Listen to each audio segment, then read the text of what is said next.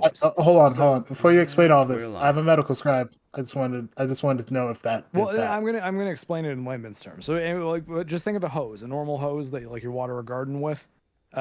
So the pressure lost me. that is coming out of the I'm explaining what blood pressure is. The pressure that's going out is affected by three things: the volume of the fluid, two things primarily. The volume of the it is three: volume of the fluid, the diameter of the actual vessel it's moving through, and how fast the pump is pumping. A beta blocker slows down the pump, which is your heart. So it lowers the pressure because there's not as much water coming through at any time. Well, okay. I was just curious because lots of people get tachycardia and their blood pressure doesn't change a whole bunch. So I was just curious. Then their veins are dilating. That's when vasodilation tends to happen, and then it equalizes. So you can the other thing is, or if your heart's actually, the contractility is not enough to actually force the blood out of the ventricles, then you might need to take a medication like digoxin or digitalis, and and that makes you pump harder. Yeah, I have never heard of that one, and I've heard a lot of medications. It's what Big Boss uses to wake up Venom Snake at the beginning of Metal Gear Solid 5. He actually says it. He's like, "Here's some digoxin for you." And Kiefer Sutherland. Unfortunately, I have not played that game. I bought it. It's a good game. I will get around to it. It's weird, but gameplay is awesome. Yeah, I heard gameplay is really good. No. Yeah, so I'd argue the best stealth game. Oh, the best stealth game. Well, yep, for stealth action, probably like right. military style stealth game, yeah, I think Metal Gear Solid 5 is probably the most flexible, like of any game that I've played. I am interested in trying it because it is on sale right now for like $11 US. You think it's better than Splinter Cell and Thief? Thief is sort of a different deal. Like that's kind of more immersive sim stealth. Less so you've got a military operation and you can approach it however you want, and more so you're in this world and you need to try to figure out how to like steal that thing and get out. I would say it's got quite a bit on Splinter Cell though. I'd say the best Splinter Cell gameplay, funny enough, it's one of the most hated Splinter Cell games because of the voice actor, but as the most recent one, Blacklist, and there you have to choose between three gameplay styles. I forget exactly what they're called, but it's something like Assault, Panther, and then like, I don't know, Ghost. Yeah. And in Metal Gear Solid 5, you can kind of do any of that at any time because you have a whole like military behind you. So you can call in supplies that'll get airdropped in that you can change your gear with depending on the situation. You just have to get far enough away that you can call in the airdrop without it getting spotted. But yeah, and you can kind of, there's so many different ways in which you can tackle each mission depending on what kind of rating or like trophy or like designation you're going for and what kind of score you want. So I think, yeah, there's a lot of replayability there as well. And realistically, if you don't want to play it as stealth at all, you could just like start launching artillery strikes at the base and murder everyone without ever walking in. Is it like, I know we're supposed to start, but whatever. Is it like, is that necessarily better? Then like, well, I haven't played. I would argue it's all executed better than Splinter's. I'll even expand that. Better than Ubisoft has almost executed anything in a very long time. So I would say yes. And even like the original Splinter Cell games, which I think Blacklist was probably the best of the original three. Oh no, sorry. Chaos Theory. Blacklist was the other one I was mentioning. Chaos Theory is the best of the original three, but that's just because they gave you the ability to subdue enemies and instantly when you were in melee range. Because the other two Splinter Cell games, you have to elbow somebody twice to knock them out, and there's not like a choke the way there was in like Metal Gear Solid 1 like a decade earlier. I never knew why they did that exactly. Not a decade, actually, half a decade. I guess the question, because I haven't played either. I played Conviction, which apparently people don't like Conviction. Well, it's sort of the most action-y one. It has an okay story, I find, but yeah, Conviction's sort of it's like the Assault form in Blacklist. Like like that was the one where you're doing the most shooting as opposed to stealthing.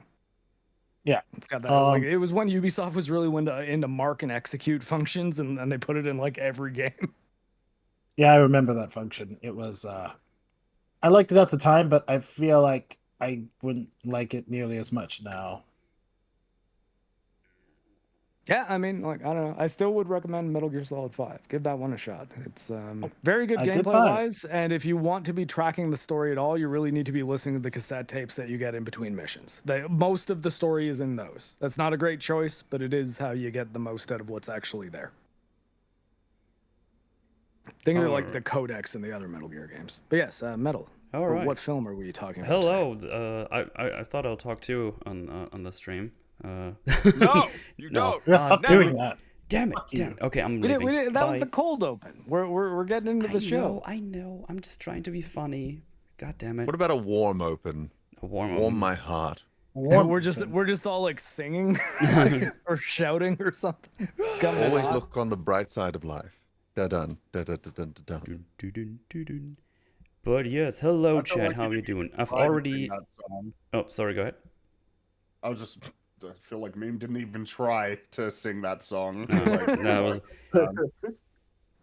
Singing over You the know- internet's tough with other people because the little bit of delay Yeah. matters. It doesn't matter at all in conversation, but it matters a lot in music.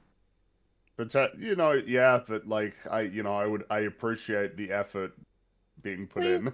It's just a little bit of practice and coordination. We can figure it out. Sure. Always look on the bright side of life. That's pretty good. Yeah, see, like Is that yeah, better? See, I feel like the was yes, excellent. I feel like the effort the effort has paid off. I'm actually surprised the whistles There we came go. through. When I whistled, my microphone, my Discord is mostly Right, like, I don't yeah. care about those. That was you so whistle good. I us feel up. bad for Or almost it's giving either you I an don't out. care about those, or I'm gonna make them really annoying. Yeah. Sound really, really annoying. The key is I turned off my filter for those high pitched sounds because it was filtering out my laughs. Oh. Oh. Yeah, I can do that sometimes. Big thing, yeah. Yeah. Discord, why? Laughs are funny Yeah. sometimes. They're importante. But But- sorry, I interrupted you, Metal. Oh yeah, I was just saying. I realized my errors in my title because it said this is was dumb fun and not what dumb fun. So I fixed that. Don't worry. I got rid of the Germanness. But yeah, we've got an Australian cast here today. That's why we start later, so they don't have to wake up at like 3 in the morning or whatever. I don't know what time it is for you right now. We're on down under time.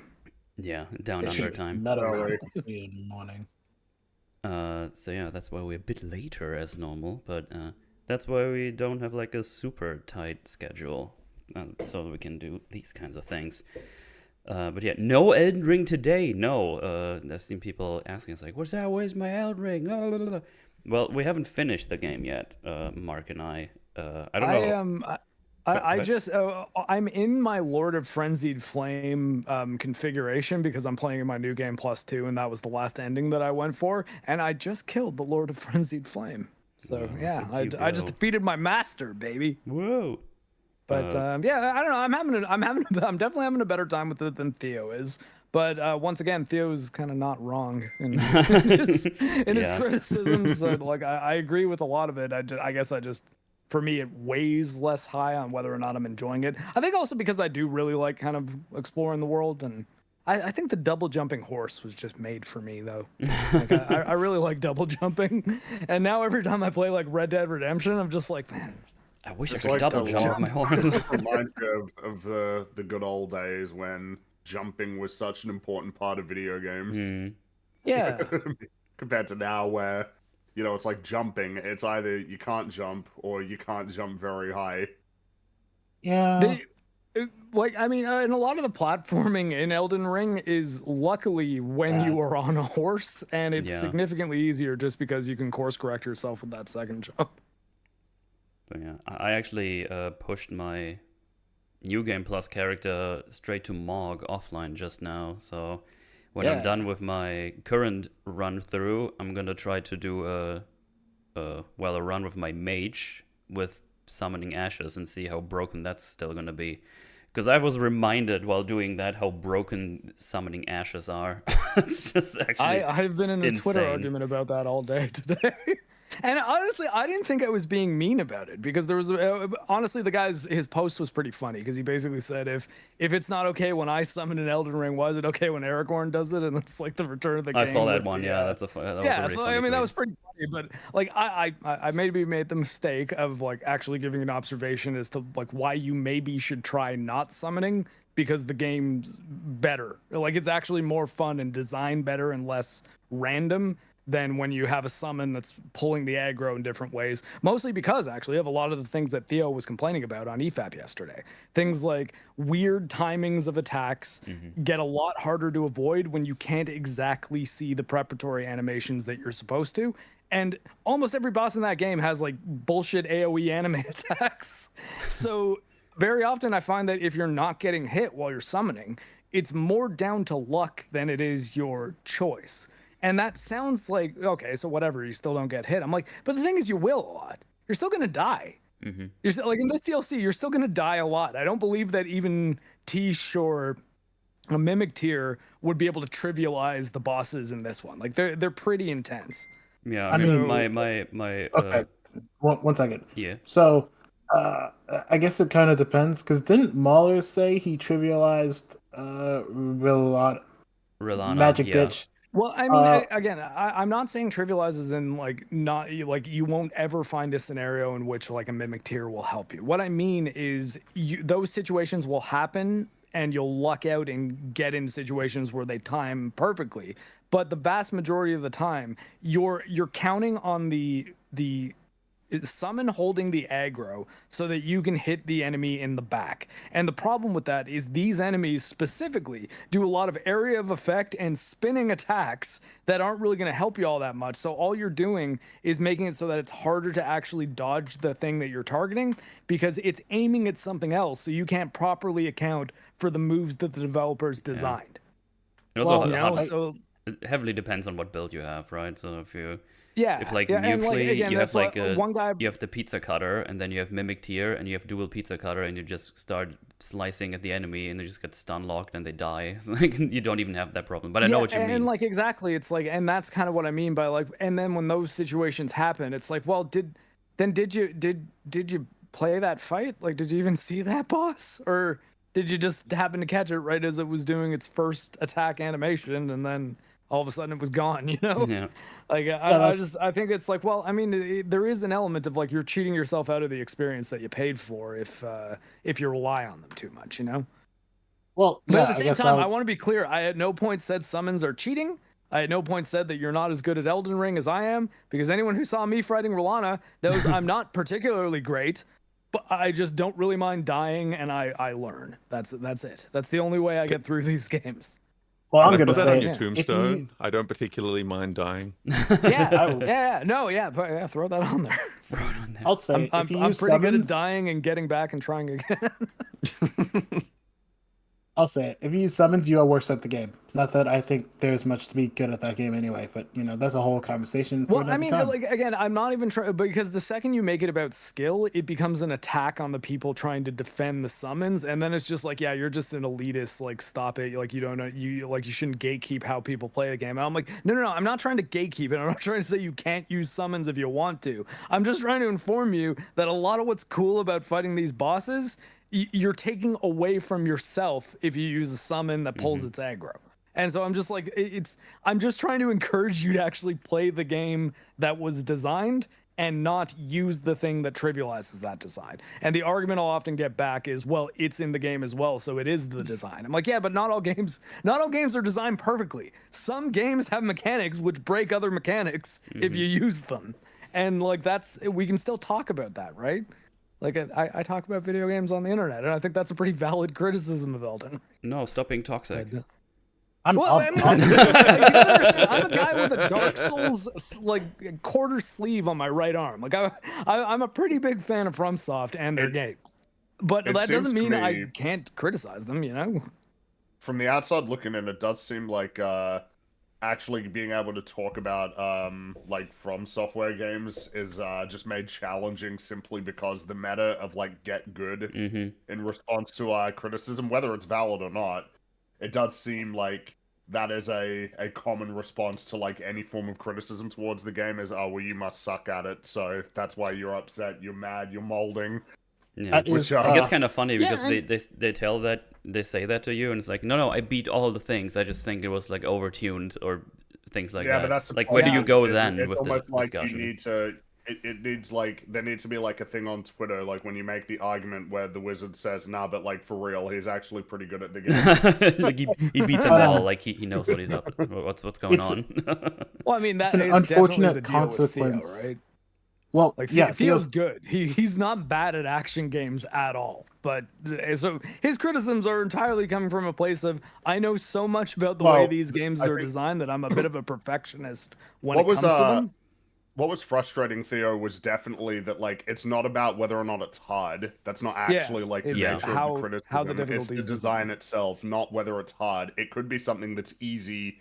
Like it's just the focusing on I'm like the idea of, oh well, the person's mad because they're not good at the game. They thought it was hard, and that's why they're mad. It's like it is weird. It's a funny meme, but like it does seem like it actually does hinder the capacity to even talk about the game like fairly.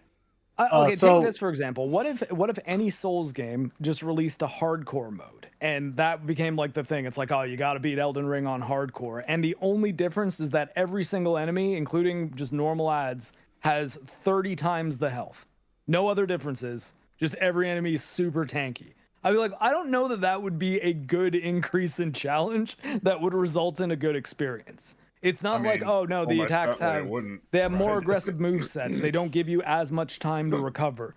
They'll throw more at you, so you have to get a bit better at multitasking enemies and kiting around the level to get it so that you're dividing and conquering. Like if it's like, hey, we're gonna change the actual AI patterns, then there's an experience on hardcore mode that's worth going out of your way to play, you know? Whereas if it's just like, we made it a little more annoying to play because everyone has tons of health. Like I think that's a pretty easy way to explain to people why not all difficulty is created equally. But some people they'll automatically just think you're saying, oh well, you're either not as good as me, or I'm not good enough to beat this. So they think you're saying one of those things to them. So like it's an unfortunate consequence of developing a culture around difficulty, right? Because Souls aren't particularly difficult games, right? You press the R1 button and you dodge. Yes, you have other options, but those are the two best options you have at any given moment. And enemies aren't super complicated. I mean, in Elden Ring they get more complicated, and as the series goes, they get more complicated. But generally speaking, they just kind of hit hard, right? They don't have like super complex movesets where you have certain things that you have to do to avoid them. But the culture Well, around I mean, yeah, Dark because you're Souls right. All you is- can really ever do is if you have a shield block and if you don't dodge.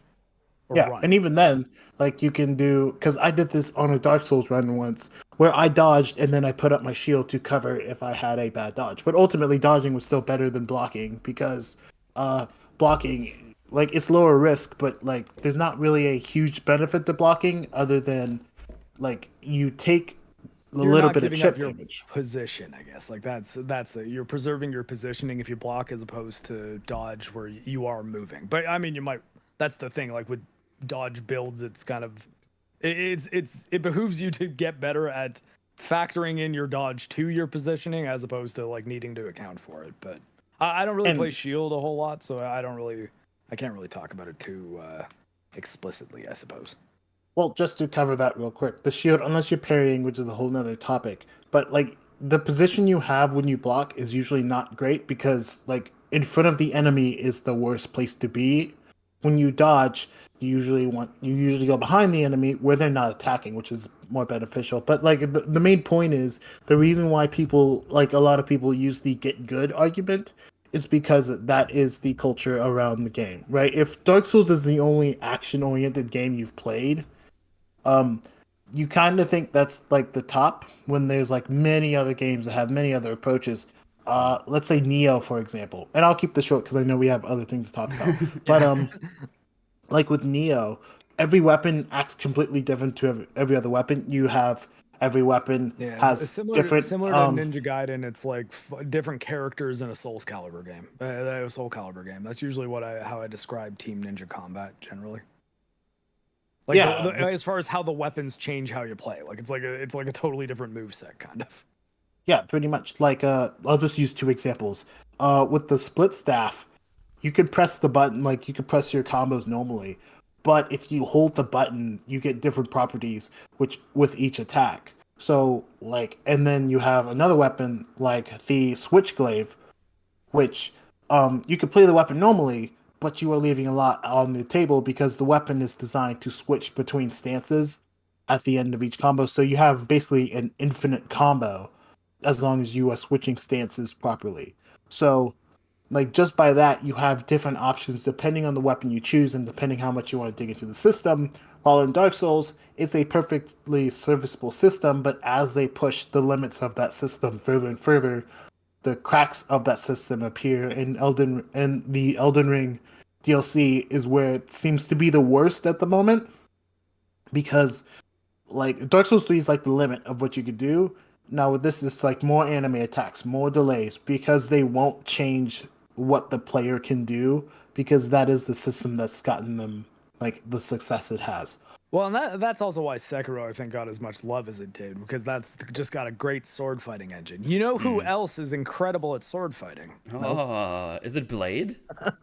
Yo. Now that's Yeah, a transition. What a Yeah, segue. look at that. Yeah, we will talk all about the Elden Ring DLC and stuff in, I think, 2 weeks, we said, so we have more time to actually finish the game and experiment with things or whatever.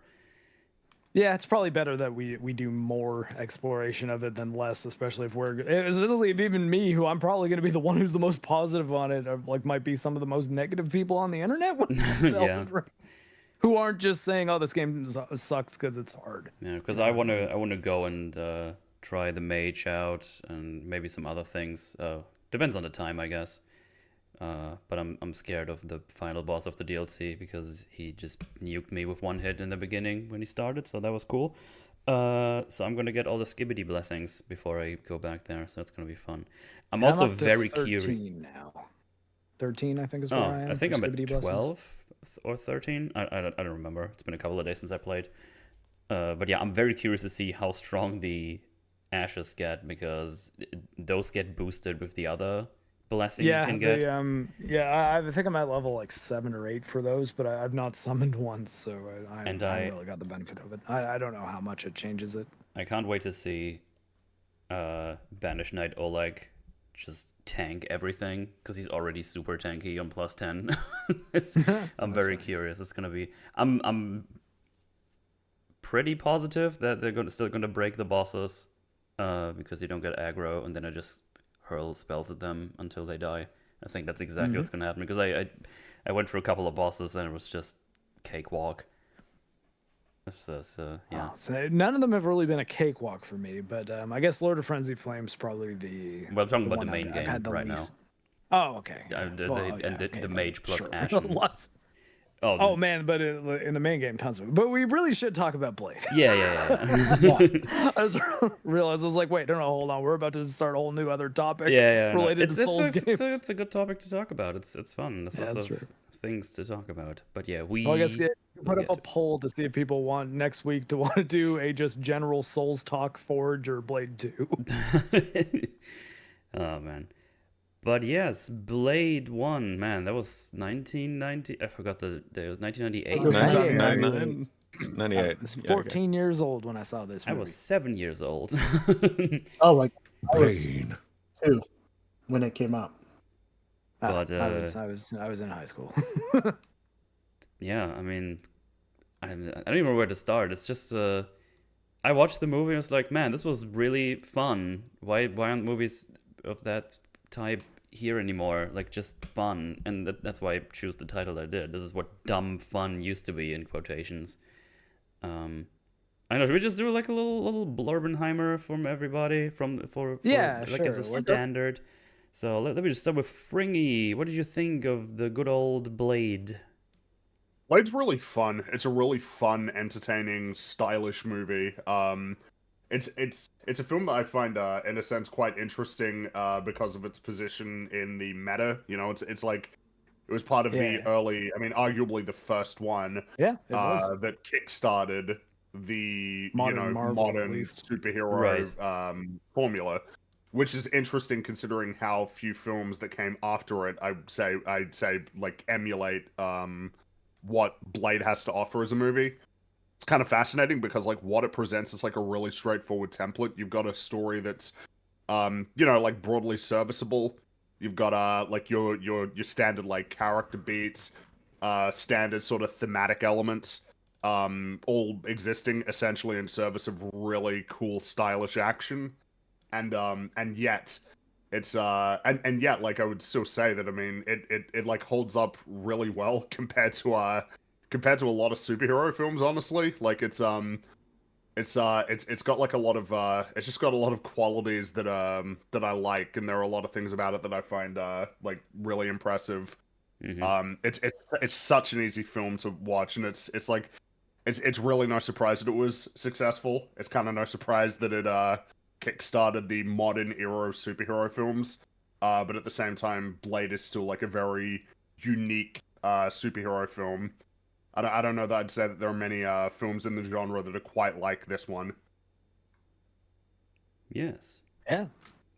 Well, Mark, your turn. Yeah, I probably would just end up echoing a lot of Fringy sentiments. Yeah, this movie's great and it holds up incredibly well, and I think a lot of that is just due to how good the fight scenes are and like how much physicality you can actually see actors doing as opposed to like a bunch of CGI characters flipping around, which Blade 2 has a little bit of a problem with at times. But yeah, and the soundtrack's great. It's directed really well. It was very refreshing after the fight scene from The Acolyte to see people using medium wides as something to cut in to get a closer shot of an impact as opposed to only shooting in medium wide shots. There's a lot of wide shots here, so you get a good sense of the geography and the fight scenes. You sort of know where everyone is, so that when it does cut in, you're not wondering where you are in space and time. And yeah, Blade's a good movie. All right, yeah, that's pretty much it. Okay, Swole. I'll go last. Oh, okay. I guess I'd be echoing a lot, but yeah, this movie's surprisingly well. I mean, surprisingly good, I should say. Because I've watched it a lot when I was younger, and like a lot of the dialogue's very snappy, but it's not So a common problem with a lot of Marvel is that every character kind of acts the same. While in this one, Blade is like very much the cool black guy, right? His dialogue, like when he quips, it's very snappy. He doesn't have a lot of like long talking scenes. I don't think he has any actually. Like he says what he needs to say very quickly, very concise with like his attitude as part of it. You can tell this is an early. Wait, let me rewind a bit. The action's pretty good, like especially for what they're working with. Like you do have a lot of guys standing around, but like they try to keep that minimal. You could tell this is an early adopter of CGI, but they didn't like rely on it too much. There are bits where you see it, but like it's very minimal. Yeah, the ending looks a little rough. Yeah. Yeah. And then they do some funny camera things that I find hilarious, but I think make sense generally. And like this is very much a mature superhero movie. Like they don't shy away from cursing or the blood or anything like that. And like I guess I'm just time. yeah, it was. But yeah, I'm just like generally just surprised it holds up as well as it does. It's not like anything like magical or anything. It's just very, very solid, and I love this movie. All right, and Mr. Meme. May. So this is my time to confess my sins. This is actually the first time I've watched Blade. Oh, my. I will recently. hurt you actually for fresh you've corrected it. Not for any real reason, just that I just never got around to it for some reason. So this was actually a great opportunity for me. But as a first-time viewer, I had a really great time with it. You know, some motherfuckers are always trying to ice skate uphill. Yeah, I had a larger pitch, but I forgot what I was going to say. But you know what I didn't forget what to say is that this film actually had a ripple effect in the comics because it was so popular. Because I'm pretty sure now someone can fact check me if I'm wrong. Blade wasn't a vampire in the comics until after this film came out because this film was so popular that they decided to just incorporate a bunch of Wesley Snipes elements into the comics. So they had him get bitten by Morbius, the living vampire. Yes, that Morbius. Oh no, he And, made Blade Morb? yeah, he morbed Blade. He Oh, morbed Blade, no. and then Blade morbed, and then I think they formed like an anti-vampire society or something. I don't know. I gotta investigate that more. But yeah, I had a good time. Um, there's I particularly like the part where Blade and one other vampire took turns in missing each other with their kicks. That was That a is- very that was a, That one is funny.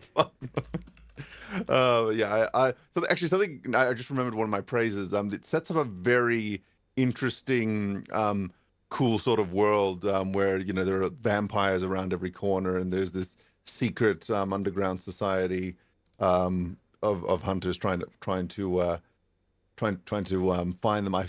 For some reason I just find that really compelling. I just find vampires and vampire hunters to be really like I don't know, they get my jimmies all a going, and which makes it even more surprising that I haven't seen this beforehand because it's superhero, it's vampires, it's vampire hunting. It's basically got a lot of stuff in it for me, but yeah, just didn't get around to it until now. But I don't regret one minute spent watching this, except for the minutes I had to rewind because my cat was going. There was something about this film; it made my cat go absolutely ape shit Well, whenever do there some was action, anything. the cat. Do some action herself. Yeah, so she was just sprinting around and hunting her own tail. And then when the movie stopped, she was like, "Oh, hey, Dad, what's up?" It's like, "Oh, been and some kind of trance from a vampire cat."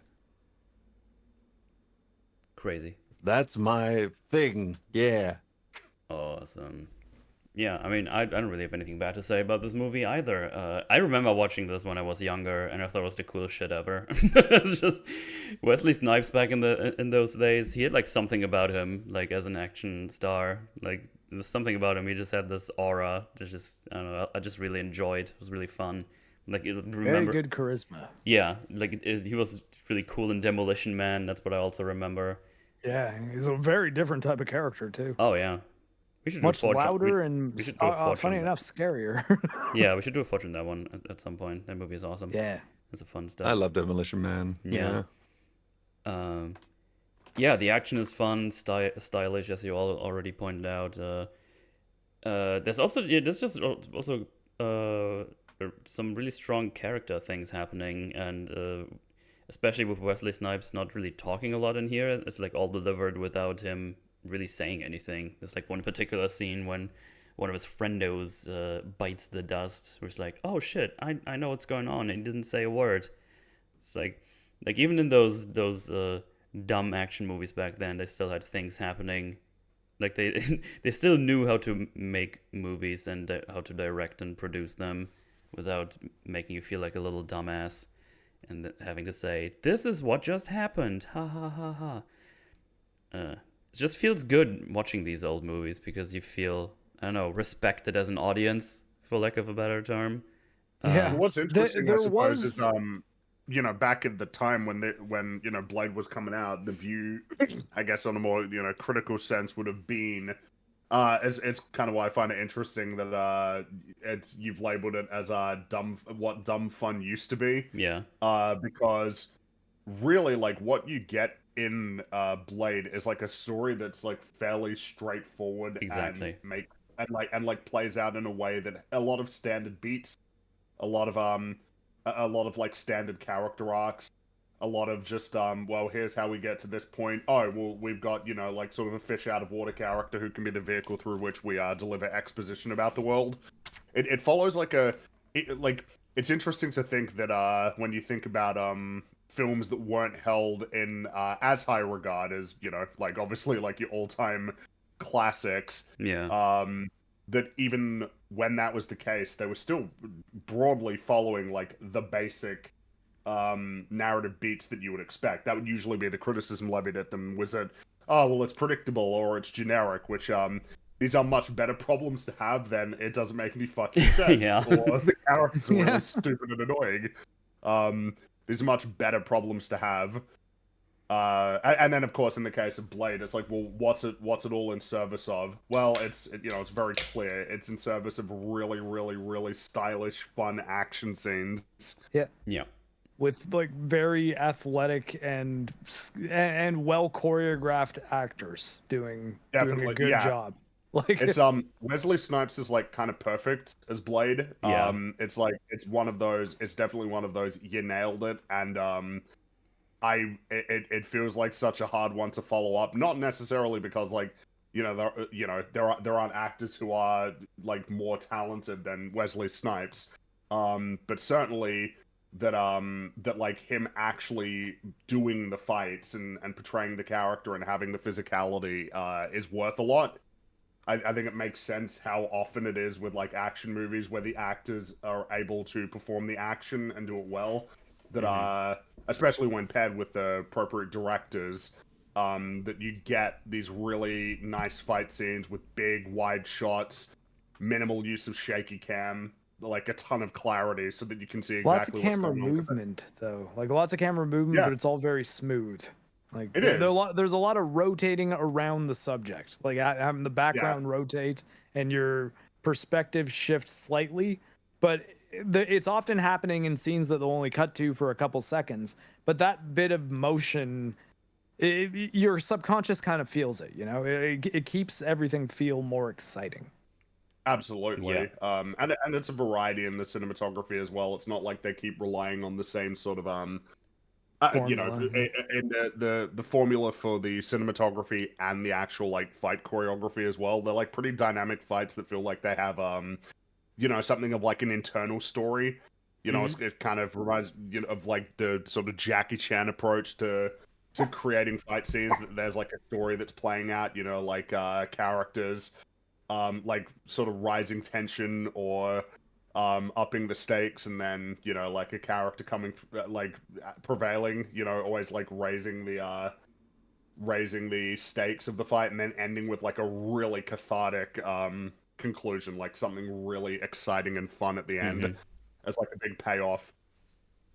Something really cool about like just how Wesley Snipes plays Blade is that there are not a lot of moments where Blade is not like the baddest dude in the room, Yeah. right? Yeah. Like when he enters a There fight, might not be any.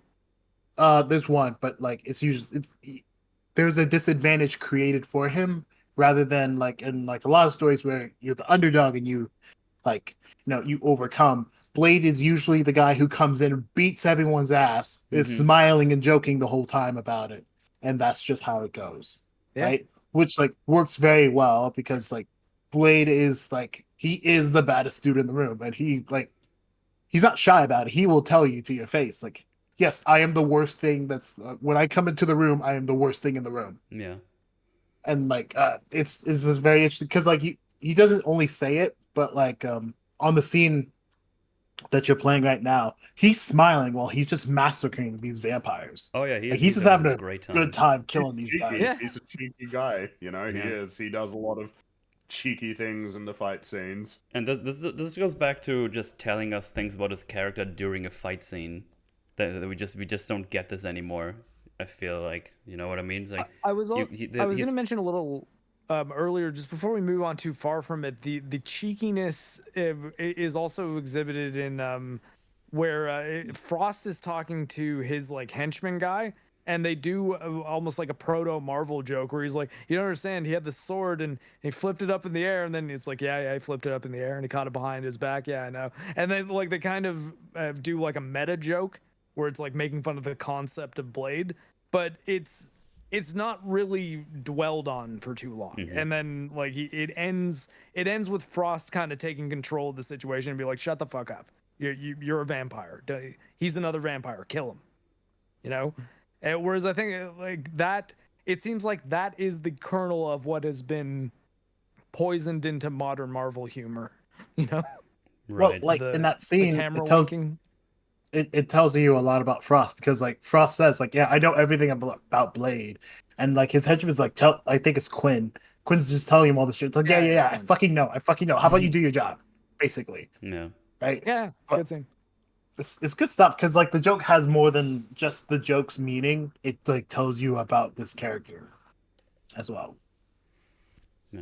Mhm. We should probably mention sorry, it found at out- some point that Wesley Snipes making fun of the new Marvel, the new Blade movie they're trying to make, Yeah. and I use trying to make very obviously because holy shit, that movie has been rewritten like 4 times now, has I think lost like they're on 4 Netflix directors or and something. Rider.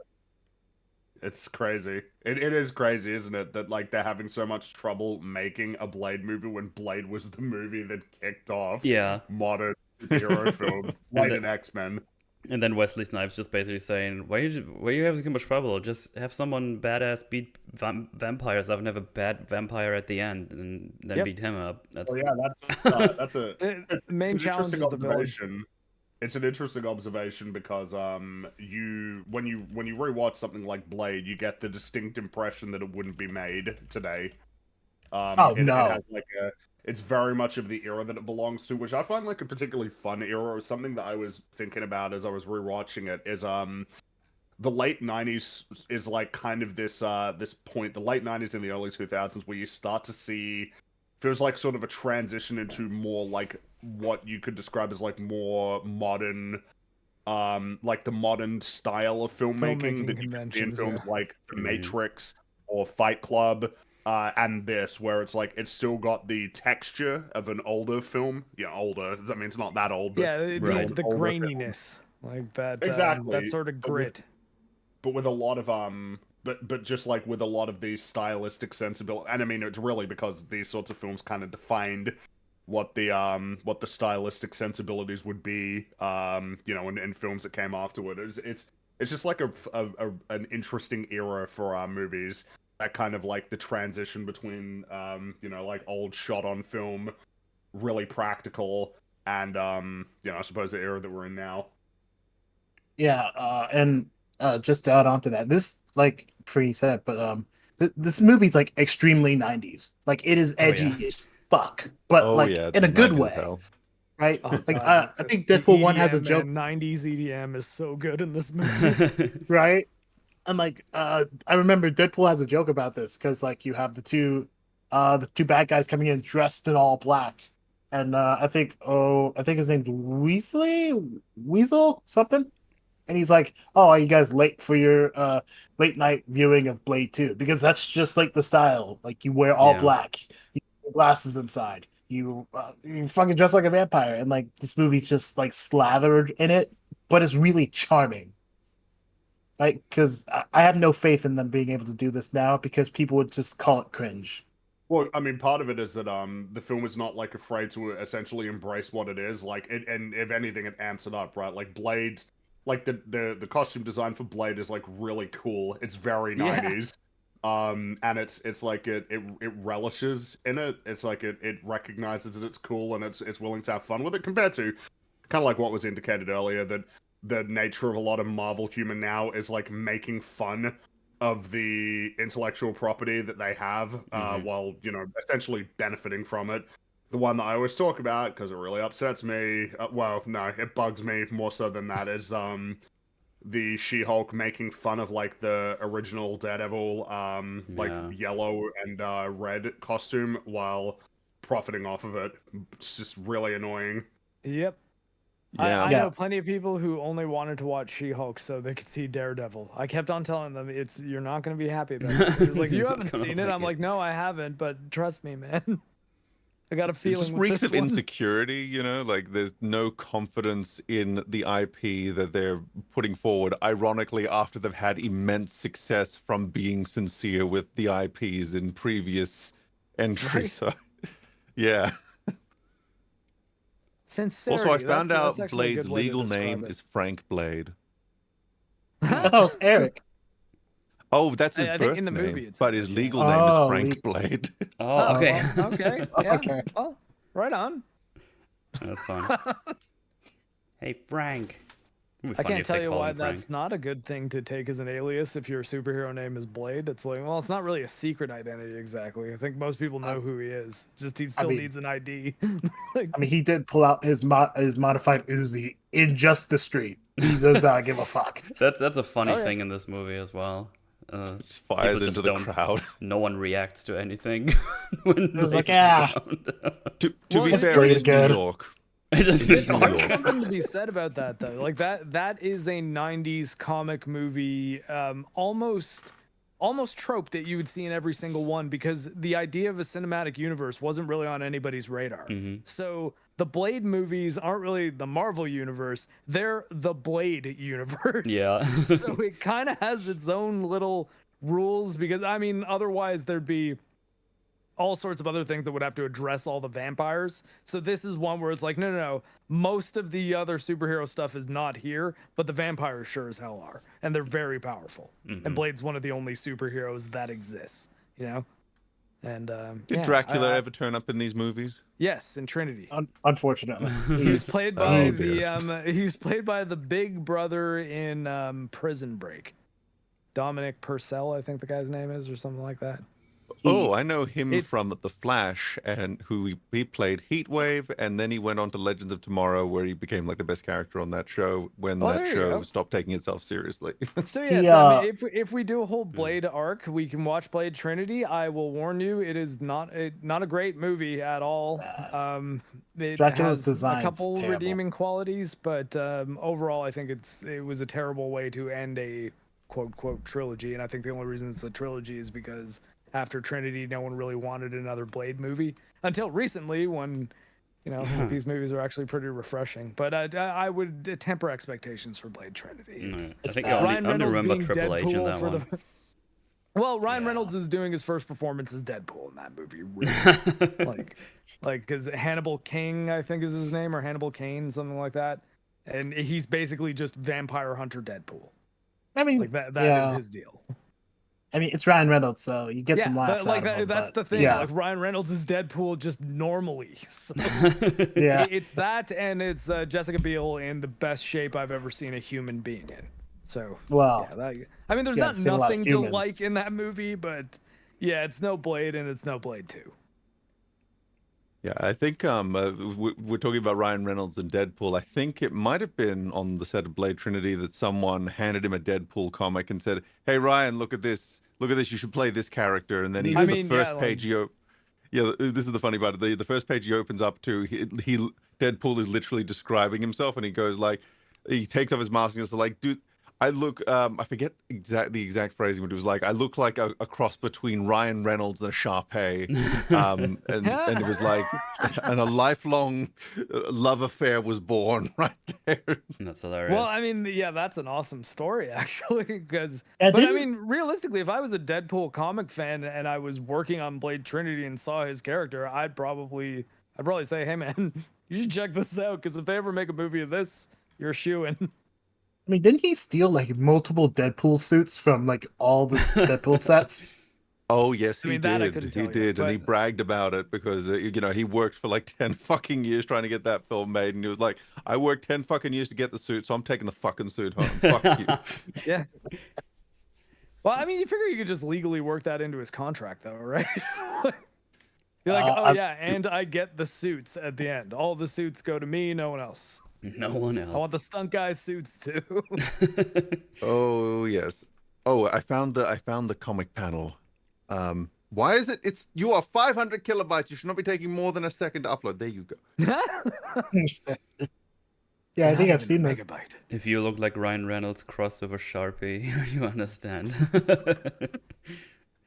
Good stuff. Good stuff. But yeah, as you can tell, we have a lot of appreciation for this movie already, and we haven't even really gotten deep into it. It's just a solid movie, and you know what? It's very much appreciated if a movie is solid these days. Yeah. But I mean, the movie starts pretty much immediately with like action. We get like a little thing where someone gets hot and heavy with a vampire lady. Obviously, he doesn't know it's a vampire lady. And it's like, "Hey, I have a surprise for you. We're gonna go to this place." And they go like through a butchery, and he's like, "That's kind of weird. What's going on here?" and then You're about to get sucked. Yeah, he's clearly like a bit of a nerdy guy who maybe isn't in these kind of club situations super often. So like he seems out of his element from the get go. Yeah, he is like the dudest bro dude ever. Well, but I mean that would make sense why he's easy prey for a hot vampire lady to be like, hey, you want to go to a club? Not a lot of people know about it. Like he's powerless to say no. Yeah. Did That you was see me her? in my early 20s. Yeah, I mean it would be most of us, right? I remember being sucked by a vampire lady. It was weird. Yeah, that was a weird night. I was there. Wait, you were? Yeah, I was there that too. Oh, vampire. nice. High I was five. under your bed. And I'm telling you though, it's a real eye-opening moment if you ever sit and think about just how easily you between 18 to 23 could have been lured to your death by a girl. Like, what would it have taken? I'm betting not much. Not much. Look, All I they was had to do was literally say lured. hi. I was literally lured under the staircase by a girl in my early 20s. So if that had been a vampire, Yeah. I mean, it could be any danger. A cult member, they want to sacrifice you. It's like, well, that's also bad. And yeah, I probably would still follow her, even if it seemed pretty sus. Like, if it was a goth girl, it's like, hey, you want to go hang out in the graveyard at midnight with me tonight? What are you going to say to that? Absolutely right? not, Like, but yes. but it's like, well, I mean, that does seem weird, but also this is a goth girl. She might be a little weird, and I mean, whatever. It's like, it's a graveyard. I think I'd say no, but that's don't know, more man. just like internal, like, she might stab me. No, But I think like, about mean, it for a long time. Like, it you would not be an gotta- instant no. you don't know she has a knife on her or anything. This thing is like, how easy would it be for a girl to get you alone in a place where if she wanted to kill you, she could? I dug you a love hole, lover. Say, why is Dear there God. my name on this gravestone? That's kind of weird. Oh, don't worry about Just it. Oh my ignore it. It's god! hot. Can you imagine how terrifying that would be? Because you'd be like, oh my god, anyone could be hiding behind. Like, I could be in a mob of cultists who are about to tear me apart and throw me in this gravestone. No, wait, Turn I this meant to great penetrate you. No. No, Yeah, no. it's the wrong way around. You'd feel so stupid too. You'd be like, I can't believe I fell for this. And then, like, after you're dead, you're like, you know what? Penis. And that is at the a point you man's- realize that God gave you a brain and a penis and only enough blood to operate one at a time. Damn it. Pretty much, yeah. Probably because those vampires sucked me those other nights. True. Well, I mean, you're German. Isn't that just like a thing there? What, being a vampire? Yeah. Like, don't they come from there? No, they come from, What? like, Never heard that before. Romania. Frankenstein is from Germany. Vampires Ah. come from, like, Romania, don't they? I don't know. Transylvania. Yeah. Well, I mean, in what's it called in Midnight Mass, they're from like Which is a region in Romania, yes. Jerusalem, Romania. That's an interesting town. But yeah, anyway, they go in, they just dance. She immediately dips, goes to someone else, and just all dance. He's just kind of looking down. It's like, this is kind of weird. He's just getting, I don't know, bumped into whatever. And at some point, the DJ is like, it's time for the bloodbath, woo! And then it just rains blood out of the sprinkler system. And the guy's like, I don't like this. This is scary. And they all basically try to eat him. They just try to get him and eat him. But before, yes? Go ahead. I was gonna say, don't they beat him up first? Like, Oh, I think They they just punched beat him a the couple of shit out times, of him. yeah. And then he just crawls away, but he reaches a boot, a black boot, and this is where Blade appears. And, well, then you see the flight that you see, like, behind the copyright protection in the background this whole time. Because we're not wasting any time. We have to show Blade and how what a badass he is. And, man, he's just kicking ass all around. yeah. On top So, of it, And what I really really, cool. really like about this fight in general, it's not everyone is just like, oh, I'm gonna fight you, because not all vampires here are like fighters or whatever. There's like a couple of them that like feel like they could take him. Most of them like, oh shit, this is Blade, this is the Daywalker, I'm the fuck out of here, fuck this shit. And then you have like this like all these people in the background running around and go like, oh shit. And then a couple of them try to get him. He's like, I'm gonna cut your head off. And then she just gets kicked in the face and does like a spin when she gets kicked. It's like all kinds of stylish action fun. He has like a shotgun, shoots them, anything. It's just all kinds of things are happening. See, this again, I wish I could just show the whole scene and then we could talk about it specifically. But Yeah. copyright be a bitchin'.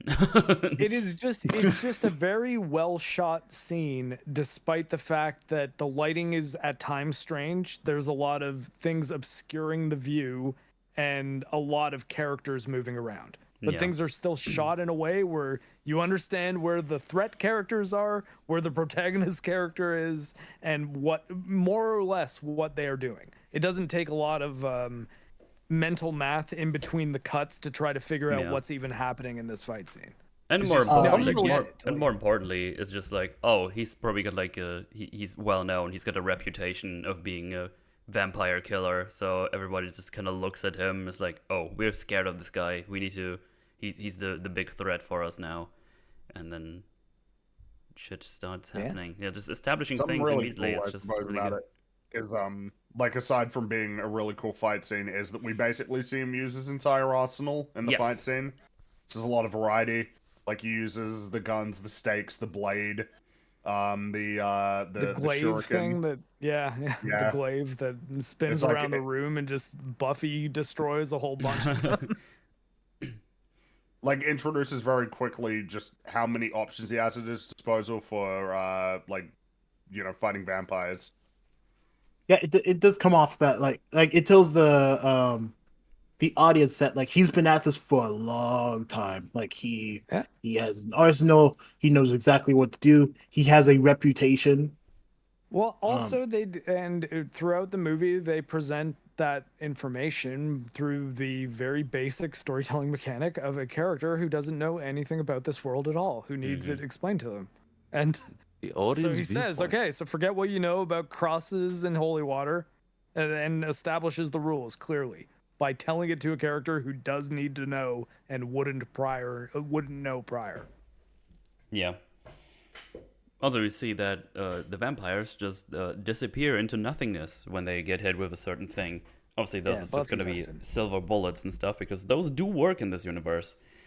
Yep. It's like we Traditionally get a more werewolf thing, but- more hands on with his arsenal in a little bit, where we get explained what kind of shenanigans they use and what Whistler is cooking up for him all the time. But yeah, he fucks up a whole bunch of normie vampires until there's one dude bro vampire man. We don't know this yet, but he's like, go get him, boys, and he kills everyone except him because he's the big guy. So he gets he gets staked to the wall, and then Blade does like the little fist pump. This is just really fun. I fucking love this. It's really funny. Like, I he is love just that he's not having miserable. Such a good time. Yeah, let me see if I can see. Oh, it was like right on there. Hang on. That's one steak. One steak. Boom. Yes. Yes. There you go. Ooh, steak. He just fucking nails him to the wall, and he goes like, "Yes." like this is just He's very like, happy he with enjoys his work. job. Like he loves his job. He's not like your average 9 to 5. He's like, ugh. He's like, no, what, killing vampires? Like, fuck yeah, let's go. He's like, "You nailed it," literally.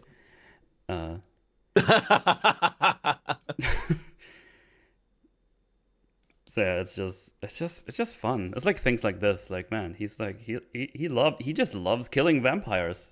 Cause fuck them vampires.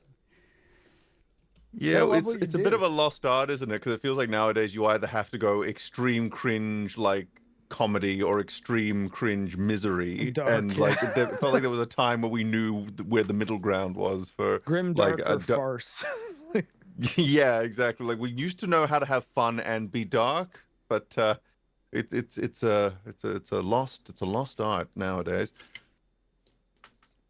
Yeah. And then he sets the guy on fire before he leaves. just As one does. yeah, just sets him on fire. And also one other thing, he checks the guy who went in there. He checks his throat if he's been bit or not, and he hasn't. So he just leaves him there before he vanishes like Batman. And man, I want to see his therapy session afterward. That guy. I want to see his talk to the police as well. It's like, so you were in this in the middle of this room full of bones and the guy on fire full of blood. So explain yourself. Check the sprinkler system. It's full of blood. Oh man, but yeah, What an just opening.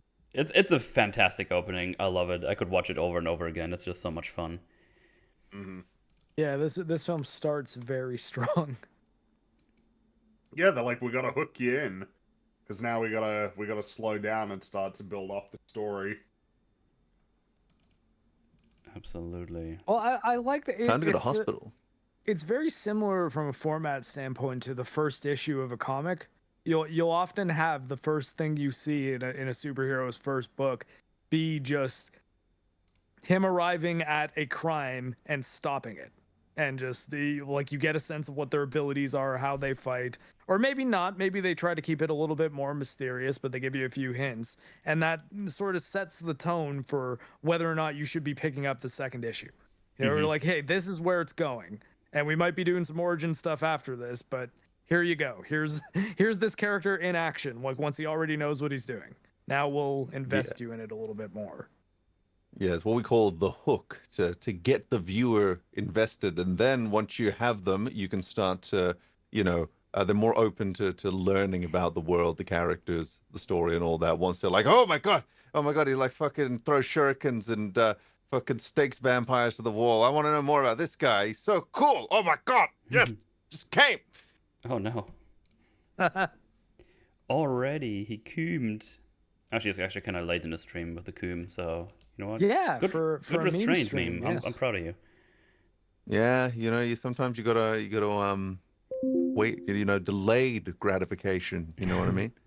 Have you felt the temptation to switch to the term goon, or are you going to stick with coom? A little goon coom has never hurt anyone. I'm going to consider it heavily now. No, there you go. Because I don't think there's a functional difference between a gooner and a coomer, right? Time investment. Which one's more? How do you find the that gooner out? the gooner does it for like 3 to 5 hours Oh, straight, shit. while the Okay, I coomer didn't- does it like multiple times a day. Oh, I feel but they're like much people shorter get called gooners times. for way less than that. 5 or 6 hours? That's like that's a Let's say 5 part-time to job. 6. I meant like 3 to 6. So. But That's 3 to still a 6. lot, man. my Hey, goon, man, my I An want to individual tell you. who that guy's practices skin. gooning. Oh man, I need to go to my gooning 9 to 5 today and then stream. And then gooning is listed as a form of masturbation that involves edging for a long period of time, causing hypnotic trance-like state. Oh my. Oh no shit! I didn't realize it was that specific. Yeah, It's all here on Wiktionary. Huh? Well, I learned something about meme from the meme repository. Fancy that. Oh, and there's a female term, goonette. Goonette. oh my. Oh boy. A female Insane Clown Posse fan is called a juggalette. Ooh, that makes sense. Yeah, I think. juggalos being the male version. Whoop whoop. Anyway, the hospital. Yeah, the Yeah. hospital. Jiggalette. I find the next scene kind of funny because we get introduced to Karen and her ex-boyfriend, I guess. I find it funny because it starts, I guess, this normal scene where it's like, have you ever thought about coming back together? I gave you a break, and then I did, so what is this? Meh, meh, meh. And all under the pretense because they got the chart, what they think is a corpse of the what was the guy of the Quinn, yeah. James Quinn. Of Quinn. And they're like, oh, we're just gonna kind of just check him out and stuff.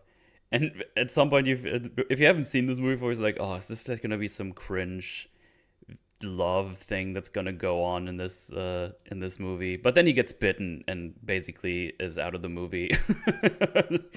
the guy. I wonder if there was like a little commentary on these kinds of scenes or character moments in action movies sometimes. Or if this, I don't know, forced love arc in there that you don't really want, and that he just gets bitten and is basically out of the movie until he appears as like a ghoul vampire at the end.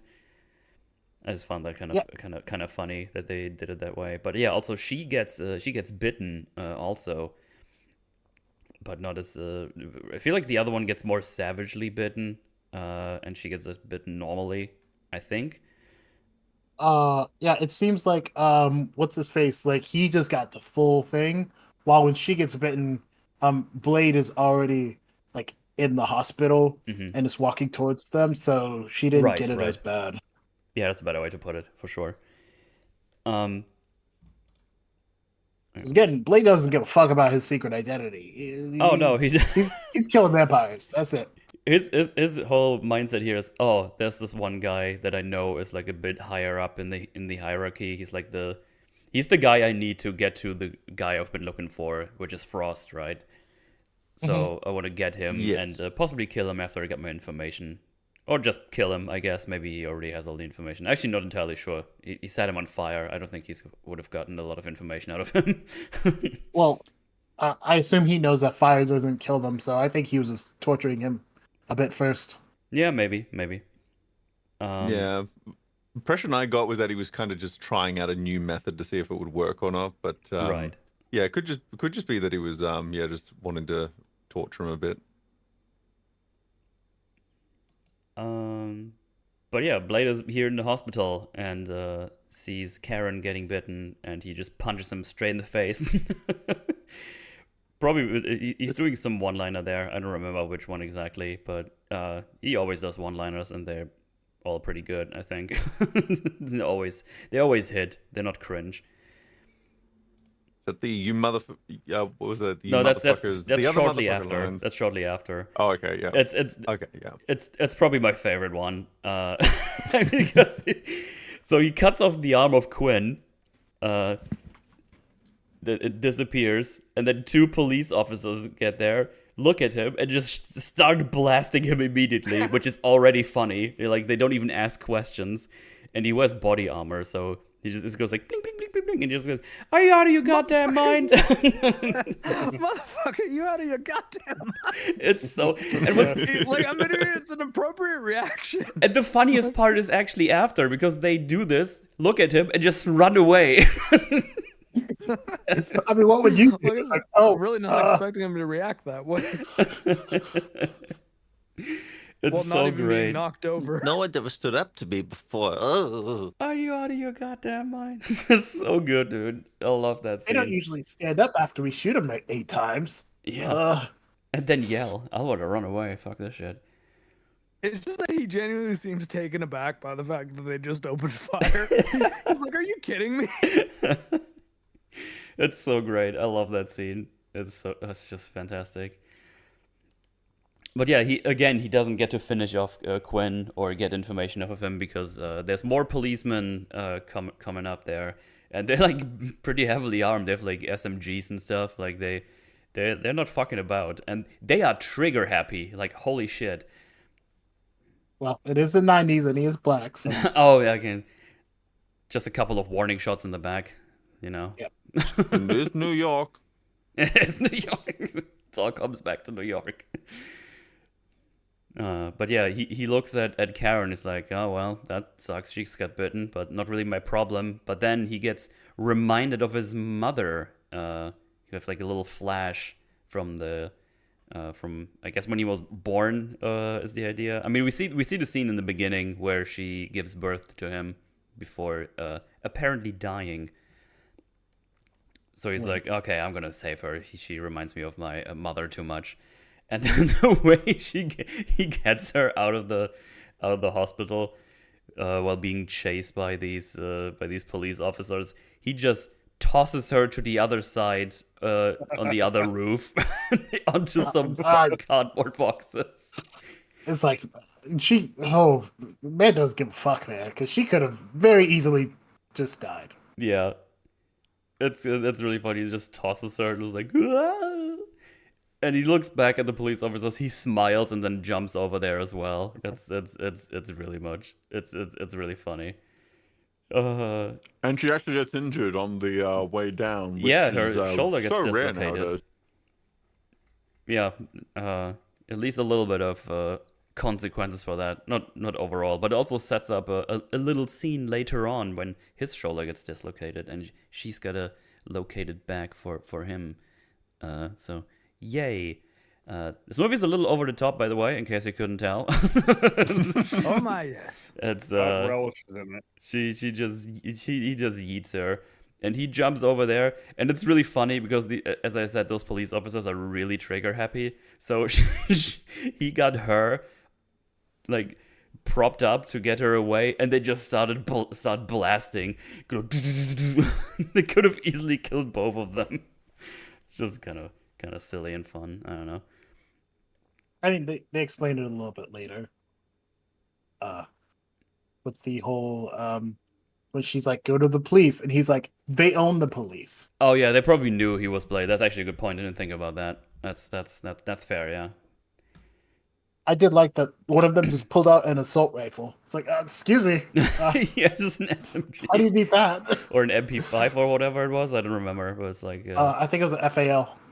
Oh yeah. It's they have some pretty hefty armament for some police officers in a cops. hospital.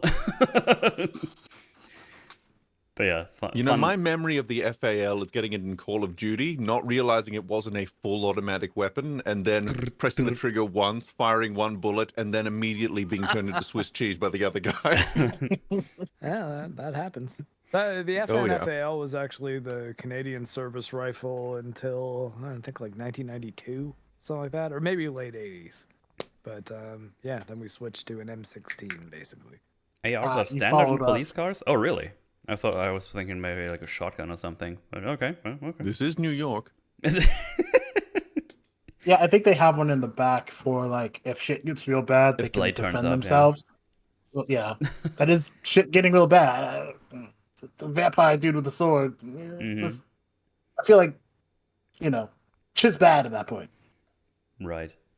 But yeah, they escape obviously, and they go to a little hideout, which is in like I don't know, like an old factory building or whatever it's supposed to be. I'm not entirely sure, but they have like the little hideout there, and this is where we are introduced to Whistler, basically Blade's trusty sidekick, assistant, his guy in a doctor, chair, armory like man. guy Yeah. with a limp, more so than guy in a chair, really. Though he does sometimes sit. But does he whistle? I don't see it happen in this movie. But Chris Christopherson is, he sings pretty well, so I imagine he can whistle. Cool. No. I like like whistling. singing. We know. Yeah, he was the Bradley Cooper in the original Star is Born. I don't know what that Oh, is. what do you know? The movie that Bradley Cooper and Lady Gaga did. Star is Born is just like a film that tends to get remade like frequently, Yeah. like every 30 or 40 years. Like Interesting. Dracula. Oh, was the Streisand one with Chris Christopherson not the original? I thought there was one before that, Oh, crazy. like even in the 30s or 40s. I'm not sure.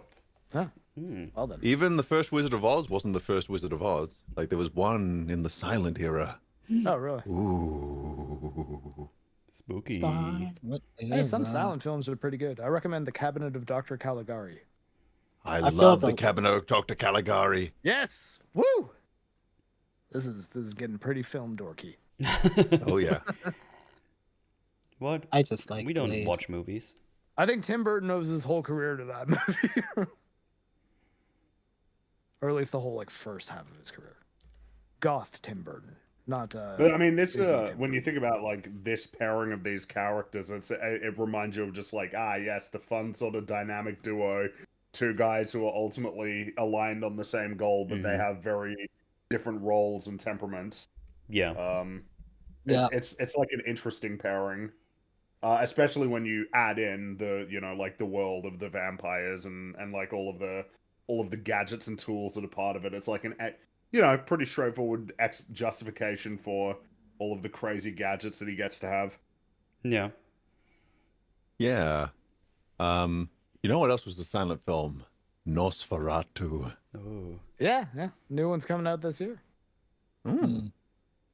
Robert Eggers too, the Northman White House witch guy. ah.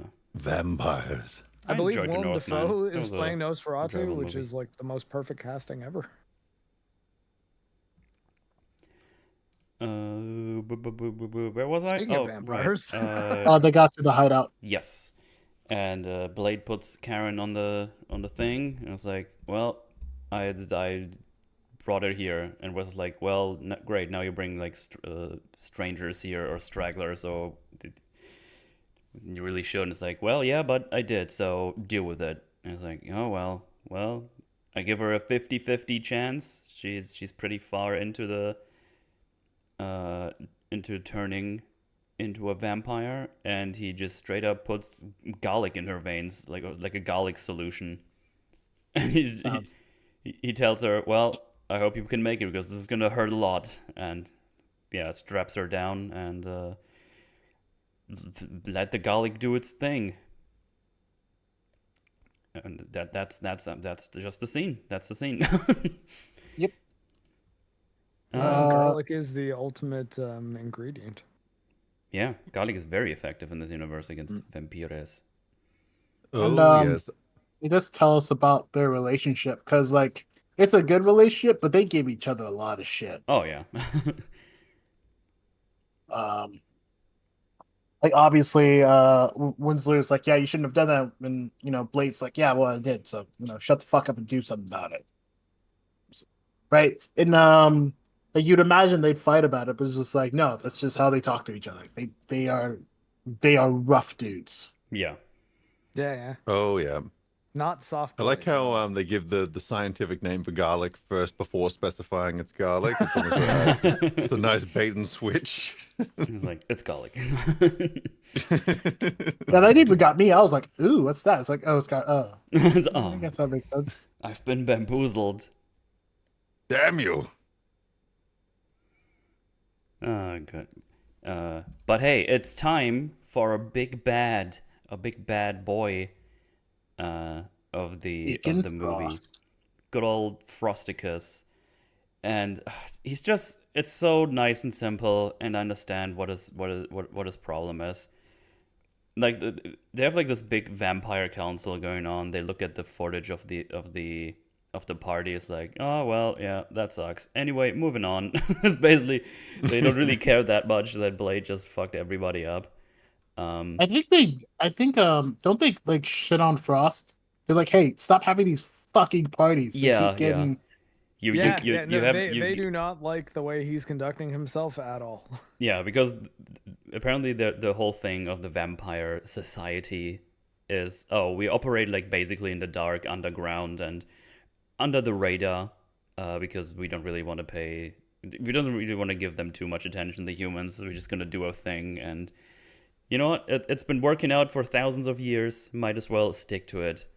But Frost, he's like the youngin', and not even a pure blood. He's been turned by someone, and Gross. yeah, they just call him out constantly. Well, wow, you're not even a pure blood. Disgusting. But Frost is basically like, listen, we're like super strong. We're way better than everything the humans are. They're just cattle to us. We should rule the city because humans are our food. And I think it's time we just take over the power. And that's his whole goal. That's what he wants to do. But the whole... which is some pretty, like, that's a big plan when you consider the scale of what that would mean. Like, he's essentially saying take over the world. Yeah. And, like, uproot everything the current establishment has, well, established, right? Because, like, you imagine the reason why they keep it like this is because it fucking works, right? Yeah. Not too much attention from the humans, because let's be real, in a war, humans would shit on them. Right? We have a lot of fucking weapons. Got nukes. And vampires don't like the sun. And you know what the sun is. I mean, we established in the movie that just We can make our own UV suns. lights just work. So you can just get a bunch of those and fuck their shit up. True. Yeah, But but also nukes. No, it's so It's a noobs. realistic use case scenario in which someone might actually design the fat boy from Fallout, just like a small nuclear warhead you can use. But yeah, Can you you ride have it on the way down, cowboy style? Ooh. Yeah, as one does. Yeah. But yeah, you have this new blood guy who he just doesn't get it. He's like, what the? And I think part of it's just because like the old bloods constantly shit on him. Yeah. Right? It's like, yeah, you're new. Like, shut the fuck up, Frost. No one cares. And he's like, why? What? Why do I get mistreated? Yeah. And like that involved, and I think the like ruling is a secondary thing to just him not feeling like he gets any respect from like the rest of the council. Because otherwise, if that's not the case, his plan's kind of fucking stupid. But that's beside the point. Yeah. But yeah, we have like a very easily understandable goal for our big bad, and yeah, he's trying to take over the world. Ooh. I think Stephen Dorff plays Frost with a lot of charisma too. I think that might have been a big part of why this movie works as well as it does, because it's interesting to have the big bad not be one of the older, like elder dudes, but be the Yeah. young-looking, cool one that's not really one of the upper class. You know, like he's kind of like Spike from Buffy or something like that. Yeah. And I just found it to be an interesting piece of world building that there is like this classism and this like bigotry within the internal ranks of vampire society, where there's it raises a lot of interesting questions, like about is there like so it shows that vampires can breed naturally in this world, as well as being able to convert people, I guess, via the pathogen of vampirism, which I don't know, for some reason that just tickles my fancy a little bit. I think Yeah, it it's might neat. it might just tickle the part of my brain that just loves the whole idea of being hidden in plain sight and things that go bump in the night, sort of thing. Hmm. I also like that Frost is like anti like he's subversive as a villain. Like he is a tiny little guy, A right? bit of a shrimp, yeah. Yeah, but like he has so much power, right? Because he has like his own group of people who are just as insane as he is, right? The scariness of the next generation, if you will, right? They all believe in the same shit, and like when he mobilizes them, they get shit done, which is Yeah. impressive.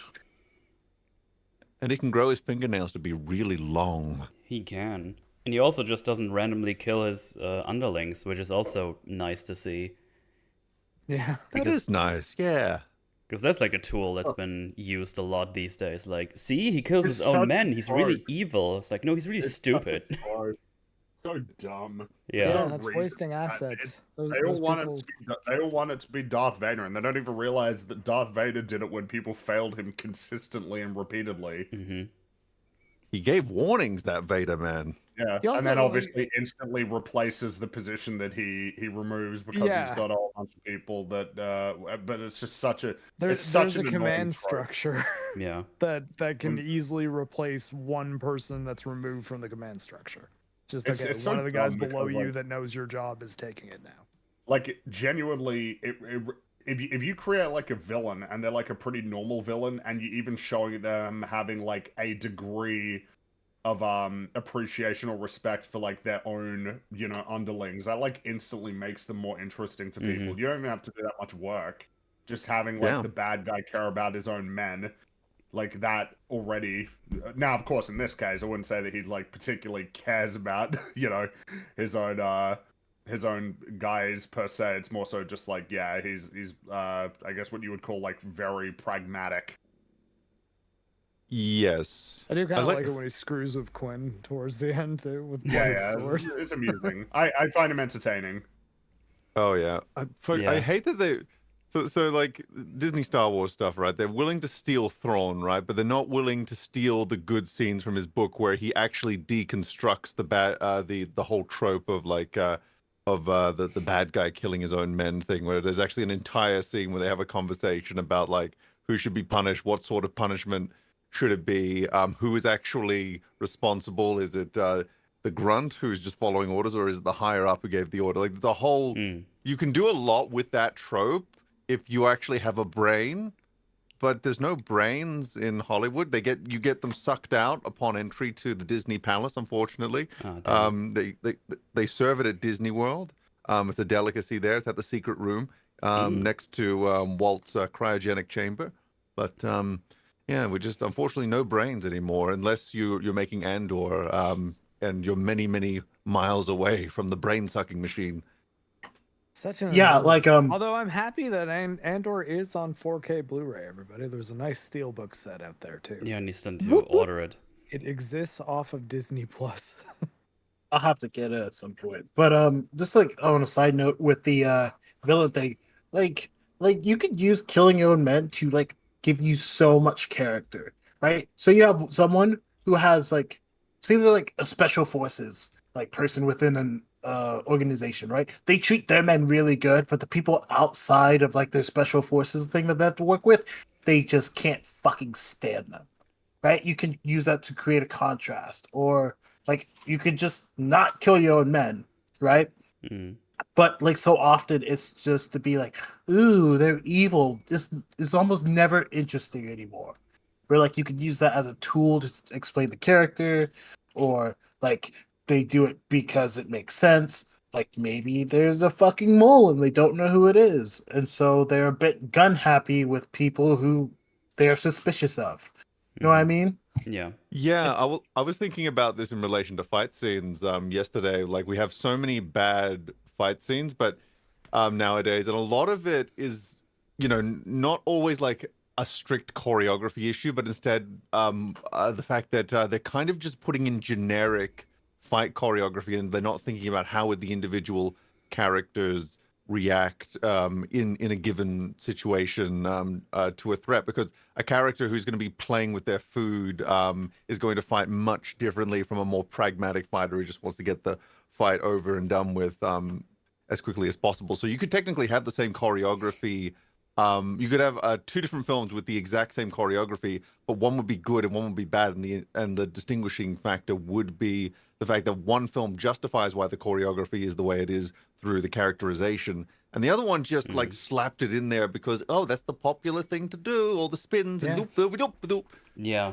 If you like look at the raid, for example, I love just using that as an example because you have the police guy who is part of the raid who has like this really technical fighting style, very martial arts learned and specific, versus the crazy guy they fight 2-on-1 who also has like martial arts, but he goes like way harder, like much more aggressive and like and brutal.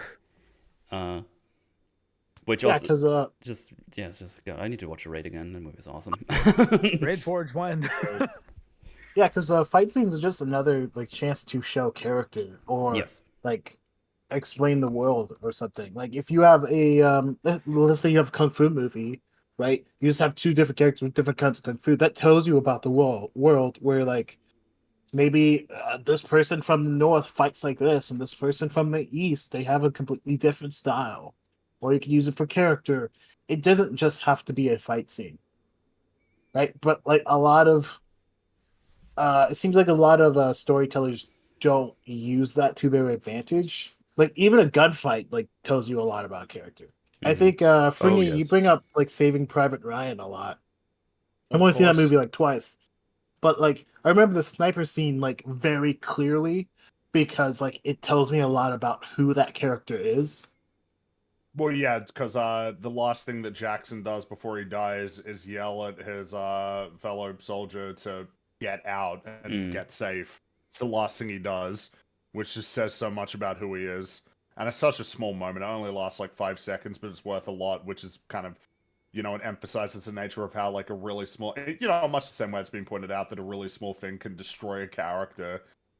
Really small things can also elevate characters. Yeah.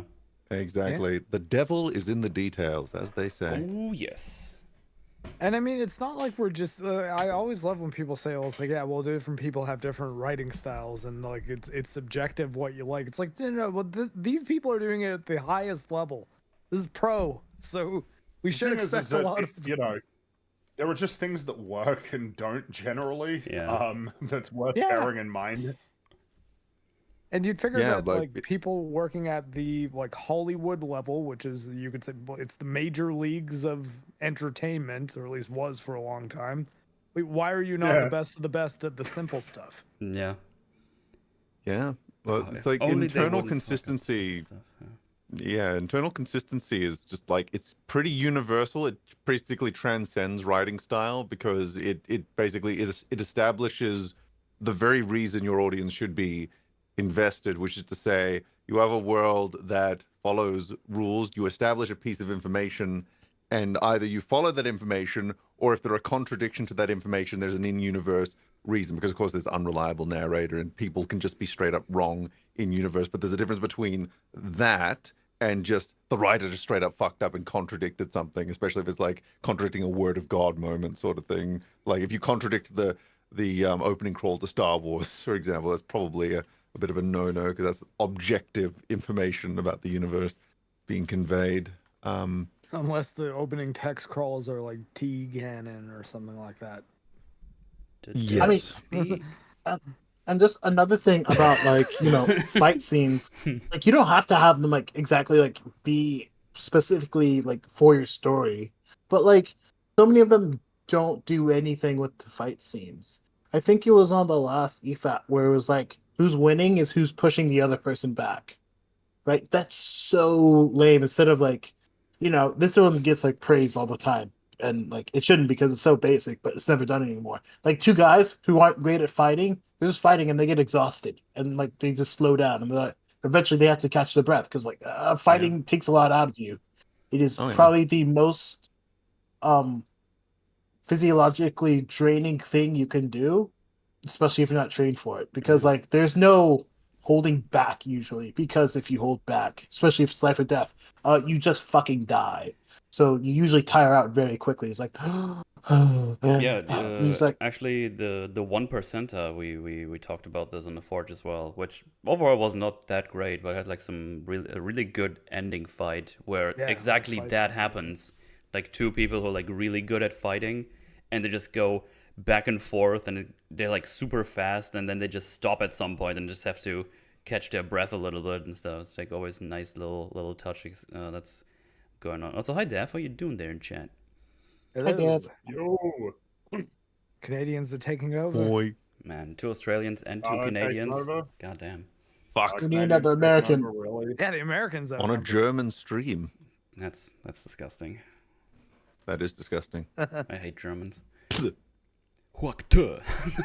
Yeah, I hate you too. But yeah, fighting is great, and you can do a lot of things that they don't do anymore. That's the short version of what we just talked about. Now we get another nice little scene, which does 2 things. One, we get to know that Blade, he needs a serum to do something. We don't know what yet, but we will learn later, which is to suppress his hunger for blood. And 2, we get from the guy who... actually, it's 3 things, now that I think about it. He tells him, well, you're a week too early. What's going on? Like, why are you here? It's like, oh, well, my body is starting to have a little resistance, gets immune to the thing. So now I need more at a faster time. So that's another little He's got that tidbit. heavy flow going on. It came too early. Yeah. Gotta get it right now. Otherwise, it's gonna go everywhere. That's nasty. Yeah, and the That's third just- thing, we see for the first time that he just gives him like watches and stuff, and we later get a bit more direct confirmation that he just takes all the valuables from the vampires he kills and gives them to this guy who apparently uses like a thrift shop or whatever, or just sells them to the fence, basically. Yeah, and that's how they basically finance their little operation, I think is how We're how he not puts exactly the Matcha Dons. Yeah, it's fun fact, chat. Blade isn't a good person. it. No. Well, I mean, like he's stealing things from like vampires. Oh well, It's no. I still- mean, the observation would be that Blade is not really like a super duper hero guy. Yeah, He does some bad things, he's not So beyond breaking the law when he needs. I mean, and he he's not loves like killing those an vampires. excessively exactly, and he's not like exceedingly compassionate. No. yeah. He'll save the little girl if she's there, but like he's not gonna work for it, you know. Oh yeah, Yeah, he he's not gonna go out of his way to help He her. doesn't seem to have any interest in stopping her from being thrown in the first place. That scene is so fucking funny. I laughed so hard when I saw that again. God damn, just froze her through a thing onto the street. That girl's never leaving home again. She's like, Yeah, no, like- I'm not going anywhere. That's how agoraphobia is born, gentlemen. She takes actually that never watched ball Ice pretty Cream well, either. though, to be fair. Oh no, Ah. no ice cream for her. No ice cream ever again. Ice cream stand. Ice cream brings vampires. Vampires are ice cream. Ice cream brings Count all Chocula, no! the- Oh no.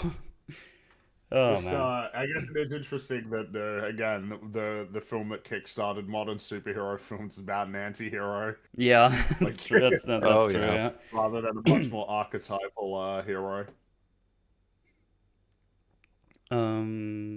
But yeah, that's just a little setup there, and yeah, we see Karen waking up in the bed. So apparently she made it through the night. That's good news. That's good news because now we have our point of view character, so we can have things explained to us.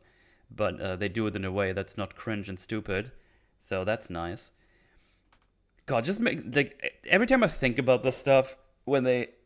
Like, this is a new character to them as well. So obviously she's going to ask questions. They don't know each other. So naturally, in a natural flow, they have a conversation and we get information, and the character that's new to this gets also information. While Yeah. today Seems like a you conversation have which would happen. like two best friends who are like, hey, that's like this last time when you got all these powers that do this, and this. As you know, Yeah, as you know. It's like, yes, I know. Shut up. Why would you tell me this? It's just so weird. I don't know why this is so hard for people these days, or for writers these days, to just create a normal flowing conversation. It's just baffling to me. Yeah.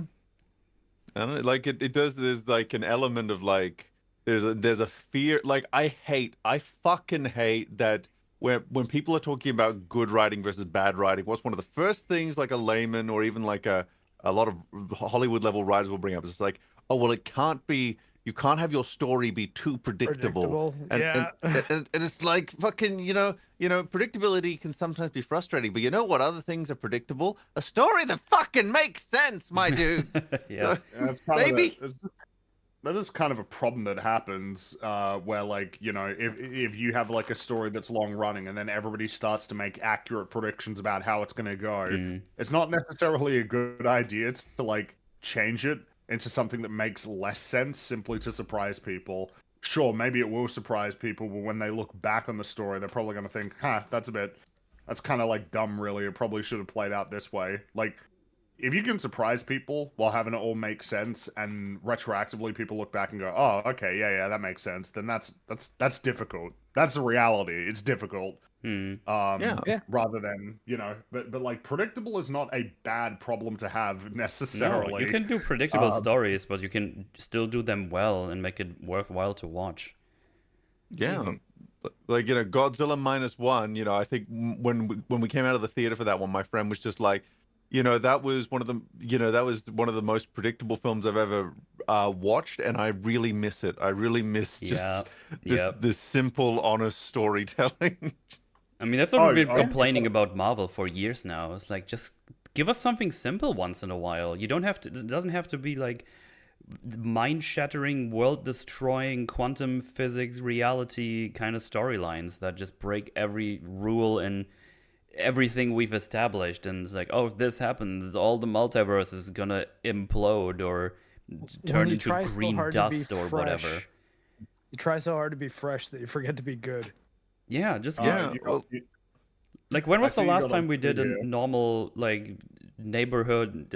I don't know, neighborhood Spider-Man storyline where he just beats the one bad guy of the day. You know, I don't know why we just not do that. Just fucking do that. I see that you have on screen Chekhov's hilt. Yes. I think what I like about this hilt is that it has the first payoff is like a meme, to which it might make you think, oh, I guess that's it then. Yeah. But then the actual real Chekhov's hilt is coming in at the last minute to save to allow Blade to win There's the actually final battle. there's actually another one in between where Frost turns it off because he realizes something is up because he's seen it before. Yeah, he Wait, studied did he see Blade. it before? Was he Or there? he just knows He everything about studied Blade. He just very knows everything, right? extensively. I was just thinking if he Yeah. was Yeah, there, he- but no. He's a very Also- big fan of Blade, you see. It's such He's a watched the unique, movie. like, such a unique little feature as well. I can't think of anything else that has like this idea that if someone grabs the weapon but they're not familiar with it, it has a timer that will eventually count down Yeah. and then explode their hand. Yeah, like the closest thing I can think is like sometimes the bat suit has like a little thing to stop people from like getting into the utility belt or taking off the mask, but I've never seen it like with a sword before. Well, Blade doesn't want other people using the sword, okay? You know, Yeah, understand sure it. as shit Have a doesn't. nice day.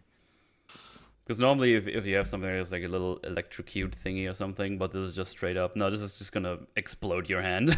It's just- Like you grab my sword, you lose your hand. yeah, That's it feels very Blade.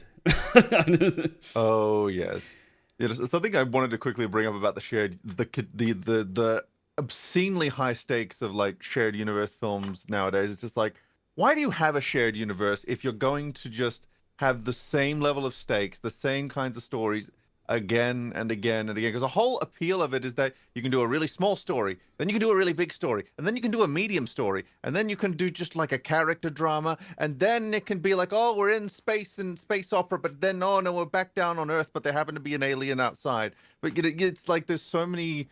The appeal is that it's not like you're telling the same story every time. You're telling a lot of really good stories that just happen to be in the same world, and you can build rewards into that fact, rather than just like, oh, multiverse is in danger again for the third time this week, Carrot. Yeah, because Fuck that was like the whole appeal of the first Avengers, because we've all seen all the little like adventures they've went on to, and they were pretty straightforward for the most part. They weren't like world breaking or whatever. Like maybe there was the occasional, the blue laser beam into the sky, the blue sky laser or whatever.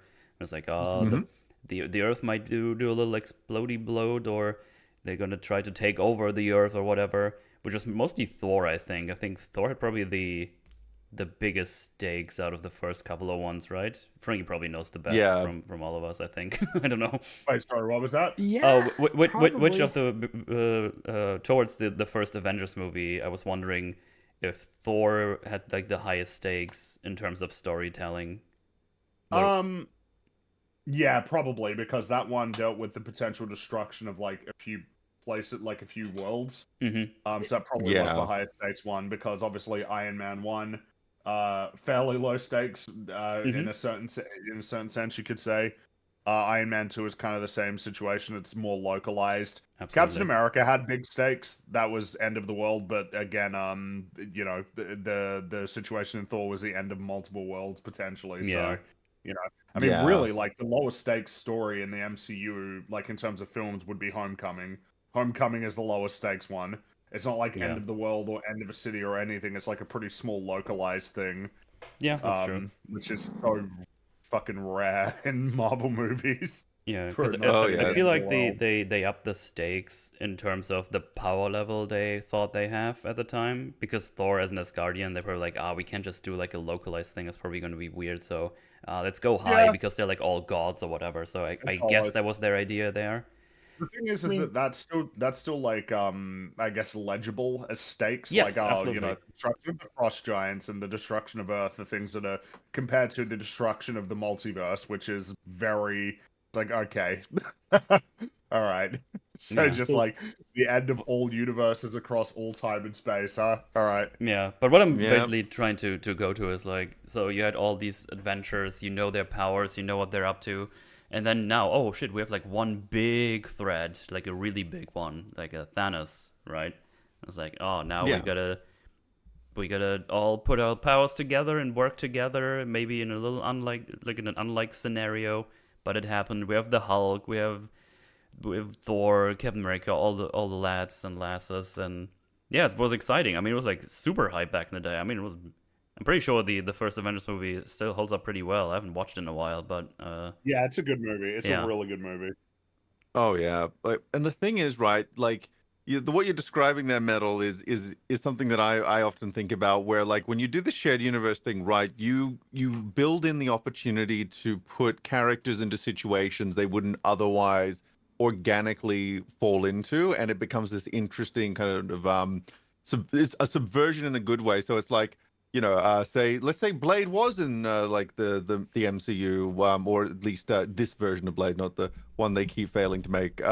And like he was in that Avengers movie. Like it would be like almost novel, the idea that Blade is just basically he's almost been a little bit like he's kind of just been there in the shadows, and then suddenly another threat comes out that's completely different. This is a completely different situation for him, and now he's having to associate with people he wouldn't otherwise interact with, and it's kind of the same for Iron Man as well, where like he went from fighting like a bunch of guys in business suits, and then all of a sudden alien invasion, and that's interesting because he was kind of the small time, he was fighting like pretty down to earth threats, and then you get to explore like, okay, there's what happens when someone is that down to earth, and like is used to dealing with like some crazy stuff, but not like, oh my god, the sky's opening up sort of stuff. And that's kind of actually, No Way Home was kind of a similar experience for me in that regard, because the two Spider-Men in that film hadn't dealt with anything even remotely close to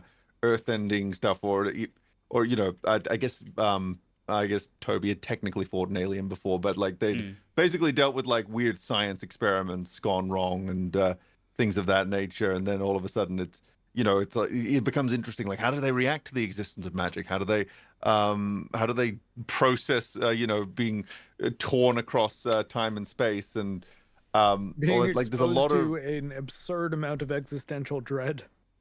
oh yes, it's really interesting to explore this stuff, but it's not interesting when every fucking story ends up being the same, because if every character has dealt with world-ending threats before your big team up, like, what are you really offering?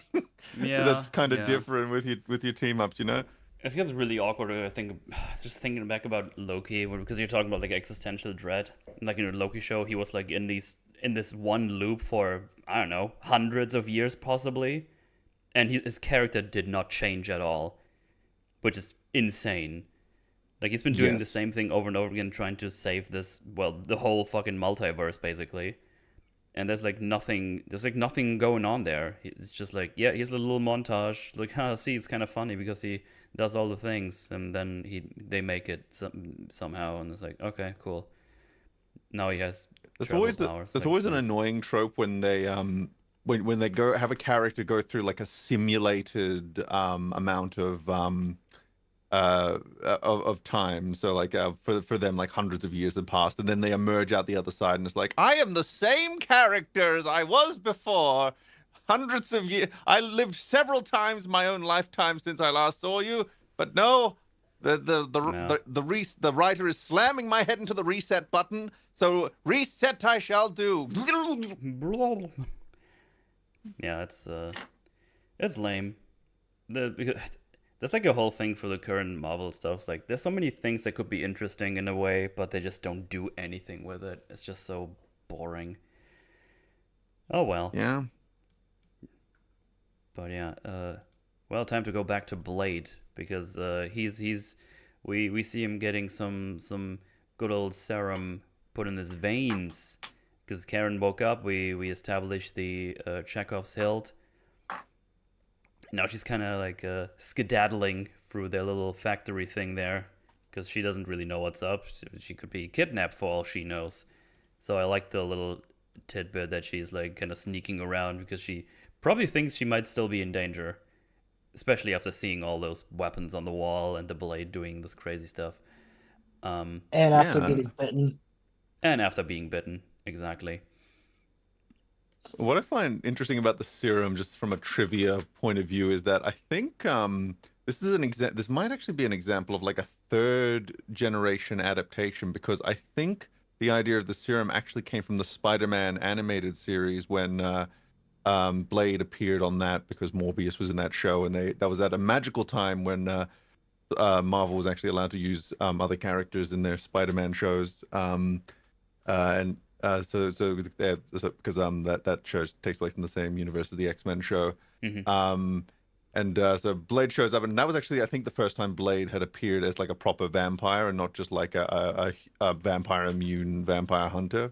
And it's interesting to see, and the Raimi films actually kind of do this to a degree as well, where it's interesting that because like something like an animated show is more accessible to like a Hollywood level writer who might might look at like the sheer girth of stories there and be like, holy fuck, they're giving me like 3 weeks to write this, what the fuck. So they might just go over to like one of the other adaptations and go like, I'm sure this one's right, and then they bring that into their version, and then that, of course, as I mentioned before, that bleeds back into the original source material if the source material is still ongoing. So I just find that kind of stuff interesting from a meta perspective. Yeah.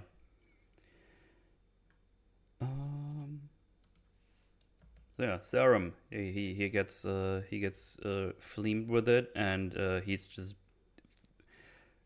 very much in pain. Like you see him like going nuts on the chair. Goes like, he doesn't make those noises, but I think it would be funny if he would. Guess so. Yeah, probably would be funnier. I don't know. Schwarzenegger sounds. My brain just went there. I just couldn't stop myself. I'm sorry. I'm in pain. Is he Arnold now? Yeah. Are you out of your damn mind, motherfuckers? Okay. We should send Blade to Mars. Fight the Mars pyres. Absolutely. But yeah, also another little thing. Whistler puts the serum in, and he just, I don't know, he just holds his hand, but in a manly way. Like it's not, like there's just kind of like hooked in and go like, "Ngah." Yo, this ain't gay. Don't say this movie's gay. This Oh shit! I basically what's think I going just on. saw a continuity error. Uh-oh. Bad movie. Uh-oh. Oh no! Uh-oh. I can, Bad. This is I the can worst show movie you. ever. I can show you. So he sees Worse that than the Acolyte. he sees that Karen is doing a thing. As you can see here, he's leaving, but we cut. His hand is still there. Uh-oh, trash.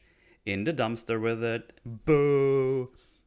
Boo! Worst Fuck movie. it, boo! Should have. Well, we Ever. gotta stop This- the episode. You had We 20 gotta stop years the to edit that on the Blu-ray.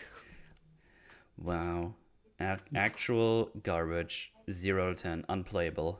No way, that was games. No mind. Anyway. No, it still applies. No, okay. I mean, it is technically unplayable. True. It's always been unplayable. It's always been bad. But yeah, they both of them just kind of chase her down, and Blade just kind of appears from the rafters, just jumps behind her, having that weird throwy shuriken thingy. And for some reason, he's got a pose because he's Blade. He just stands like this, like Blade. this, like. He's cool, okay? You don't get What it. came first, Metal. this film or the movie Kroll that also had like a weird shuriken weapon? I don't know. I I never think heard Mortal of that Kombat movie. did it first. Jade. Perhaps. This mutually is in chat. Kind of significant plot hole. It establishes that Whistler can teleport and this tank should likely be available to Blade, and he fails to use it throughout. Disgustingly terrible failure of a movie. Yeah, you're right, Mutually. You're right. Absolutely. You are completely on point. I'm buying for time because I just found the Kroll weapon. Oh, okay. And I'm The so glaive? glad I remembered that I got the name right. It is called Kroll. Well, Look at that thing. well, like a if Discord gets starfish. its shit Buddy. together. Just Metal keep. Slate. Again. Well, Shad, review this. well, I Did you can't. already review this? I can't show Yeah. it because it just keeps loading on my screen. It's not actually. Fuck. Let me open it in the browser. Oh, that worked instantly. Oh, there you go. I see it. Looks cool. Hang on. It looks Yeah, I'm kind of pretty sure silly. that movie's from the 80s. That is, yeah, 1983. But yeah, they were really proud of that weapon. They look at this. They put it on the poster. They put it on. They were really. I guess that's a novel way to break up the poster by using like the multiple sides of the crawl weapon. The funny star. Yeah, the funny star. That's what they should call it in universe. The funny star. So like, oh, watch out! I got my funny There it is. star. Whoom. A crawly weapon. Ooh. It crawls all over your bumhole. That's what it does. Crawling in my skin. Oh, Crawling in my bum. No, wait, hang on. Anyway. Whoa, Later, that's Metal. not Later. Off the air. Off the air. That's for OnlyFans. Well, there you go. Oh, by the way, we're announcing our OnlyFans today, and this stream is brought to you by Adam and Eve. Get the link in the description, and you too can get 50% off the Sparkle Penetrator 9000. Put it in the freezer for authentic vampire action. I'm only half joking about that. That's something that actually exists. and stay Oh my tuned for our God. Linkin Park covers. I So, didn't expect that to happen, but I hope that paycheck is going to be in my mailbox soon. this is why people watch The Forge. True. None of that Yeah, movie buddy. analysis bullshit. God damn it. We have a good time around here. Let's see. Where, what happens More next? like lonely fans that always make me spit out my drink. What happens next is Karen wakes up. they have a little talkie with Yeah. they catch Karen and they have a little talkie. Yeah, they do talkings, and this is basically where we learn. Well, crosses won't do shit, but sunlight, garlic, and silver that still does the job. So it's like, yeah, some of the legends are true, but crosses, nah, that ain't doing anything. I think Whistler also says like, yeah, so your life's fucked. You should leave town and never come back and go hide in a hole somewhere for the rest of your life. Yeah, exactly. Because you Telling can't her boast to to the go her vampires. merry way. And you know what? You should be careful because they're actually everywhere. Anyway, fuck off. Oh, say fuck off. He gives her garlic mace and then I tells know, her I to know. fuck off. Yeah, but only after she complains to him, I guess. Good old Whistler. Yeah. We also see that Whistler did the UV flashlight, the big one. And I think Blade just says, well, it's still pretty heavy and big. It's like, well, you're a big boy or something along those lines. But you're so big. You're so big, yeah. Which, by the way, Wesley Snipes is fucking jacked in this movie. Oh yeah, Yeah. this is peak Wesley Snipes. Like he's ripped. Back when he paid his taxes. Yeah. When he- I think the problem was at this point he did it. Is it You $3 know- or $6 of taxes? Oh, that's true. Yeah. Mm. Uh, We got to get it right, otherwise, they're going to ask for a public retraction. How tall is Wesley Snipes anyway? How tall is Wesley Snipes? That's a I don't know, good like question. 5 football fields or something. I don't know. Oh, that's Yeah. right. That's the measurements you What guys the- what use, is- right? Well, it's like a Moa where it's 5 football fields long, but if you go by width, you couldn't even fit 2 bowling lanes. Oh, well. God damn, he's short. He's 5'9". I'm taller than Wesley Snipes. Yes, yes, Yeah. yes, Father. I've achieved things. I have grown. Well, here's a life hack about wanting to look really jacked like that. If you're short, it's a lot easier to do. Unfortunately. Remember, chat, if you're short and jacked, you cheated. No. Don't No, take that from me, please. You cheated, okay? You have way less bone mass to cover. Yeah, okay? it's like Yeah, summoning no, ashes that's in Elden true. Ring. True. But yeah, he as Valerie pointed out, she gets like a mace with garlic in it, and she goes home basically. I think there's nothing in between. Oh no, Wesley There's, like, Snipes drives her home. Actually, that's Yeah. what it was. She drives her home. Very, very polite of him. Oh yeah, there's Yeah. a scene where we Yeah. see that's the one I forgot to write down. Frost is in the forbidden archives, well, at least forbidden for him. He's 5 bidden. he's doing something on the computer. He's trying to decrypt something. And the What it is, we don't vampire quite know guy yet. is very angry. He's like, you know, you're not supposed to be here. Also, no one has ever decrypted that, so you're a fool for even trying. And it, you know, in visual, in like film language, you know, cinematic language, this tells you that he's gonna figure it out. Yeah. Yep. You know, he's hacked into the mainframe he's in. The algorithm has an internet on it, so it hacks into the Ethernet cable so that he can go through the database into the Ednos 9 and hard drive floppy disk. See? Hmm? I remember those. Yeah. I kind of remember those. I put one in my mouth once. I didn't know it was for So- computers. You too? Save Yeah, for the that's- OnlyFans. It was, I don't Oh, know, it's a childhood. colorful square.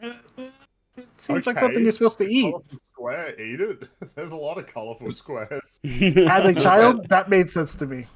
Look, Okay. as a child, I would put anything in my mouth at least once, and I regretted that decision on several occasions, especially in the backyard, It's like, I mean, where, I Yeah. can where do it neighboring once. cats would gather.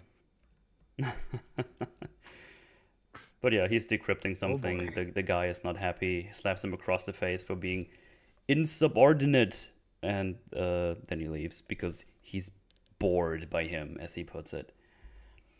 Although should have that's not been what indominant. actually happened. Because Frost gets all weird. He's like, "Oh my god, I'm bored. I'm gonna walk away because I Yeah. won." Right? Like you can easily tell that Frost is kind of a psycho. and Oh, yeah. everyone knows it, but they don't tell you that because you have eyeballs. You have eyeballs, and you can see what he does. It's a crazy concept, I know. Anyway, yeah, the Karen, she's going home. She goes home, and there's some people there she finds sus because there's two in front of her that have like some weird tattoo on their neck. And she's like, huh, those are the same ones. That's weird. But hey, maybe they're just homies, and that's their gang tattoo or something. So I'm just gonna go back to my room. But she gets followed by another guy, and she kind of panics. Even gets the mace out, turns around, but he's gone. He ninja vanished. Yo! Yeah, no, it was the Wow, two that she ran wow. into on the elevator. Oh, it's both of 'Cause them. they- Right? Yeah. Yeah, because they said hi to her. She was Yeah. like, "What the fuck? This is New York. No one says No one hi." says hi. They probably want to touch Yeah, my fuck bum. you. Yeah. I'm going to be honest, until they had the reveal about what the tattoos were about, for some reason my brain was like, oh, it's a fake out. What really is happening is that they live in the building and they're just into really freaky sex shit, so that's why they have matching tattoos. Yeah, meme. That's exactly what's happening. I Yeah. mean, I oh, thought- hi, police officer guy. You're legit. I thought that it was a fake out too. I didn't go as far as the freaky sex stuff, but you know. Well, every freaky sex is group New I've York. ever been a part of does require a tattoo. Okay, True. I Mark, guess you wanna tell some more about that? Not now, but Not later. particularly. that's for the Alrighty only then, forge. know? Yeah.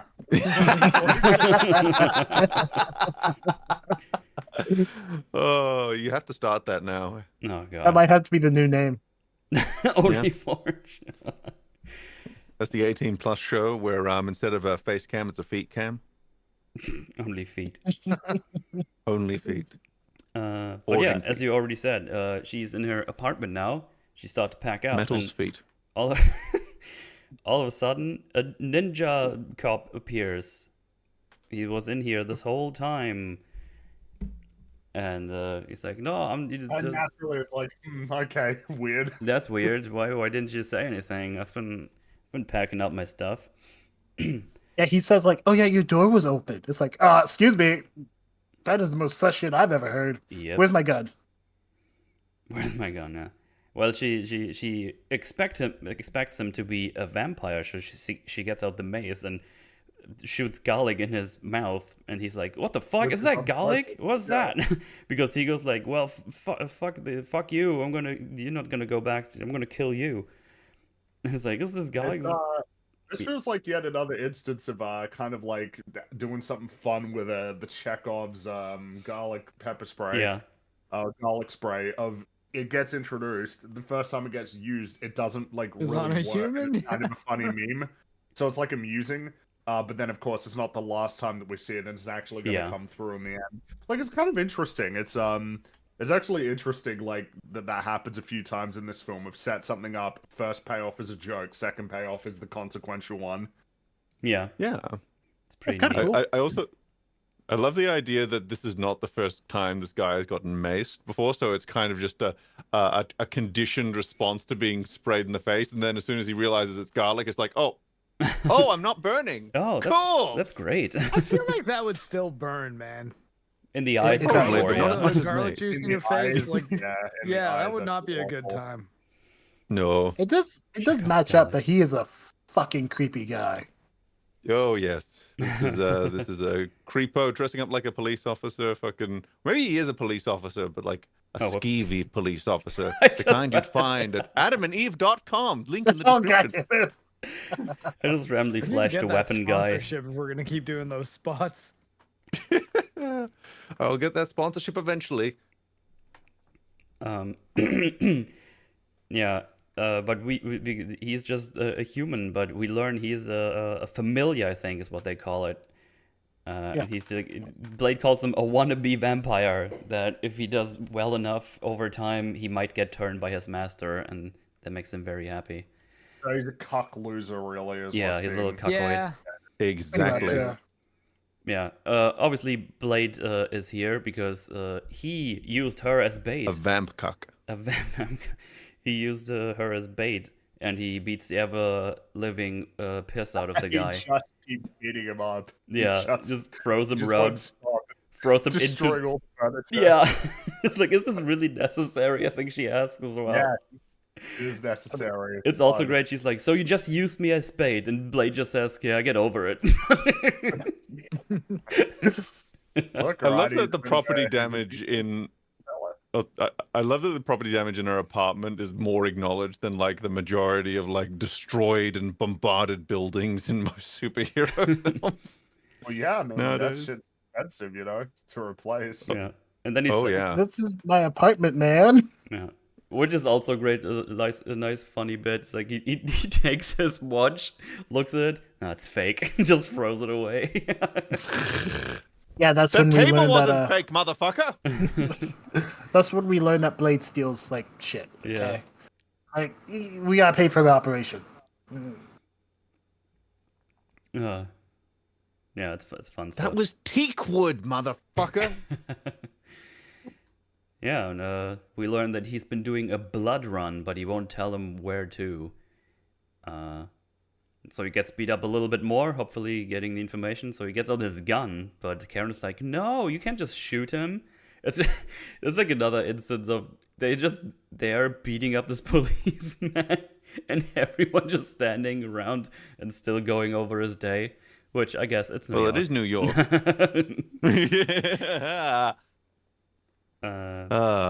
Good old Manhattan. And here, oh god, it's like such simple superhero stuff. Even if he's an anti-hero, he just doesn't shoot into the crowd, The police guy, he just runs away into the crowd and he just tries to aim. It's like, well, I'm not going to just randomly shoot into these people this time.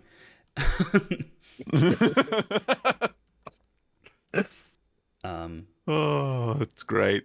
But yeah, Blade is upset with her because he's like my only lead to get to the Quinn Man guy that we've been tracking for a long time, and yeah, she should try to get it together basically, because if she doesn't, she's gonna be dead soon, because those vampires and vampire familiars, they are everywhere. And now she just decides to tag along. She's like, well, I'm gonna be here or I'll die. Familiar is a Not a very, terrible thought. polite way to call someone a simp. Yeah. And now their plan is very simple. They're gonna sit here and wait until he comes back. And Cameron's like, he's not gonna be that stupid, right? He's not gonna just come back here. And it's like, well, you just watch. He's gonna come back. And on cue, he comes back and gets the car. That's where you're wrong, kiddo. That's where you're wrong, kiddo. Yeah, he has this cool quote. It's like when you know the nature of a thing. It's also when it happens, he turns to her, gives her a big smile, and then just goes right back to being serious. It's like, yeah. And then like, yeah, I know what I'm doing, bitch. He just goes to frowning back again. It's just so funny. I love Blade. I fucking clicked the YouTube button again. I keep flashing the guy with the weapon on screen. He's like, there it is. You know, the Kroll guy will just never not be in this forge. I'm sorry, Metal. I bet you can find that on adamandeve.com. God damn it. Good memes. So yeah, they follow him and they get to the place they were in. I think he calls into someone. It's like, the Blade was behind me. He almost killed me. He beat me up. And he goes to like a Japanese nightclub, I guess, or a gentleman's club. And there's like some really wonky driving stuff going on. He's like clearly on a green screen, and they just kind of move the camera. It looks really weird. The shots. I look was weird laughing in so this. hard during Yeah, this. they look really, really bizarre. Let me see if I can But, you know, get it on there's screen a few. here. There's a few shots in here where it's like, you know, you could tidy that up on the Blu-ray. You know, I wouldn't complain There. too much. Brr. Yeah, I like that the camera shake. Oh, and I think what sells it is that a lot of the outdoor footage is very clearly just sped up. Oh yeah. Footage, so Yeah. all the pedestrians are moving at super speed. Oh, that's great. Also, Save a random money somewhere, vampire yeah. eating someone, like biting another lady, because vampires are Nice. now. It's vampire time because we are at night, and they go to this nightclub. It is a full moon. Oh wait, wrong thing. Probably. They're no werewolves. I want to see Blade fight a werewolf though. That would be pretty sick. No, he's Yeah. You mean well, fill I it with mean- bullets? Be sure to stick Yeah. around after the credits for Blade Trinity. Oh yeah. Oh no. Does he fight Dr. Frankenstein and the Frankenstein's monster? We need to get No. all the classics in there. There's some bait for a Ryan Reynolds Jessica Biel spinoff that never happened. No, Good. okay. Well, you know, anything's possible in the multiverse now. No. The schmalti schmurs.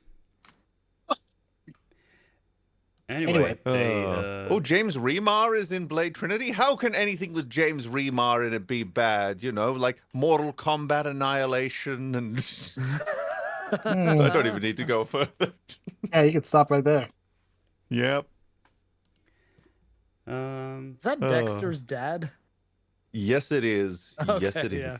He plays Raiden in Mortal Kombat Annihilation. But he was also in Oppenheimer, where he played that general who was like, we're not going to bomb Kyoto. He's not a bad actor. He definitely is in some bad stuff. Oh, yeah. I adore... He was in Black Lightning on the CW as well as the good white guy. What? Well, you gotta have a Yeah. token one. Yeah. Alrighty. Never heard I'm of just that kidding. before. There are no Sorry, good I white just- guys I- out there. I had to put this loop on screen. Oh, this is funny. This is really funny. So, I love this scene so much Yeah. for so It's like many reasons. invitation. Yeah, so they see him go inside. They go in. Blade just, do you know how to use one of these? Because they're again like, not really, but I'm a quick learner. Har har. And they want to go inside, and the guy's like, well, I'm sorry. Do you have an invitation? And then this happens on screen.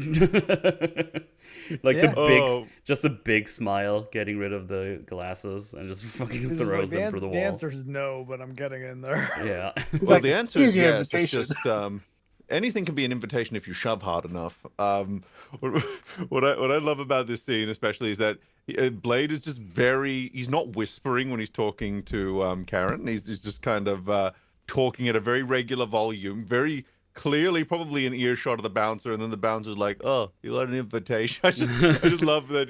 I just love that this bouncer is just completely oblivious to this plan to fucking kill every vampire in the fucking nightclub, even though it's being said like 3 feet away from him. What else happens in this scene that I find interesting is that this is when Blade pretty much explains vampires to Karen, right? He's like they move a certain way, they act a certain way, and like you could tell that he fucking hates these guys because he doesn't talk about them like they're people.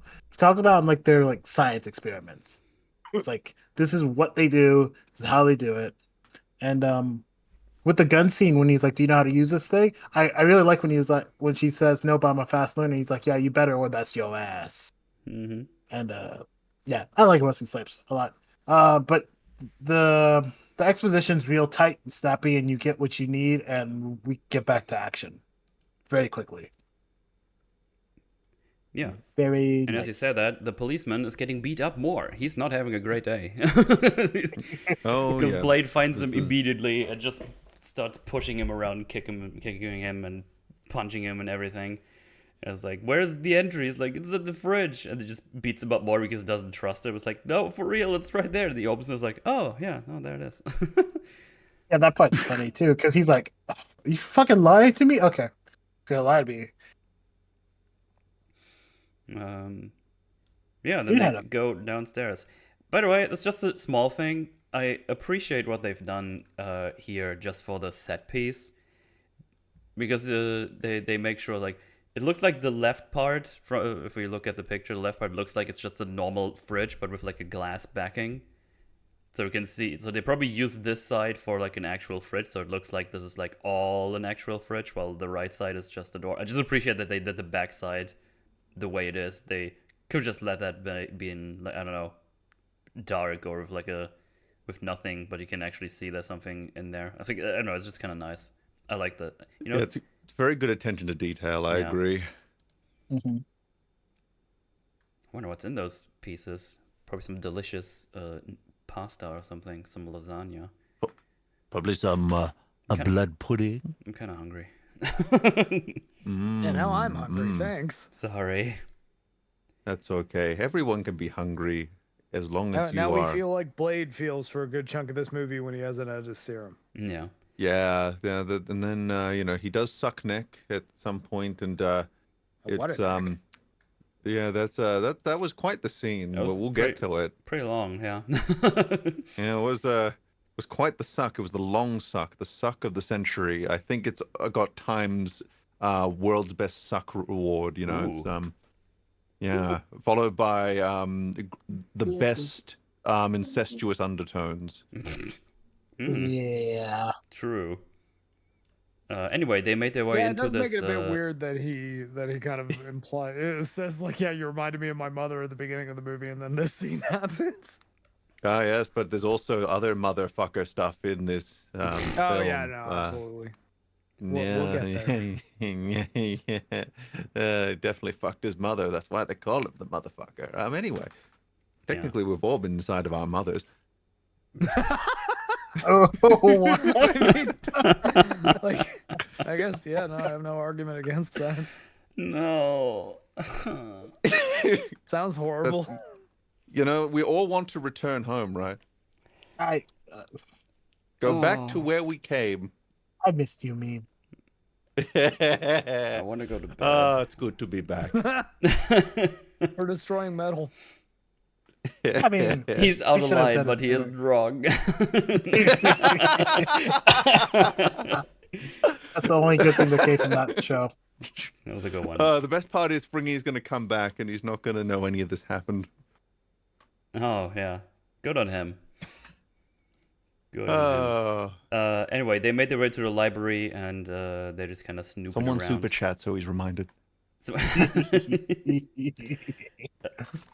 And then we cut to Frost in his big old apartment where he has like a party with lots of sucking and sex and sucking of other things. And he's in his room. He's doing more decryption, and he is done. So the decryption worked. He knows what's up. He knows where the secret sauce is to get his god powers. And the cop man gets here and he's like, "Oh, the blade is here. Do you know what this means? You probably want to do something." And I think Frost is like not really that concerned because he basically knows all about him anyway, so he knows what he's up to. Yeah. That's what it comes off as. Like, this is a non-problem, Yeah, and you're annoying me with this non-problem. yeah. And for his work, he gets bitten, but not in a turny way. Apparently, he just gets killed. It looks like because he gets pushed into the pool and he just floats there. Also, Frost smokes a lot. That can't be healthy. Well, I mean, he's a if he doesn't vampire. have to worry about light, like, that's probably one of the perks of vampirism. Yeah, you get all the benefits and none of the downsides. Yeah, but you know, lung cancer is like a very virulent plague among the vampire population. But few people talk about it because they're like, "Oh, you're a vampire, you're immortal." It's like, you know what it's like to be immortal and still get cancer? You know how much Jeez. that fucking sucks, bro? Yeah, I imagine it would. Yeah, because you'd have it forever. And you don't get to do And to- the thing where you die. Yeah. Mm. And to That's quote author that's the best Henry thing, Louis really. Gates Jr., we probably wouldn't be here if it wasn't for a little bit of incest. What? Because you see, Oh. if your partner Most of us shares your are- nationality and ethnicity, you're at least 10th cousins with your partner. If they don't share your nationality and ethnicity, they're 50th cousins at the very most. Because you see, the human population in caveman times got down to the point where there was only a few hundred humans left. So in order to repopulate, we kind of had to go with what we had. So therefore, you're welcome. Well, You had a welcome inside your mum. There we my go. God. Ah, Talking about You learn incest, something new. look at this fella right here. Yeah, incest. I mean, yeah, blob man. what's his name again? It was a funny Pearl. Wombo name, I think. Pearl. I think it's Pearl. Oh, it wasn't that Yeah. Wombo. Yeah. Um, Ugh. It's like if movie Bob. stop. That's it. Full It's stop. just- It's if movie Bob. Yeah. Movie Bob. If his voice was a few pitches higher, which in some of his early videos it was. So yeah, because he didn't realize you could change the tempo of the thing in post, but not the pitch. So he had a chipmunk voice sometimes, and that's this man, right here, Jeez, with the how great oh, blob. Wait, James So said the- that's supposed the to be a speech- woman. Really? A woman? I thought Pearl was In a that dude. case, did you just show boobs on stream? I mean, you can't see anything. Also, it looks awful. Yeah, I mean, that looks like man boobs to me. I don't know. Yeah, I don't think. I'm gonna. I don't think. More YouTube research is cares. needed. One I sec. need to look now. This is unbelievable. Pearl Blade. Thank God, I'm not going to be the only EFAP guest who showed nudity on stream by accident. Well, here it says he. Pearl is a supporting antagonist you who was go. featured in the 1998 live-action film Blade. He is an obese vampire who works as the record keeper for the House of Erebus. Played by Eric Edwards. Imagine being an obese vampire. You just fucking failed so hard. How do you even become obese when all you drink is blood? Do vampires eat regular food and it's just blood needs to be like part of their regular diet? I want a full vampire nutritionist course, damn it. I need to know. Look, I sometimes have vampire guests over. I don't know what to do with them, man. Like, It's like, do you want pizza? I don't know. I mean, I like, can is tell the you, cow's but I don't blood do it for free. acceptable? I mean, Yeah, true. Like you gotta just throw on some Depeche Mode or something. I don't know. Yeah, Probably they make them do feel eat at home. music sometimes. They eat music sometimes. Oh boy. Anyway, Pearl's a terrible liar. Yeah, and not good at it. Oh, wow. Because they. Well, there is a character called Pearl that's a female in Marvel, but I don't think it's the Blade character. She is hot though.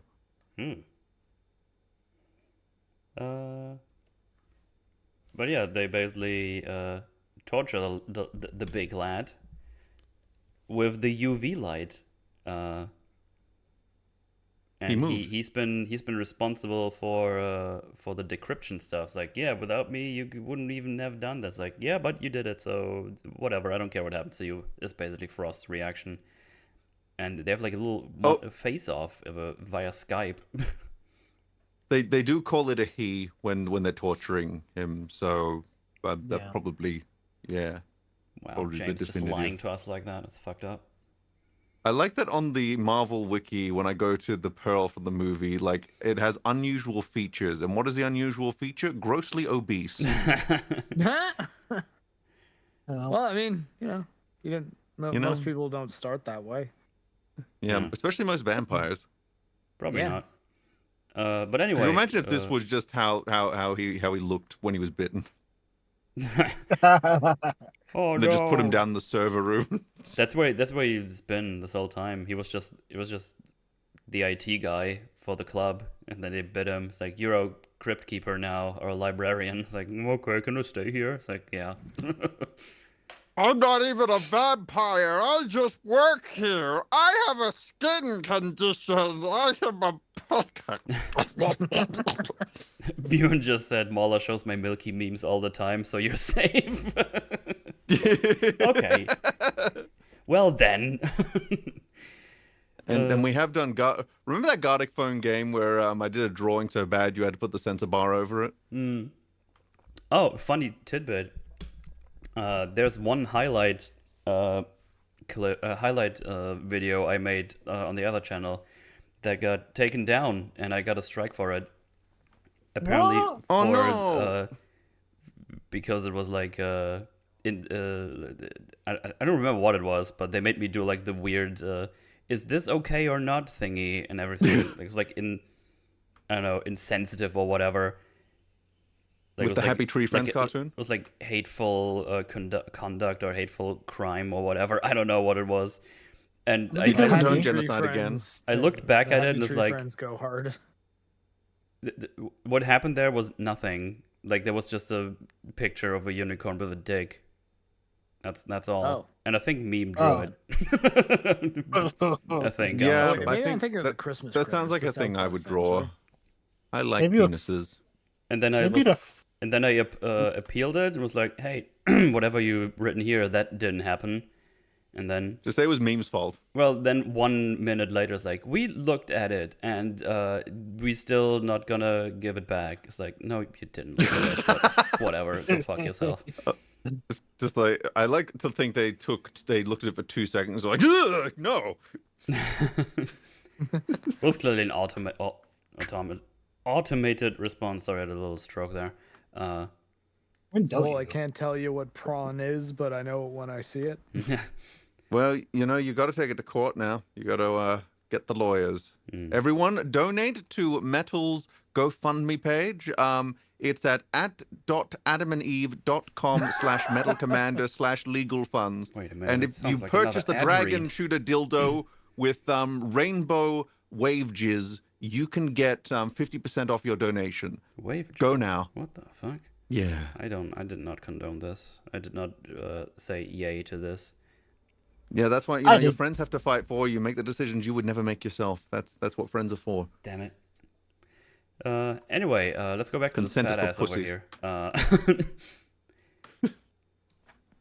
So Blade sees the thing on the screen. It's like, what's that about? And the person's like, I don't know what's up. And then he just tells Karen, so just shoot the light at the fucker. And he goes like, it hurts, it burns. And it's actually kind of gross. Like he starts sizzling and stuff and just says, La Magra is coming. But in their weird vampire language. I don't know. It's probably like just another language. I don't know. That's the kind of experience with all that that'll make you not want to eat intramuscular bacon fat, he for a must while. be delicious. But yeah, he basically now tells him, like, the spirits of the 12 will awaken the blood gods. Like, yeah. And there's like smoke everywhere. Imagine the smell in here. It's like, ugh. Yeah, it would really put you off eating bacon for a while. Don't do that. Yeah. Got a vampire barbecue up in here. Disgusting vampire lad. It's a lot of fat being burned. Oh, yeah. God damn it. Pretty gross.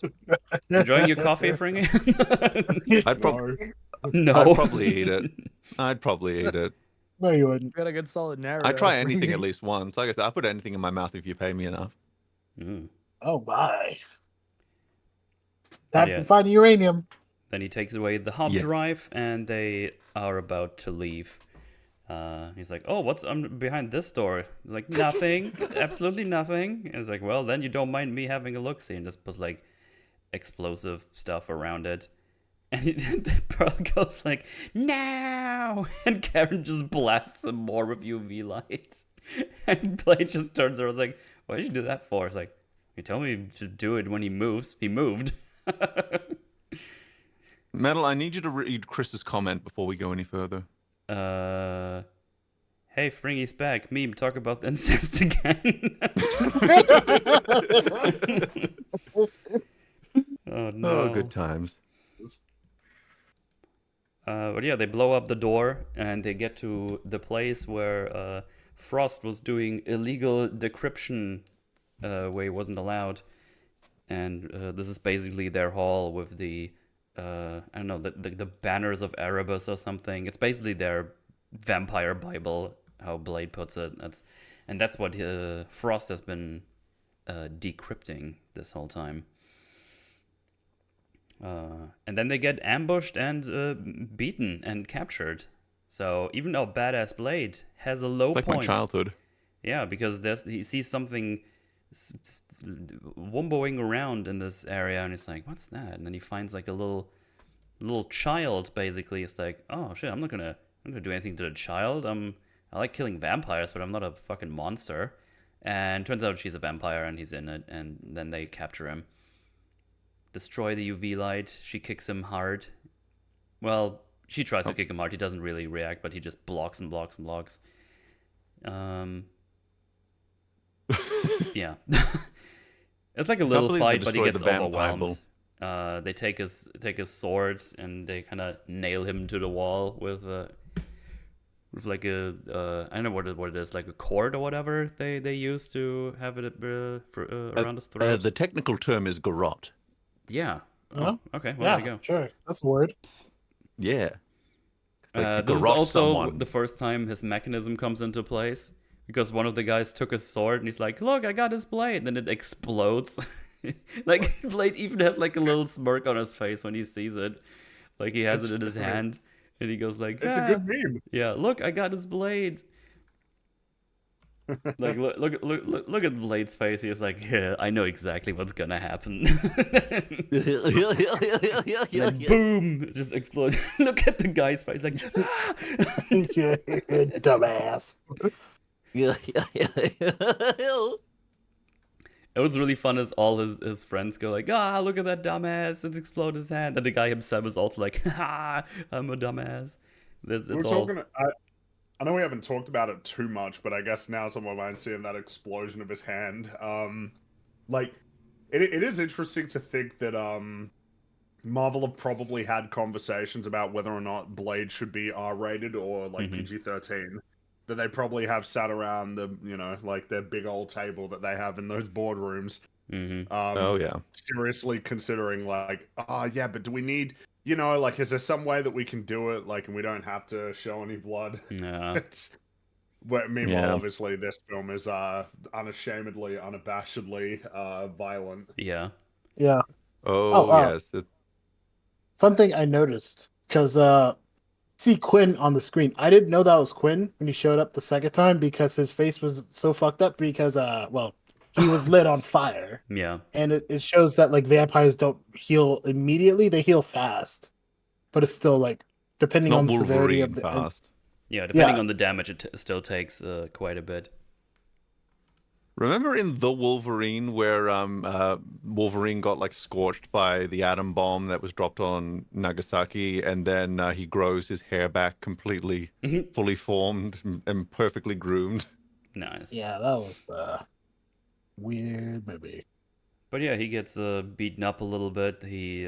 Quinn puts one of those stakes into his shoulder, but then Blade starts laughing. He's like, "What are you laughing for?" It's like, "Well, I'm awaiting backup." And then Whistler just crashes through the door and just starts blasting them and has like lights on. and then they make their escape through the subway. But not before Quinn gets fucked up again. Oh yeah, Quinn gets his other hand chopped off, right? Is that here? Yeah, because he shows, like, before the escape, he shows his healing hand. It's like, yeah, it came back, bitch. And then, Blade cuts off the other. He might. He did say it's probably going to be a while before I can play piano again, though, to imply that, like, maybe when they heal from a full-blown amputation, they're not like 100% right away. Oh yeah, you see his hand in this one and in this scene, and it's like kind of weird and longish still. Like it's not a normal human hand, or well, not a normal hand anymore. Basically, It looks more demonic. It's still growing back. Yeah, it's still like- growing back. He has the bones there, but the flesh is still. Oh yes, Chris said in chat, Whistler, catch you fuckers at a bad time. Oh yeah, That's a great one.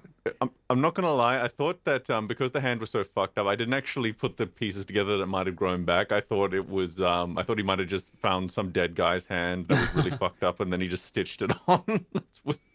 That was my interpretation, but it makes more sense considering everything else grows back. Yeah. This seems stressful. Oh yeah, with like the whole Well, I mean, tram yeah, they make trams it- and stuff. They make it clear it's not pleasant for him. Like, he really doesn't like having limbs chopped off. Yeah, that's for sure. it's not the biggest. It's not like no big deal, but they do grow back. Yeah. Actually, Karen I throws meant him the blade at some point as well, because he drops it, because Quinn just kind of knocks him over. Oh, she Can even vampires in stabs this him. universe survive decapitation? That's my question. Yeah. Oh shit, yeah, as you see, I Quinn don't also think gets his so. face crashed into the moving train, and so his face is even more fucked up again now. And he lost Quinn an gets- arm. And then he just runs away. He's like, fuck this shit, I'm out of here. Yeah, We he's get just like, fucked okay, I'm up running in this away. movie. At this point, letting him go is the better idea. Like, You know, man when does this- not have this- a good this- time. When this part came up, I couldn't help but think of that MythBusters episode where they were testing if you could survive just rolling. That little compartment under the platform that's next to the line. I think they tested whether or not you could survive being there, and if that was a safe place to roll if a train was coming. Turns out, yes, it will not create a vacuum that will suck up all the air. So Huh. yeah. Well, there you go. Yeah, I wouldn't have thought it would. Yeah, it Like, was a it's big. not I think that was a airtight, myth they were right? testing. Yeah, I think the myth was like, oh, the train's coming so fast it'll create a vacuum that'll suck out your air, and it's like, Not the trains in even if that were Toronto, I'll true, tell that's you not that gonna last much. very long. I mean, maybe Yeah. like a bullet train. I don't know how fast the trains in Japan come into the station, but ultimately, if a train's gonna have to stop, it can only be moving so fast when that's about to happen. Yeah, Physics Not- apply generally. yeah. Another Ew, fun fact physics. about that episode of MythBusters, though, is that someone watched that episode, then saw someone else fall onto the tracks, and having watched that episode of MythBusters, knew that it was safe to roll into that under area to save that person's life. Yeah, I mean, So yeah. yeah, MythBusters has saved quite a few lives actually. Like the person who stayed calm when their car went into the water because they saw on MythBusters that if you just stay calm, you'll have enough blood oxygen to get out once the pressure equalizes. Mm. Mhm. That's cool. Yeah, good shit. Noise. MythBusters brought to you by AdamandEve.com. God damn it! God damn it. Get your Jamie Heineman mustache today. They call it the tickler. Good lord. Every time. That is a talent. Oh god, I've I been think you pent up broke these Mark. last few months. No streaming. Oh, just all editing and seizures. So,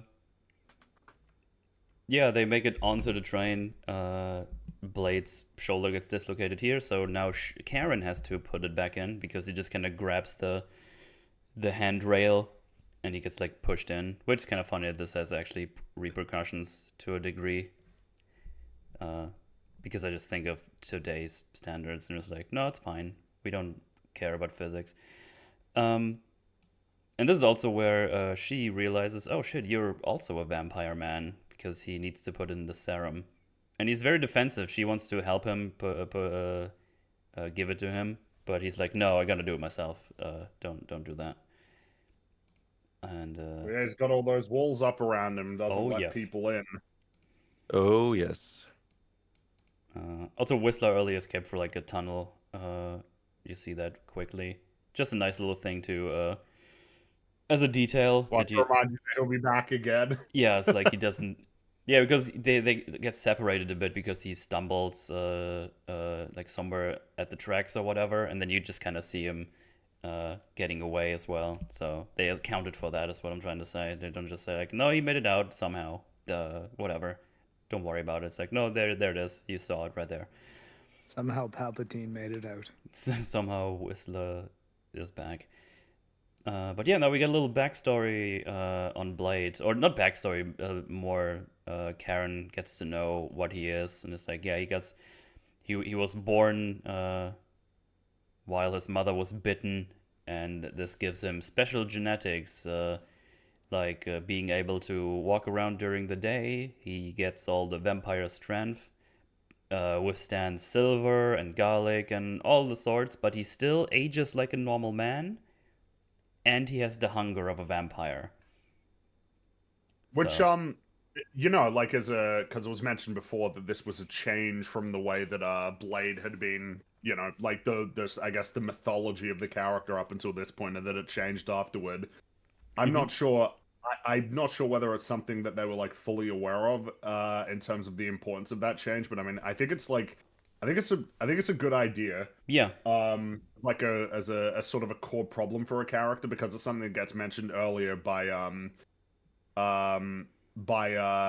Frost of like, hey man, you got like the best of both worlds, when really it's kind of the opposite. Yeah. It's like the morality of a human being paired with like the very like sort of visceral and cold like nature of a vampire. It's like as a consequence, Blade is like, it's not easy, right? It's sort of like a perpetual struggle to do what he does.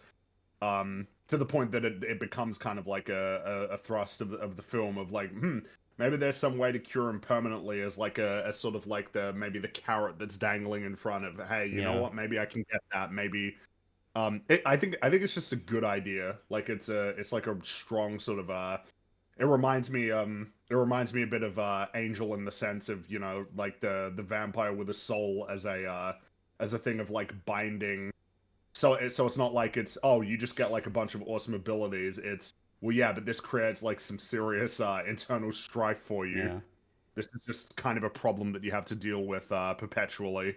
So, and in terms of a change, I like it.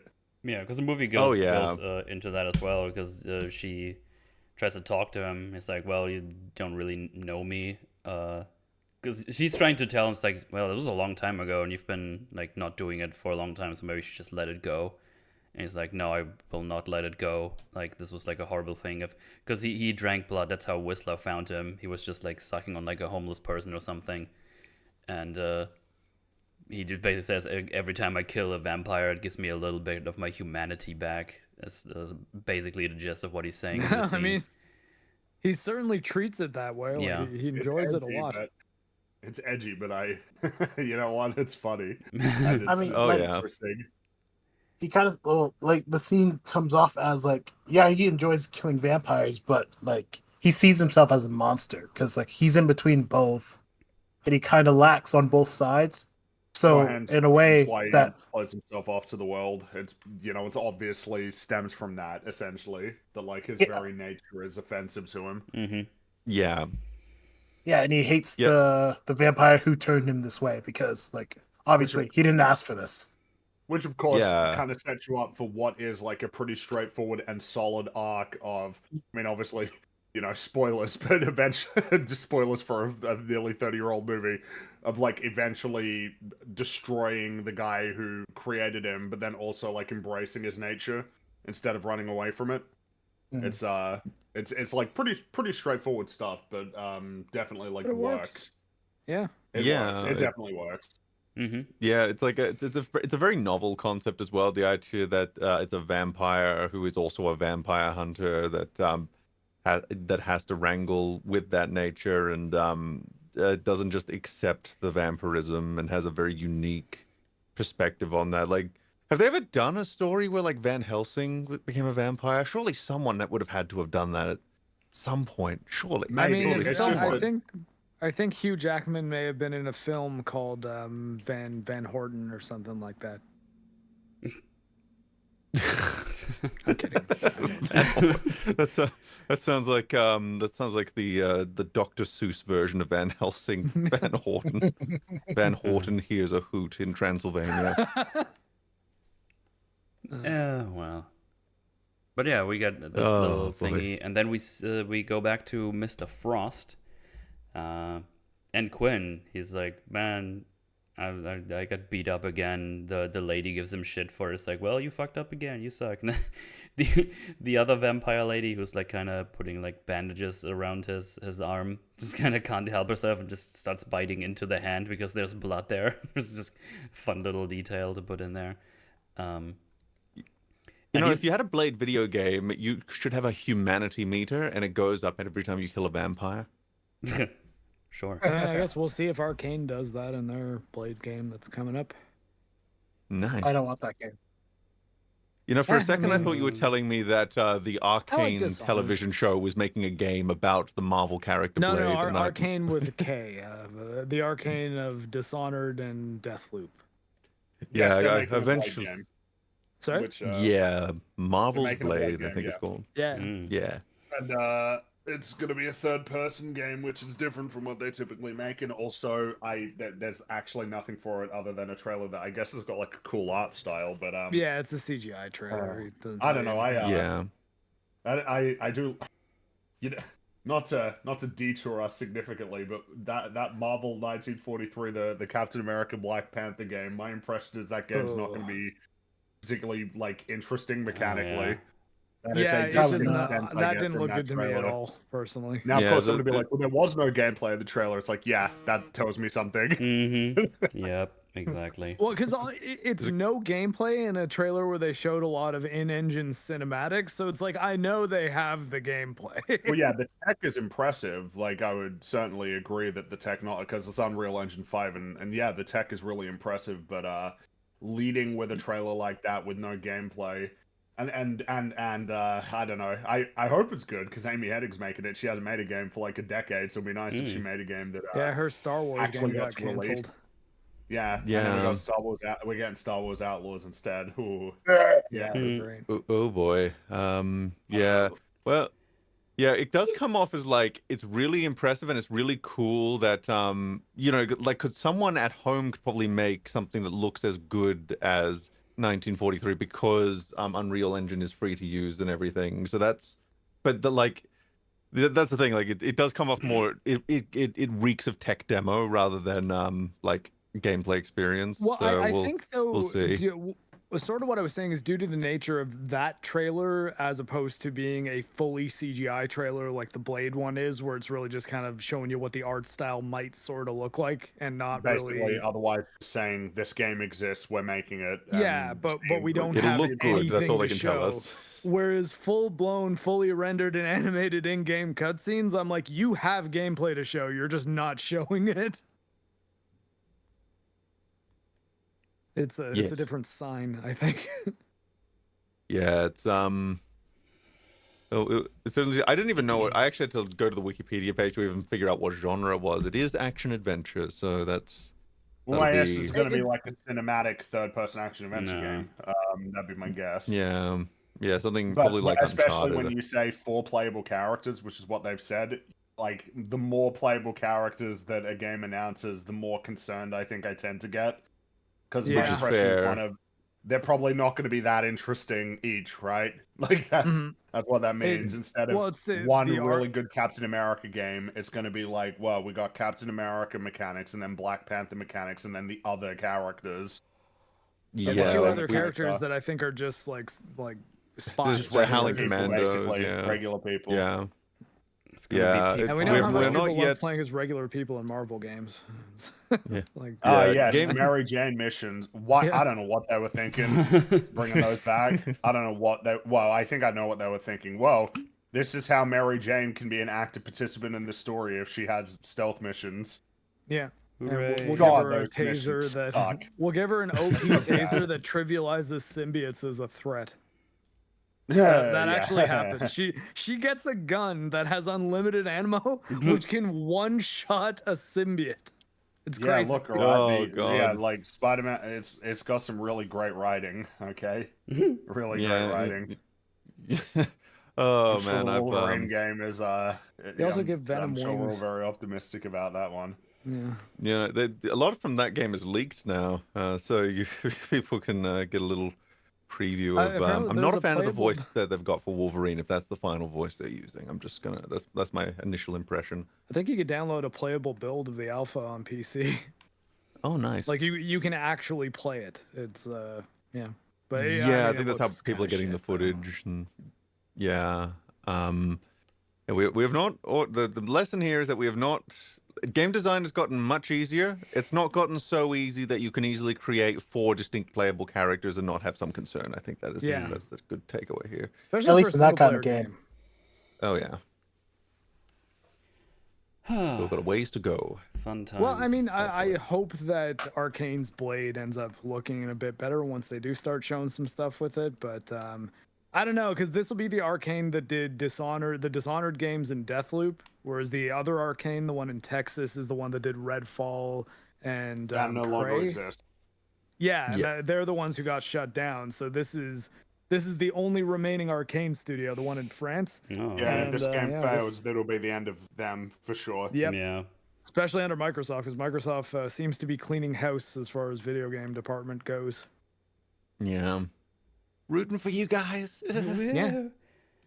I like Dishonored, and I like Deathloop too.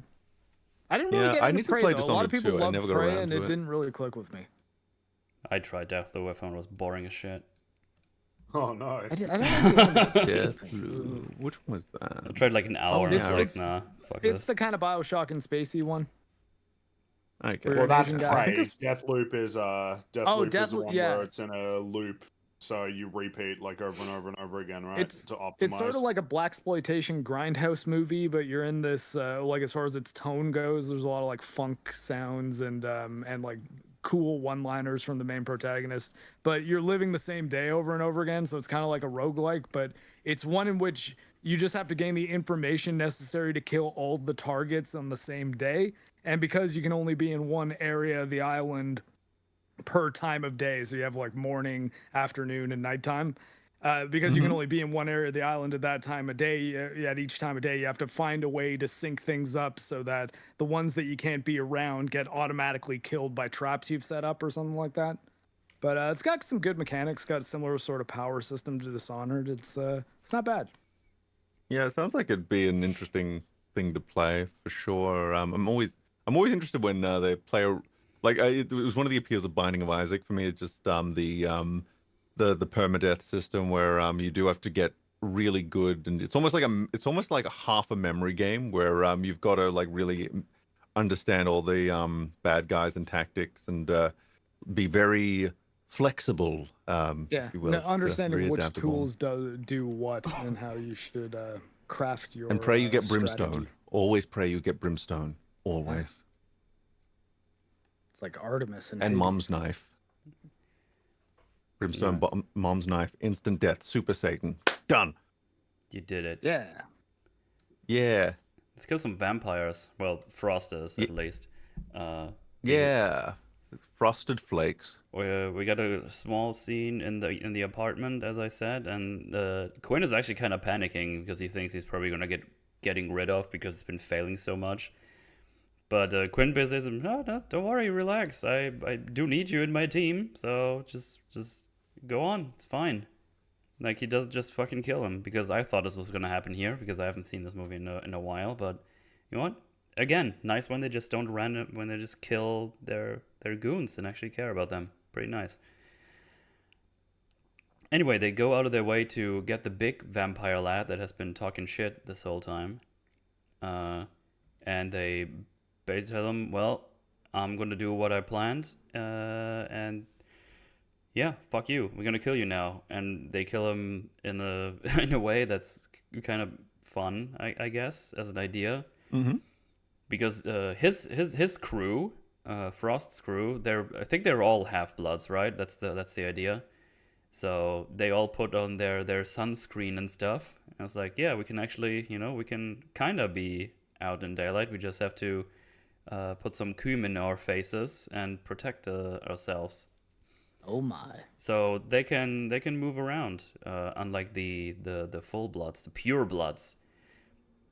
And the vampire guy was. I found that to be. Yeah. I found that to be such a novel idea, like the idea of vampires with sunblock. I don't know why you would think that would be like such an obvious thing, but I think because I don't know. I don't think I've seen much media actually like explore the fact that we in the real world have ways to obfuscate UV radiation. So Well, it's the thing that, always Why an odd wouldn't a idea. vampire use it? The thing that Spike does is run around with a big old blanket over his head. Yeah. Oh yeah. Season I also I got a warning for Buffy stuff by James Moore earlier though, so Metal hasn't seen any of it apparently. Well, I mean, don't worry. I mean, I'm saying like very non-spoiler Yeah. things. I trust That these was guys. too. It's fine. Don't you worry. I think And it's Meta worth will mentioning. forget. Yeah, Metal's Yeah. stupid. He forgets everything. No, yeah, it's before not they- stupid. before- Oh, geez. Before I know. they. What's my name, Metal? Wumbo. See, couldn't even answer. Before they. But real quick, before it's also worth mentioning that it looks like they cake that shit on. Because like Frost is pale, but he's not natural. Like he doesn't look like he's naturally pale. Yeah. It looks like he has like sunscreen like just caked on his face. Oh yeah, it's like very thick. Like his skin looks noticeably It's like an more pale. albino in the desert. But at like full sunlight, they still wear like motorcycle helmets and stuff, and like black gear, like everything. They just shield them from the sunlight. They also Although, take his. I got a question. Take his fangs. Do they what about the scalp region under the hair? Wouldn't that still be vulnerable? Because you couldn't Don't put think that- sunblock on that. Maybe. I mean, Maybe- the thing is, I don't know if I mean- he's like fully vulnerable. Maybe he has like some natural protection as well, and this is just extra. Maybe. Maybe, yeah. Because maybe I guess half breed. Because half breeds maybe don't burn as bright. I don't know. Well, I mean, the hair would obscure the sun at least to a degree, but maybe it's consistent UV radiation that sets them on fire and whatnot. Like it doesn't. Gonna think get they really just bad have a- puriasis. I think is what we're taking away from this. It's gonna Yes. just have. Doesn't He's sound gonna need pleasant. all the dandruff shampoo in the world after a little walk down Park Avenue. Right. Yeah. I think they just didn't think about it. I think they thought the sunscreen was really good and forgot about the hair. But yeah, I still it's fine. Yeah, They yeah, put I'm it not in his complaining hair too and hard, they're just like, like that okay, he occurred to doesn't me. look good. We need him to look good. But yeah, It'd be they like He's a a cool-looking a vampire sunscreen antagonist. hair dye. There we go. they take his he takes his fangs and just throws them on the table where the others are, and so he's like, "Yep, I'm in charge now. I killed the big wig. Look at me. I'm the vampire captain now." Yeah, no, that's I did like the steaming effect when they when that guy's burning to death. Yeah. It was I like that it wasn't all at once, which was nice. Actually, it just occurred to me they should be wearing white, not black, because white would reflect the sun rays away from them, while black would absorb. That's not really a big deal because both would have the same thing. It was just something that occurred to me right now in Yeah, this good very point. moment. You wanna know Thinking something? about how Mean? light works. I'll tell you some shit. What? Right? It's real shit. Okay? It's the 90s. You're not allowed to wear white. It has to be black. That's true. That's true. I mean, like the X-Men came out only a couple of years later, and it was just after the 90s, and they still weren't allowed to wear anything but black. They couldn't even put color on the outfit, apparently. That's true. Brian Singer's barely disguised fetish. Well, the funny thing about that is they were hyping up those costumes as way more practical than the comic book ones, and then they couldn't even fucking lift themselves up onto like a very small block. You know that scene where they have to lift, Yeah, 'cause they they're have to in tight climb up on. leather. Yeah, so they couldn't actually move properly when doing any of the not even a stunt, just lifting themselves up onto a slight ledge. They couldn't do it because the leather was too tight. That's funny. right. Sorry, I had a big See, the yawn Matrix there. had it right with just the coats. You just do the coat. You don't do the whole suit. You are correct. Let's see. Nah, you wear a gimp suit. We go back No, to Matrix, they were. Or, I mean, maybe Trinity's wearing kind of leathery pants, but Neo wears jeans. That's true. Hmm. You would not be able to hear anything when walking in those outfits because, like, if you leather against leather, ugh. Oh yeah, that makes a noise. Oh yeah, anyone who's owned a leather couch, it's like, oh, was it my bowels or was it the couch? Who knows? Maybe both. What a Every mess. time I move my leg on stream and it makes a sound, I worry that people will think it's a fart. I would Well, the great hope thing they is would you think have that. plausible deniability. Yeah, that's true. I do have a couch. Anyway, we're back to our boys here, our crew. We see that Karen has borrowed some equipment from the hospital, which I just call straight up bullshit on. I don't know how the fuck they made that happen. There's like crazy machines there from the hospital somehow. I guess they just stole them, and even then I don't know how they pulled that off. I think that's just bullshit. Hey, Karen, weren't you thrown out a window? No. No, that did not happen. But yeah, she has like some solution thing that makes vampire blood explode or something. I don't remember the Yeah, components. it's a coagulant, it's a coagulant or anticoagulant, right? It's like it's Coagulant. something. It's Yeah. vampire boom juice. It's That's what I call like, it. Yeah, I think it's effectively just like TXA, like it's a blood clotting agent, but obviously there's a lot of it and it does bad things to vampires. Yeah. And something about the hemoglobin.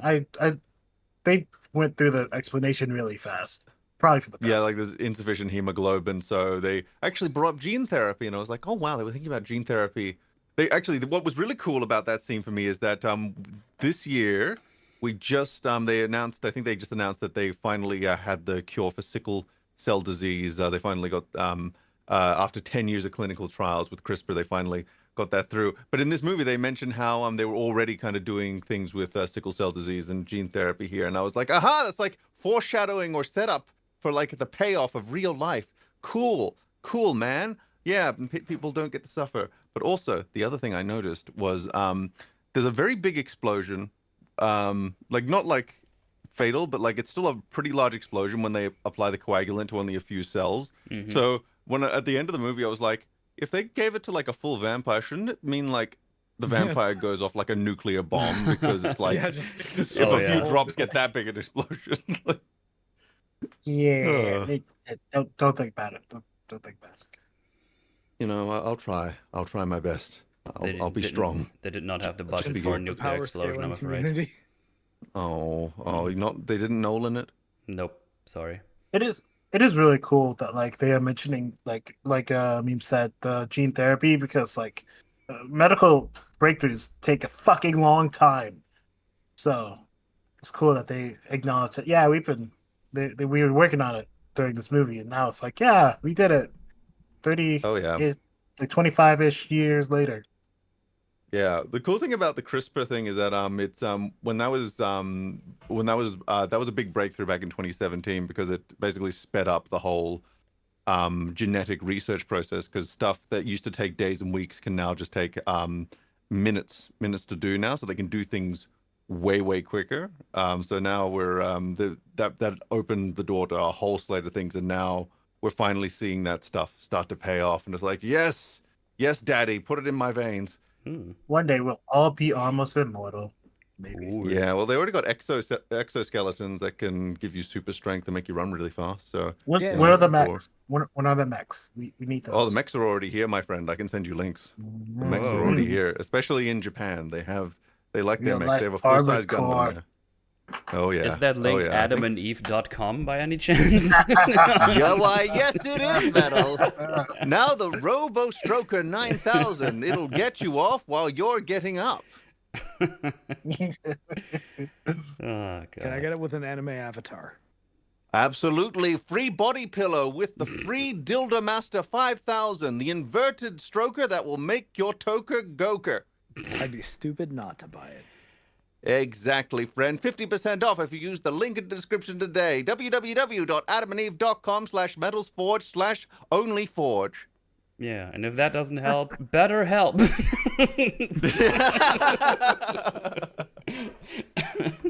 I feel like I need to do one for Squarespace or something. Oh boy. Oh yes.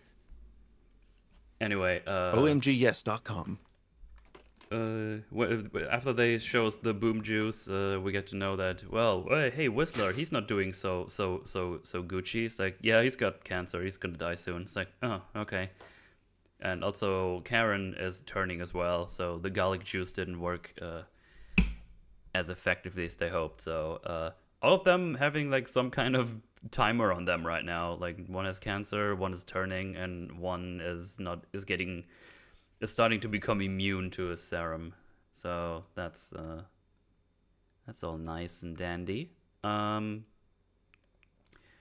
Right, what else do we got here? Oh yeah, now he's going back to town, and he has a meetup with Frost.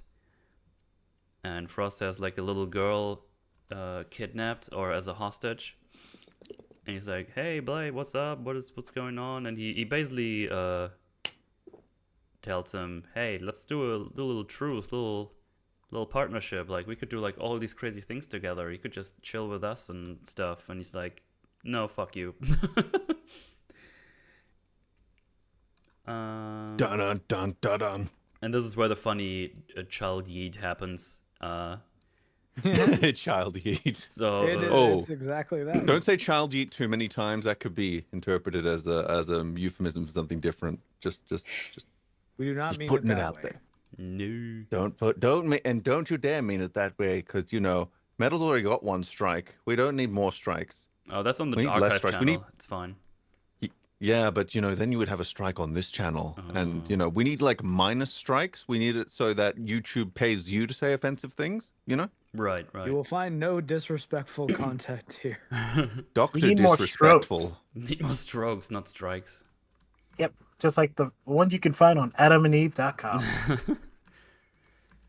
But not / Doctor Disrespect. That would be wrong. Oh no. He lost his sponsorship immediately. Oh no. Oh, but OMG Yes will still sponsor me. Find out how to pleasure your woman on omgyes.com. What is A happening? real website. This is why Forges of Meme always take fucking 6 hours. Like an interdimensional cable episode of Rick and Morty. Oh well, you see, I typed in OMG Yes into Google, and the SEO quote is "warm, wise, tasteful, and fun. The next wave of unfinished sexual revolution. Fantastically refreshing, tastefully designed, and well produced." It basically is designed because people don't know how to get their girlfriends off, so they need very detailed instructional videos on how to do it. So. Oh, they do it for men now. Whoa. Nice. Remember Blade? That was a movie. Anyway, the child Blade. just got yeeted into a stand. It was epic. Yeah. That It is kid got- crazy. kid got Yeah, lost. so they have like that little talk. He's like, they're just cattle, blah blah blah. And Blade is like, well, I'm your worst nightmare, fuck you. Then he starts shooting him. He Matrix dodges.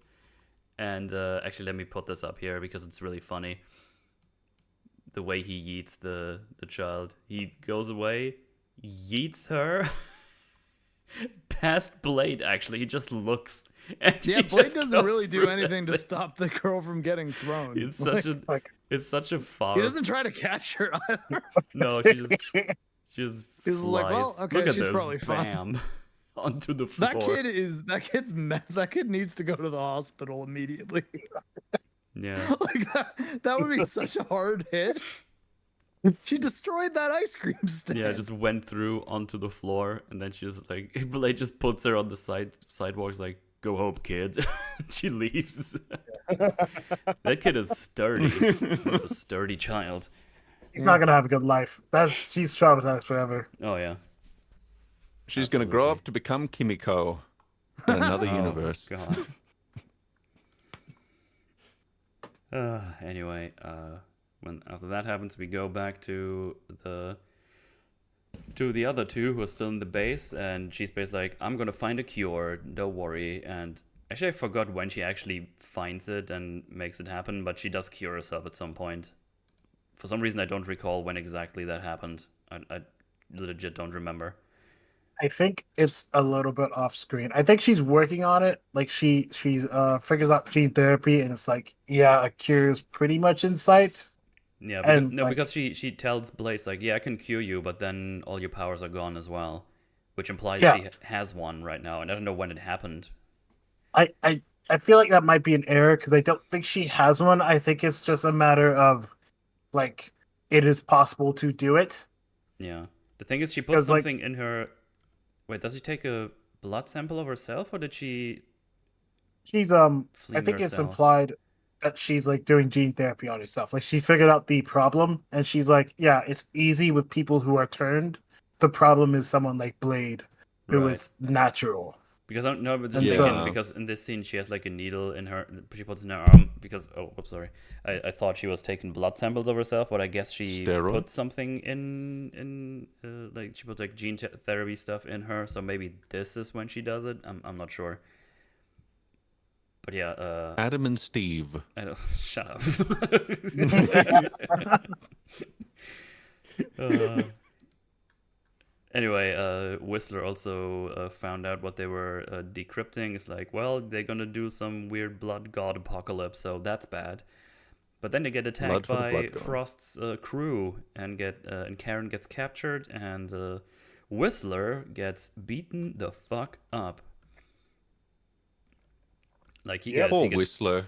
beat up bad. And now we probably get to probably my favorite scene in the movie. When Blade finds him there dying. I think it's a very good scene Yeah, Oh, I think yeah. so because too. nice emotional moment. the way He it was 2 days starts, from he retirement. gets to where he's sitting, and he initially doesn't even look at him. Like I'm gonna show it on screen now because you can see this bloody rag over him, and yeah, I think he just grabs at it and pulls it away without looking at him at first. I was gonna pause here for a little I'd probably second. do that too. Like, I wouldn't want to look at that if it was my friend or anyone really in that position, but especially my friend. I think it comes off as like he knows but he doesn't want to believe it. Yeah, and then Yes. So he doesn't look. and just after this, he looks in there and he doesn't say a word. Like, but you can tell he's like pissed at this. Like he's just kind of looking around if anyone is still about. But then he still talks, right? He's still alive at the moment. And he just tells him about like, yeah, they're gonna get this crazy god creature, and they do need your blood, like you're the chosen one, basically. No, I think he just says straight up, you're the chosen one to He does. get the Yeah. Yeah. get the big blood god back, and he's listening So to that's, him. He's listening to him, but he's just kind of trying to clean him up, maybe trying to start to treat him. While Whistler's like, dude, like it's over, man. Like I'm way too far gone. There's no way. And Blade just says, no, we can just treat your wounds. It's fine. You'll get through. It's like, no, just it's over. Give me your gun. I'm gonna end it right now. Like I'm not gonna sit here in pain until I die. Yeah, And he then- hesitates at first, which I think is good.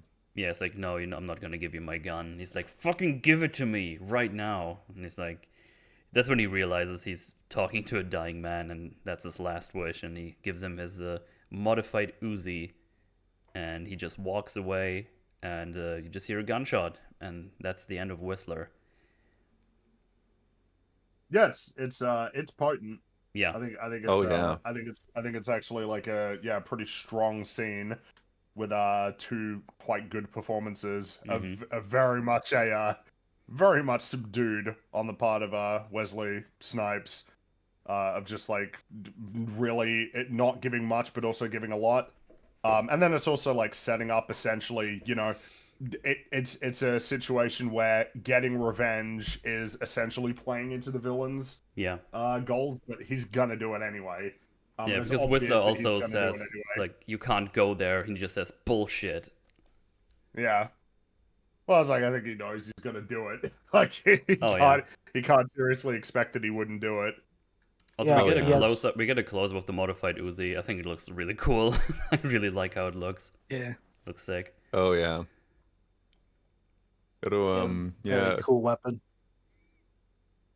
But you want to use this gun, these bullets are expensive. I don't know. They make them but themselves. they do. Yeah. But Well, I guess if you're putting silver in them, they will, that will start to add up over time. That's also true. I Yeah. mean, Oh yeah. They make to be a fair, video they online rob about how they're people. not. Yeah. They say they're not swimming in nickels, and it's like, oh yeah, like every bullet is like, oh, yeah, that's like Yeah, one. I mean, I guess does he steal a silver watch? That's I guess I just kind of put that together right now. I've seen this movie like 30 Oh yeah, he times. might. He Yeah, probably steals a actually, he lot might of just them. do. Oh yeah, he finds the silver mine, and the rest is history. Well, but I was gonna say yeah, it's like the stoic emotional scene, right? Where like there's not a lot of talking, but you know what's going on, right? No one needs to come out sobbing or anything like that. It's like, yeah, everyone's sad and everyone's pissed, and someone's gonna pay for what they did to Whistler. Oh my, yes. Yeah, it's very appropriate for how these characters have been characterized up until this point. It's exactly the sort of. It's like yeah, it's exactly how you would expect them to process this sort of death, which is again, predictability is not a bad thing. It's not a bad thing. Well, yeah, this is a pretty standard beat, right? Like the mentor getting killed by the villain and then spurring the final act. Though I suppose the modifier in this case being that it's like part, you know, it essentially plays into what's going to be a trap and he knows it. Which I guess is also not like super uncommon as a way of doing it either, but it doesn't change the fact that there's a reason why these sorts of beats tend to reoccur. It's like a pretty straightforward, easy way to get people on the hero side, essentially, to go and get the bad guy, and particularly turn the bad guy.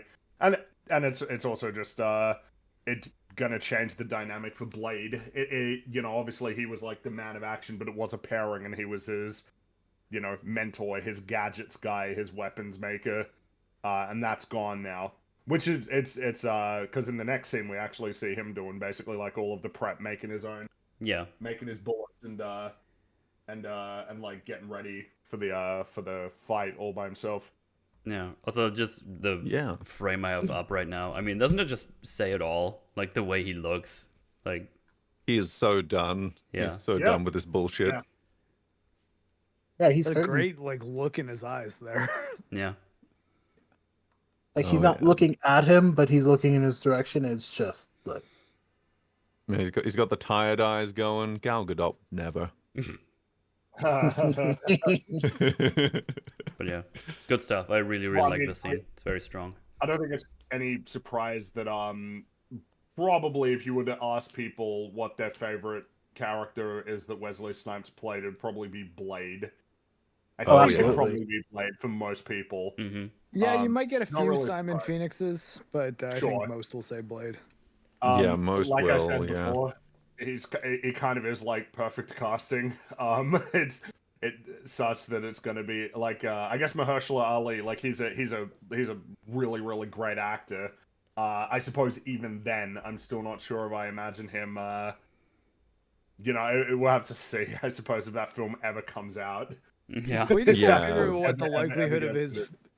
You gotta figure out what the likelihood of his physicality matching Wesley Snipes or exceeding it is. Like as an actor, he's great. Whether or not but I suppose it's kind of a thing with a lot of Marvel films anyway. It's pretty rare that you're having situations where like the actor is very much doing like all of the physicality, doing a whole bunch of the stunts. And it just changes things. We talked about it in terms of episode 5 of The Acolyte, but something that you notice in that in the fight scenes that they were touting as being amazing is that the camera always has to be behind the actors. It's always facing towards Smiler Ren because the actors probably aren't doing much of those action scenes. Oh yeah, no. Like it's stunt performers doing it and doing it like decently well, even though that we talked about how the choreography ain't amazing or anything at all. Yeah. But it's like that's one of the limitations of it's one of the things that's really cool about watching like Mission Impossible Fallout is there's just certain things you can do with the camera if you can actually show the actor's face. or you know, either show their face or not have to like staple their face onto a stunt double with like CGI. There's just a lot that you can get out of that, and you see it here in Blade. I mean, we saw it in the opening action scene, and you see it quite clearly in the finale as well. Yeah. And like it Oh, obviously yeah. helps that Wesley Snipes is a martial artist, right? That's a big reason why he could do his own stunts because he already knows what he's doing, right? Yeah. You miss that with a lot of actors, at least nowadays. It feels like where like they aren't multifaceted, they act. They aren't like I'm an actor and a martial artist, so like I can play these roles because I already know what I'm doing. Right? I You don't have a actually lot of remember- Jackie Chan's, you know. I remember finding out about Wesley Snipes and a few other people as well from, funny enough, a coffee table book my parents had in like the early 90s that was just about martial artist action movie stars. And like, I remember there being a thing on Dolph Lundgren in there and John. It was basically like a casting bill from The Expendables and like talked about their martial arts background and like what their first movie was. And I remember it being kind of interesting. Well, I was like, who's this guy? I've never seen him in anything. And then I think Demolition Man came out like 2 years later. And I was, or you know what it was? It was Passenger 57. That was the first one I saw with him. That movie is It's funny. I was just been thinking on about black. how as like a part of the marketing for a lot of films, we're like, look at the actors and they're training to do the stunts, but because of like the nature of how quickly these things get turned around, there's just like there's either not enough time for them to train adequately, or like it doesn't even matter because it's let down on production side and because I remember they did like, oh yeah, look for like Ahsoka, look at all the training. It's like, well, I mean, that show's got some pretty clunky lightsaber action scenes, all right. So like that doesn't mean much when you say like, oh, I mean, at the end of the day, like it should show on screen. Right. You should need to be pitching like how much the actors have been training. Even though it's obviously interesting to see in cases where it does pan out. Yeah. But Yeah. in the case here, like it's not. It's self-evident. Like it's just got really clean action. It's Absolutely. It's like that scene with Ahsoka fighting Anakin. Like Hayden like clearly has been training. Yeah, exactly. Yeah, he looks like he's better. He's just better at it, obviously, because of the amount of training they did. Probably just been his workout they were routine looping for the that last 20 episode. years. I think he kept doing it. Like he kept. He's got a little gym where he just does a little lightsaber kata every morning. Oh yeah. Oh, that's the thing. I mean, they were looping. Like, there's so many things to talk about as far as like those fight scenes go. Like, for starters, they were looping that episode 3 fight scene for like I think up to a year before they shot it. They just wanted to make sure because they didn't really have to speed that one up much at all. In fact, they might have. I know for the episode 1 slowed it down. Yeah, because they just got. Yeah, they got so good. I think another thing I don't have any empirical basis for this, but I just have an inkling where because I'm a big nerd. I've watched all the behind the scenes for like the prequels and stuff, and something that stood out to me was that they had different kinds of lightsaber hilts depending on what they needed. So when they were doing all the big stunts, they would actually have softer hilts so that it was more comfortable for the actors to hold. And I wonder if because they have all the electronics and stuff in the newer blades so that they can do the lighting and all that, I do wonder if it's more uncomfortable to hold, and thus it might have like this knock-on effect where it's way more uncomfortable to work with these big heavy blades, while in the prequels they were using these light rods which didn't have the lighting admittedly, but they might have been easier to work with. So that I'll might forego also the be... lighting if it makes for better action scenes. Yeah. Oh, I absolutely. can forego it. I think same lightsabers here. look worse now than they used to. I don't know what they've done, but they are starting to look worse to me I now. believe in the original they were they're a lot more muted rotoscoping now, the lightsaber on, like, so it would be like a green tube essentially, and then they would actually draw frame by frame the kind of light effects on it. Same sort of stuff that they use in Return of the Jedi for the lightning, and you see a lot of effects of that style in things like Ghostbusters. Where, it's like drawing on top of the frames basically with a type of ink that glows as light passes through it, so it looks kind of like electricity or lightning. Yeah, and then it was done with computers. It was the same technique but done digitally in the prequels. Yeah, it was and they do technically still do that, because if you look at the naked lightsaber, it's still not going to look convincing. But the effect, what I've noticed that really bothers me is that they look really muted now, the lightsabers. They look like, because you look at them in like the original films, it's very stark, it's very bold, and it's this solid beam of light right in front of you, and it does these really satisfying swishes as it gets moved around.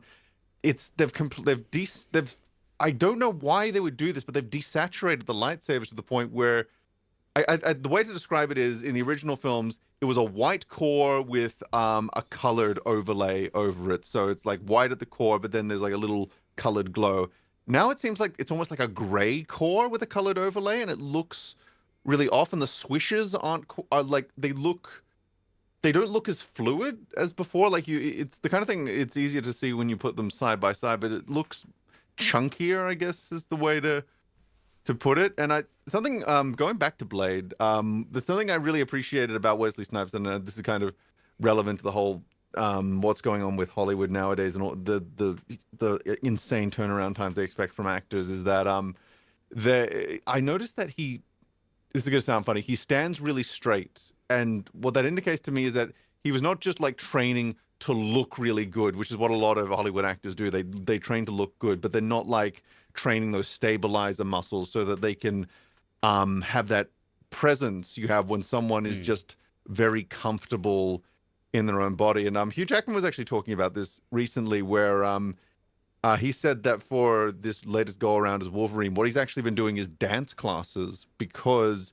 even though you want to get into big shape for Wolverine, what he realized was that the explosive energy of a dancer, and like from going very slow to very fast very quickly, and the muscle control required for those kinds of movements, those are the kinds of things you should be doing for action sequences. But I get the feeling, if you're going exclusively with stunt choreographers, and again, if the trainers are only focusing on the aesthetic and not as much about the function of being an actor, like being an actor, you should be treating yourself like an athlete, even if you're not having to get into super great shape. Because I've been on many sets before. Trust me, these shoots go very long.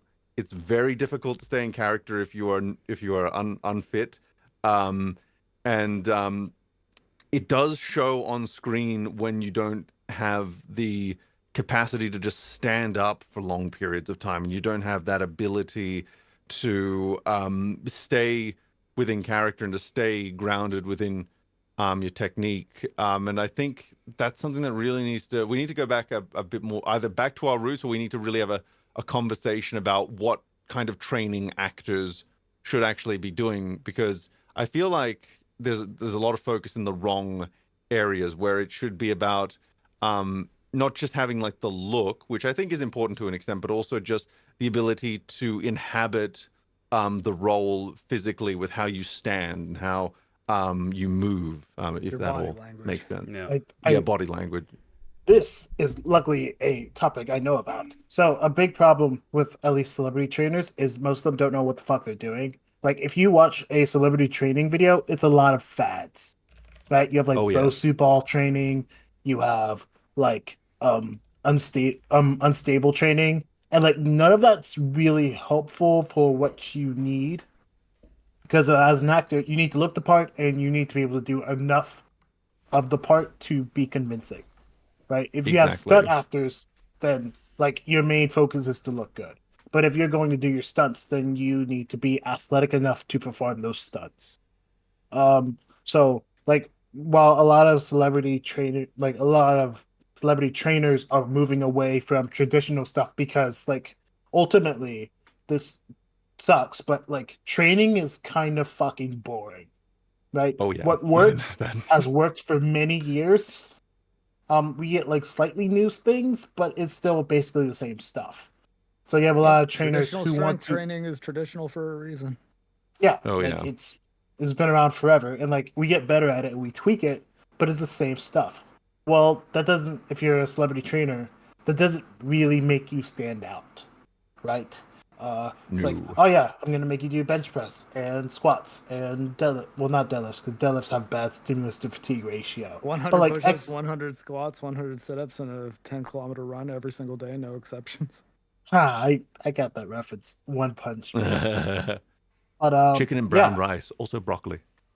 Fun fact, in that anime solo leveling, the character's daily exercise is exactly the One Punch Man one. I got a kick out of that. But he never says it. It's just you see it on the screen and you see what his progress is, and he just like every so often, and then he finds out he can do more and like get bonus points. It's silly, but I don't know. I think it's entertaining. Yeah. Yeah, but yeah, that's like the main problem, right? When you look at like these martial artists, actors, a lot of them do their own shit. Like they don't have a trainer. They do their own training. And like when you're an athlete, you kind of stand like an athlete. It's a problem with like people who don't know, like say you have a sword guy and they don't know what they're doing, you can kind of tell by how they stand, by how they show Their like eye how they animation. Oh Yeah. yeah. and like their footwork, especially their footwork. If you look at someone's feet, like if you look at the scene on Wesley Snipes right now, most of the time he has a wide base, and when he's not doing that, he's like bouncing, like he's ready to go. Yeah, Someone who can do moving that, or they're flat. stable, or his two Like- states. Yeah, pretty much. If you see someone who doesn't know what they're doing, oftentimes they are flat-footed, and their stance is kind of narrow or cross. It's like like when I see that, I'm like, I could beat you in a fight, and I don't know shit.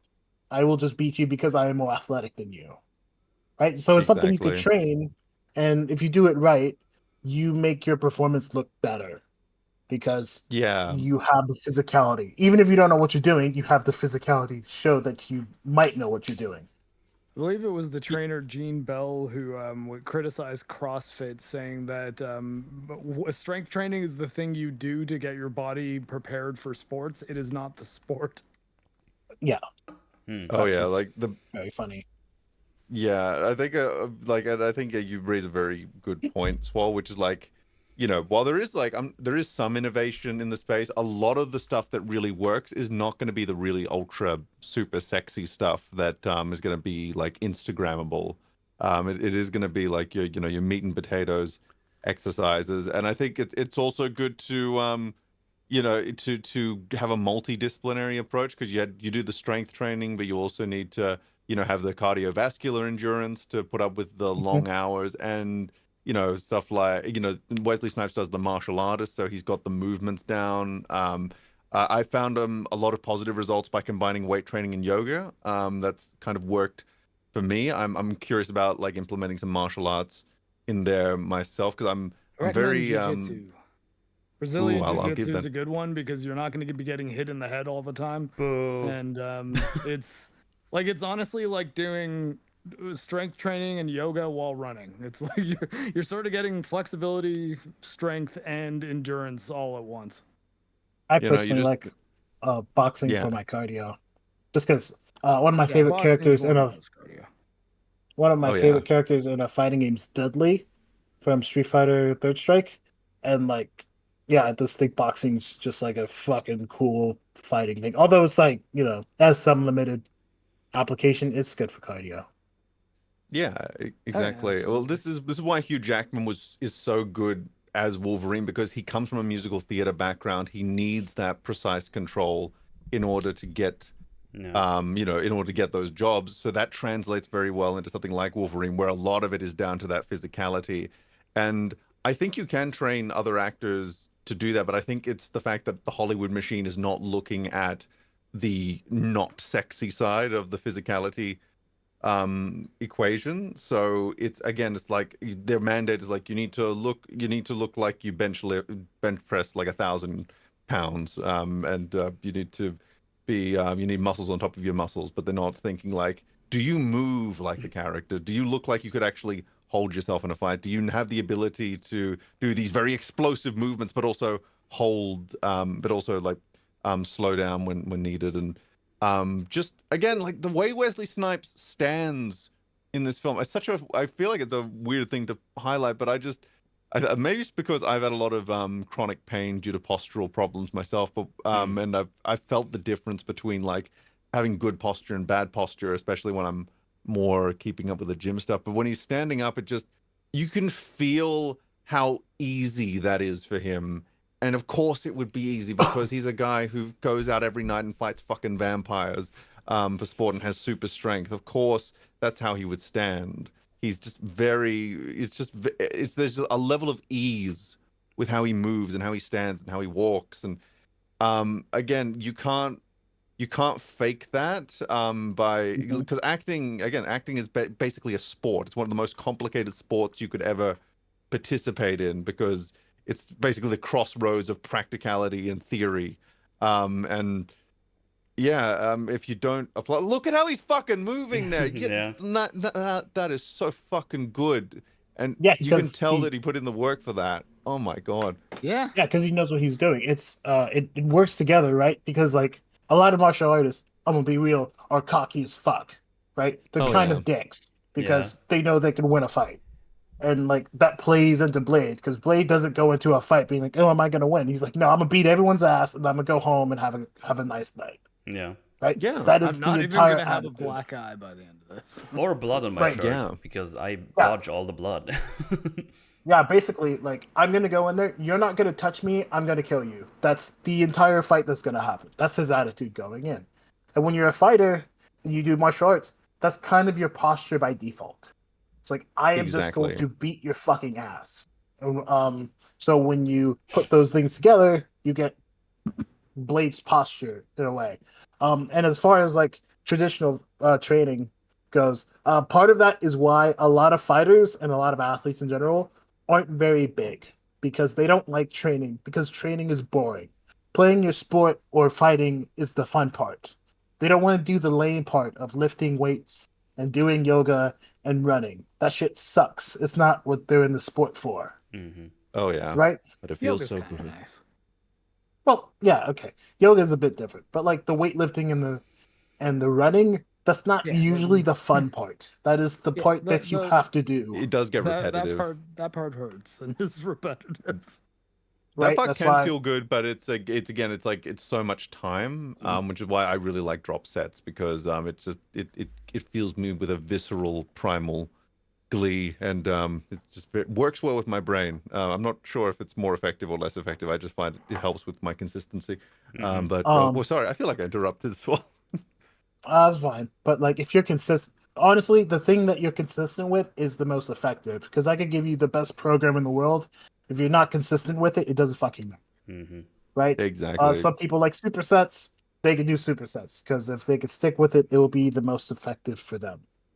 Oh, so yeah, on and so forth. There's like like a thing like some people like do like really short breaks in between reps and sets, and then some. I think it's like a Russian thing where it originates from. You do like a set, and then you take like a really long break, so you can do like the full set every time, but you do it like over a longer amount, I guess. Something I heard about. Yeah. I don't know exactly how effective it is, but I think Joe Rogan does that actually. I think you might have heard it on his podcast at some point. That he does like Maybe. really long breaks in between like big sets, so he has like fully rested for the next set or something like that. I would need to listen back to it, but that sounded kind of interesting. Yeah, there's lots of there's like so many training methods. Like I know a lot, but there's so many I'm just unfamiliar with, like that one. Yeah. Yeah. Because like again, this is nothing new. Like for example, the Olympics have existed since ancient Greece. People have been trying to fucking figure out how to get stronger, faster, everything else for a long time. So there are so many methods to do that. But like as Yeah. far as acting goes, the One of those hardest ways is part. by buying our supplement at Adam Video. Oh no. But one of the hardest things, like for an actor, is making it entertaining enough and worth it enough for them to do it. Right? Yeah. That's like ultimately the problem you have. When you have Yeah. someone again like Wesley Snipes, you don't have to motivate him. He's gonna do it himself. You just have to maybe tweak his stuff to make it more effective. But like, he's gonna do all the work.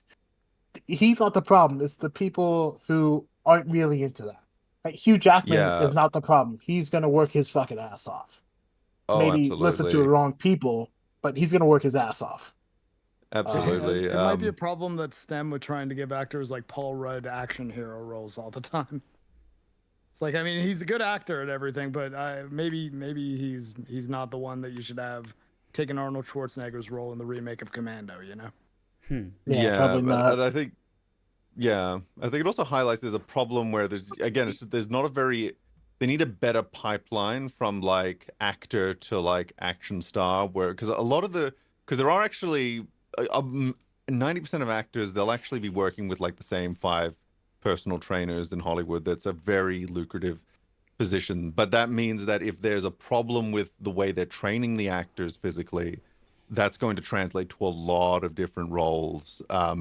Assuming there's a push for them to do it at all. Something this is going to sound weird, but when I saw Grand Admiral Thrawn in Ahsoka, the thing that stood out to me, everyone's pointed out that he looks a bit fat, but the thing that stood out to me was that wasn't necessarily the weight. It was the fact that it was very clear that Disney had not mandated him to do any sort of physical preparation for that role.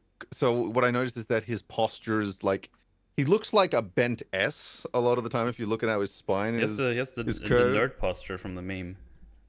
Yeah, he does, and it was like that's not Grand Admiral Thrawn. The actor is like he's doing the voice is right, but like the posture is wrong, and I don't think that's the actor. I don't think that's necessarily the actor's problem because I don't know how much time he was given, but I think it's very clear that Disney did not put a mandate, or like whoever was under that umbrella, they did not give a mandate of like, yeah, you need to like do all these exercises so that you have the physicality. I mean, they didn't even get fucking Tamura Morrison to get back into shape for Boba. He got back into shape for Book of Boba Fett when people called him fat in Mandalorian. Yeah. He had to self-motivate for that. It's like, dude, Hollywood, you need to be paid. You don't just pay them for when they show up on set. You need to pay them for all the prep they're gonna have to do for these roles, and you have to, okay, give the trainer the concept art, point out that you need the posture and the overall look achieved, and then kind of go from there. And again, I think it should be multidisciplinary. Like, it's always a good sign of an actor is not just working with like a bodybuilder trainer, but also like, a boxing coach and, dance instructors, all the stuff we've kind of already mentioned. But yeah, it is very, very deeply frustrating that, well, it's kind of the same frustration I have with the writing where again, there's an underlying substance to getting something to work that isn't being respected, especially when they're trying to produce so much content en masse. And because when you're trying to shit out that much content that quickly, the priority changes from like let's make it as good as possible to oh my god, we got to meet the fucking deadline. Fuck shit. Fine. She-Hulk will jump through the universe and meet robot Kevin Feige. Fuck. Okay, we got it in. We got it in, people. Okay. Fuck. Okay, we'll make up some bullshit on the press. Oh yeah, yeah. It's... I was watching an interview with one of the better. Outside. Holy fuck. Oh yeah. Metal might die, but No, there was an interview with a celebrity trainer. I might link it into the let me check chat the windows. and people can look. Just keep going. Okay. There was an interview, and he basically explained that celebrities don't get paid to train, right? You might get told, bullshit. Yeah, you should get in shape, but you're paying for it on your own, and we have nothing to do with it. Like, studio has no influence on it whatsoever. They just tell you what they need from you. That shouldn't be the way. Especially if you need the actor to look a certain way for the part, I think you should do what you can to support them getting in that shape and staying there. Yeah, you should. Yeah, but they don't, right? The celebrities have to find their own. That's kind of why there's so many bad celebrity trainers for the most part. Because like if it was this is putting a lot on the studio, yeah, or they do what looks good. Right? If you like listen to them talk and you know what you're doing, they don't make a lick of fucking sense. There's this one. He was like, yeah, if you do push-ups wrong, the air gets trapped in your chest. It's like, no, if that happened, you die. Like, shut the fuck. How do you make more money than me? Like you can get a spontaneous pneumothorax from some like exercise, but it's not very common. Yeah. Yeah. If you're very there's tall like rib and mobility very thin, issues, but that's yeah. That's not what he was talking about. Generally, it's when you're playing a sport like tennis if you're very tall and thin. Yeah, no, he was just talking about form, and he's an idiot. But he makes things sound more complicated and sophisticated than they are. honestly, if I told you to do a push-up, I'd just be like, pin your shoulders down, go all the way down, come all the way up, keep your butt, like your back flat, but not like at an angle, right? Don't fuck the floor, do a push-up, Yeah. right? Yeah, And like, if you're feeling it in your chest, you're doing it right, sort of thing. yeah, Um, and like, Trust yeah, concepts. like I would keep yeah. the instruction really simple, but that doesn't sound good, right? Especially to someone who doesn't know what they're talking about Oh, or yeah. doesn't know anything. Like an actor, like most actors, they are an actor, right? They're not here to learn all the intricacies of exercise. They need a trainer who will tell them what they do so they can get in shape so they can do the job. Yeah. Right? Yeah. That's what they're here for. If a they've got to studio remember- had sorry, just real quick. If a studio had Oh, that's all network good. trainers, they probably vet them because that's a lot of money going down the drain if you suck. But they don't. They don't pay for that shit. Yeah, exactly. And like they've got, and think about this, like actors have got to memorize their lines. They've got to, like, if the actor's doing their job properly, there is so much work that goes into it, even without having to get into like, bodybuilder shape. So of course, their methods are probably going to be flawed if they're not receiving any help. And I think I genuinely do believe actors need a lot more help than they get, especially if the studio can fucking afford it. That's the thing. That's the criminal thing. Like, there is so much pressure put on the actor, and some of Yeah. it is stuff that they do probably need to take care of on their own. But then there's other stuff where, like, again, if they're not trained to be bodybuilders, it can be really dangerous. Like, I actually know this from personal experience. A few years back, I was cast in the lead role for a superhero project. That was like one of the, I remember how excited I was getting that role, because I was like, that was like dream role sort of territory, where it was like, okay, I get to dress up, I get to fight, I get to do all these action sequences, I get to do stories that actually really appeal to me. Okay, that's really cool.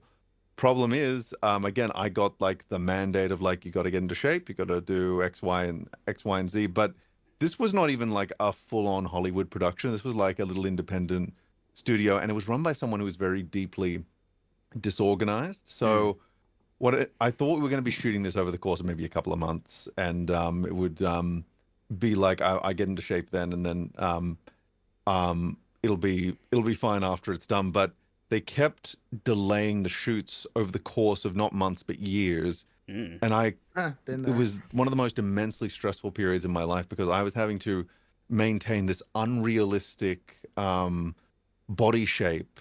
Like, I was basically starving myself around the clock to keep the level of leanness I needed, and I was having to force myself into the gym at least 3 times a week, and if not more. And I was I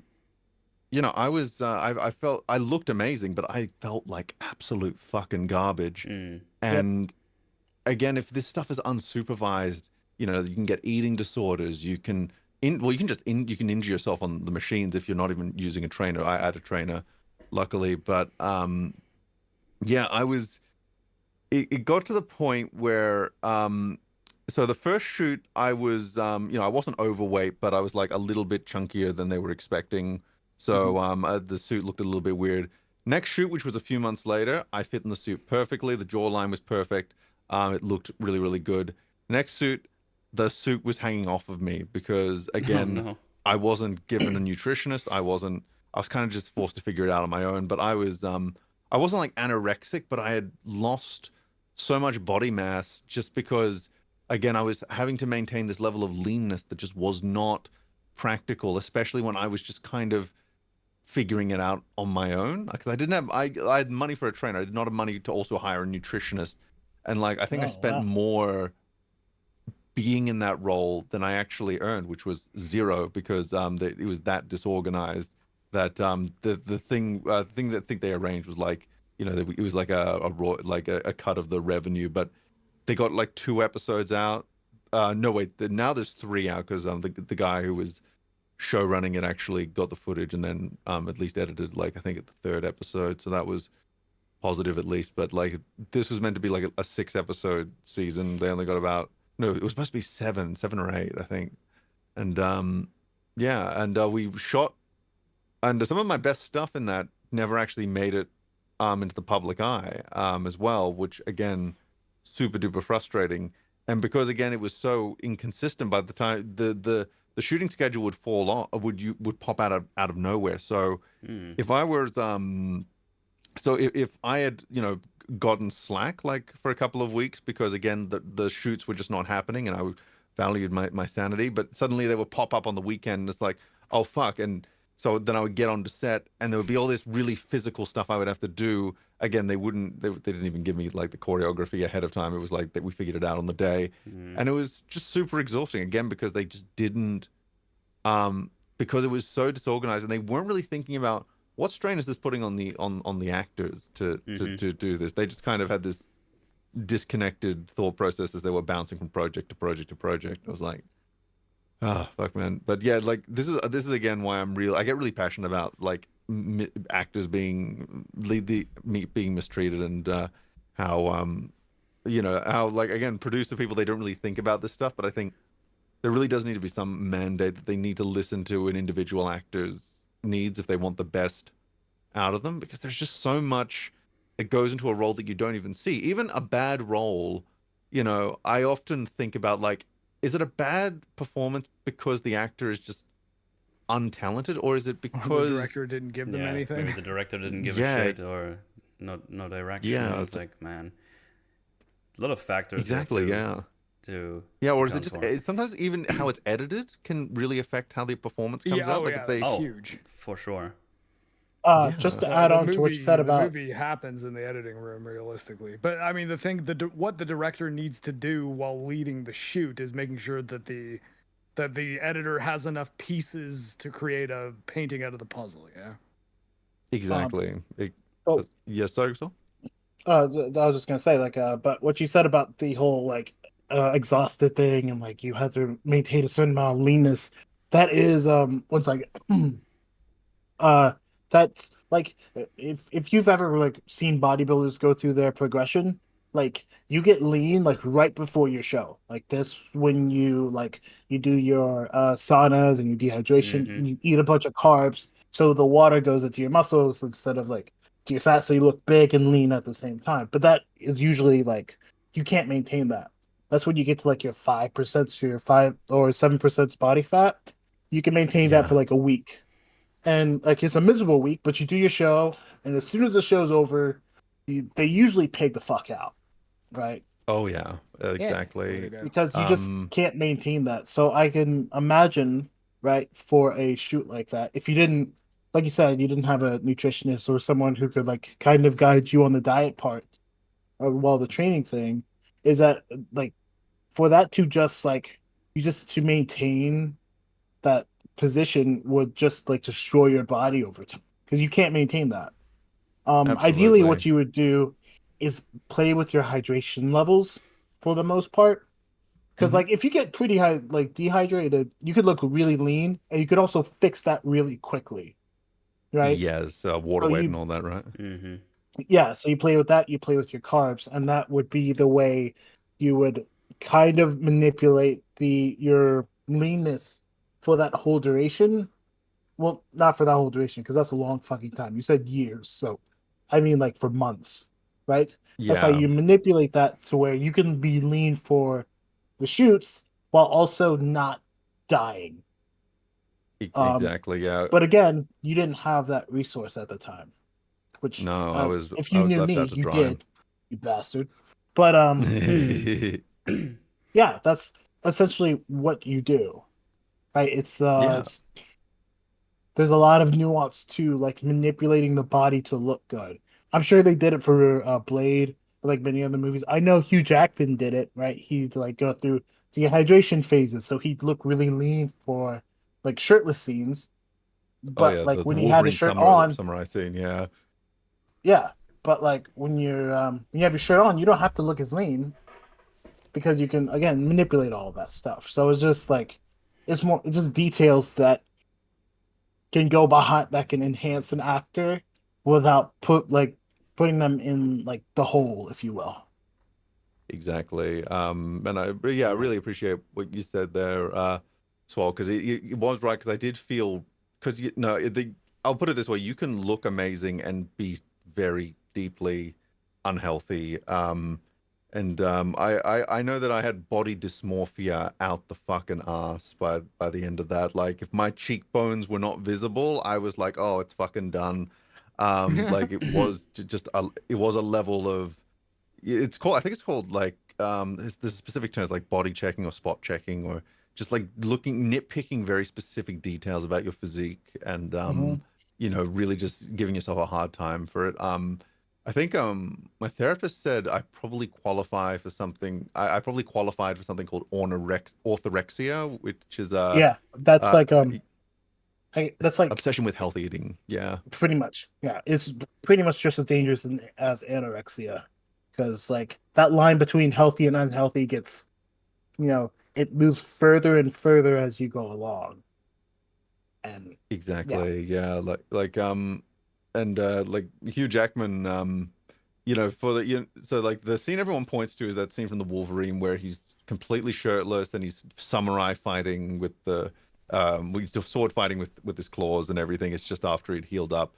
To get that look, obviously he had to go through all the training and diet and all of that. But then he also had to do like he had to drink like 5 liters of water, and then he dehydrated himself for about 16 18 hours or something ridiculous after, like maybe even longer after that, and so that it would just expel the water away. A lot of peeing as well. Oh yes. And then he showed up and then he shows up and he's having to do this action scene dehydrated, and I think they were using real swords as well, so he had to be really fucking careful about not stabbing his co-star. And Does yeah, not he sound like a good week. No. yeah, no. As someone who struggles with this hydration a lot of the time, in fact, might be causing some medical issues at the moment. Everyone drink some water right now, even you at Yes, home. also water and electrolytes, because you know, whether that means eating more fruit or if you have like an electrolyte thing, supplementation can also help there. It really depends. Talk to your doctor. But yeah, electrolytes are really important because that's the thing that's going to allow the hydration to actually seep into the body's cells rather than just kind of going in and out. And oh, if you try drinking water without when you don't have electrolytes, you just feel sick and ugh. get that salt in, lads. And So zinc, not bad. zinc makes you coom big ropes. Yeah, salt, potassium, magnesium. Like, you know, don't take any supplements without consulting a doctor, obviously. But like, things like kiwis are really fucking good. They're so nutritionally dense, and I just feel more alive after eating a kiwi. So I like kiwis and bananas and mandarins, and I didn't eat fruit until like as well. You gotta eat lots of garlic if you want to stop any, you know, rapid like onset vampire problems. You know, otherwise you get in a lot of trouble. That's in very conclusion, true. Wesley Snipes is jacked. Yes, I did have a thing that's like really cool about this movie. That's kind of like is a transition between what we were talking about in the movie. And I'm a nerd, so I noticed this. Wesley Snipes gets a bit smaller throughout the movie, and that's obviously because like he like doing the film and all your own stunts is very taxing, right? You see this with athletes in a season all the time. If you've ever played a sport, you'll notice this. As the season goes on, you lose a lot of weight, right? You start the season at 220 pounds. You end the season at 190 because you are training all day long and you're probably not eating as much and you are just working your ass off. So that's just something I noticed. Anyway, fight scene. Yay. Yeah, Wesley Snipes is cool. I like a Fringy was about. I was about to say something like that as well, but you were faster. Right? It's potent stuff. It helps keep the vampire stuff away. Absolutely. Like, awesome. Very No, that was I know. I was just enjoying listening to the. Enjoying listening to the conversation was super interesting. Well, yeah, I don't know anything about any of that stuff. I mean, I learned a bit about that stuff during all this dieting, so I found a lot of things like, oh yeah, I noticed that too when I did the things, especially water weight. Water weight is like the fucking worst when you want to see the numbers go down. It's like, I had a roll today. Oh, well, that's 2 kilos on top. It's like, no. Thanks for the water. I'm going to put that everywhere now. The physical weight of that bread was far lower than that. Yeah. Drowning in your own juices. But yeah, anyway, Wesley Snipes beat a bunch of people up, but and he gets to the little bedroom thingy, and this is where he sees his mother.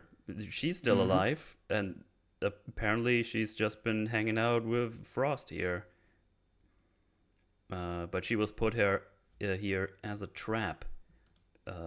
She's evil. She's evil, evil mom. No. Evil hot mom. Oh. Wesley, no, it's your mom. Benefits of vampirism. Is it? I mean, it's like 20 years later, and she looks like the same. And Well, she really wants to fuck her Still your son. mom. Well, she's a vampire now, right? So. She is a vampire. Now. I never said they should fuck. I'm just saying. Oh, I thought you Vampirism said she looks the same makes it because look- she's oh, never mind. Yeah, it was the aging thing. Yeah. Ambrosia. But obviously it's like emotional. It's like, what? Are you still alive? What the fuck? That's insanity. And then he gets jumped from behind and gets tased like 20 times. Yeah. Well, hey, look, right? It takes a lot of tasers to It stop does. Blade. It does. It does. That is true. I mean, he Black is don't superhuman. crack. That's also true. Yeah. He tries to grab the his sword or anything, but he just kept getting tased, and then he gets one last big taste in the neck, and he gets captured by Mr. Frost, so they can go to the evil summoning place. Yay! And this is also when Sir Frost decides to tell him that, yo, yeah, I'm the cause of all your problems, pretty much. I'm also fucking your mom. I am fucking you. That's salt in the wound right there. And by the way, Yeah. And by So the this is where Karen, like when, like he's like, I need my serum. I think he says here, or something, and he's like, well, I can probably treat you at some point, but you're gonna lose all your powers and stuff. Like I've got the technology.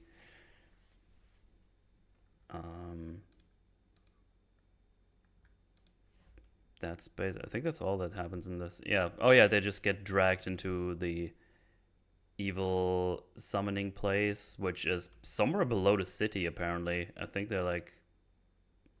It looks like a city. Maybe it's like a construction site. I'm not sure. It doesn't really matter that much. But yeah, it's a big old. ancient ruins. Yes. It's like a big old circular room, and yeah, I know they just put him here. He tells them all about his evil plan. All the people from the table are here. It's like, I need some. Thank you for all being chosen as volunteers, basically. I'm the reason you were adopted. voluntold. Evil summoning place, otherwise known as Mootl's bedchambers.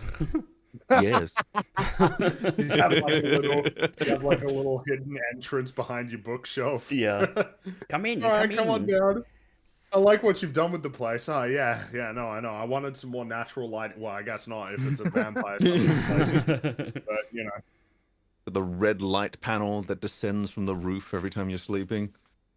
How you maintain your youth. Yeah, but you will notice we are in the end game now. We're gonna be moving along quick after this long fitness tangent, which I don't even know how that happened. Probably because just he was jacked. We were and just then, talking about Wesley Snipes being jacked. Yeah, and then we have, you know, I spiraled can't out. help it. I like jacked men.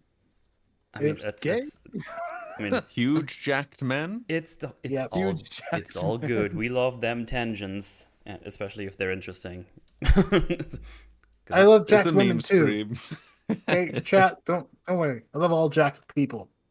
Mm-hmm. But yeah, they just drag him in. He's panjactual. Quinn punches Blade in the face because he's got the hand back. Oh, this is also where we get the Chekhov's hilt one more time. No, another time, because he got Blade's sword. I wanted to say Blade's blade for a second, but never mind.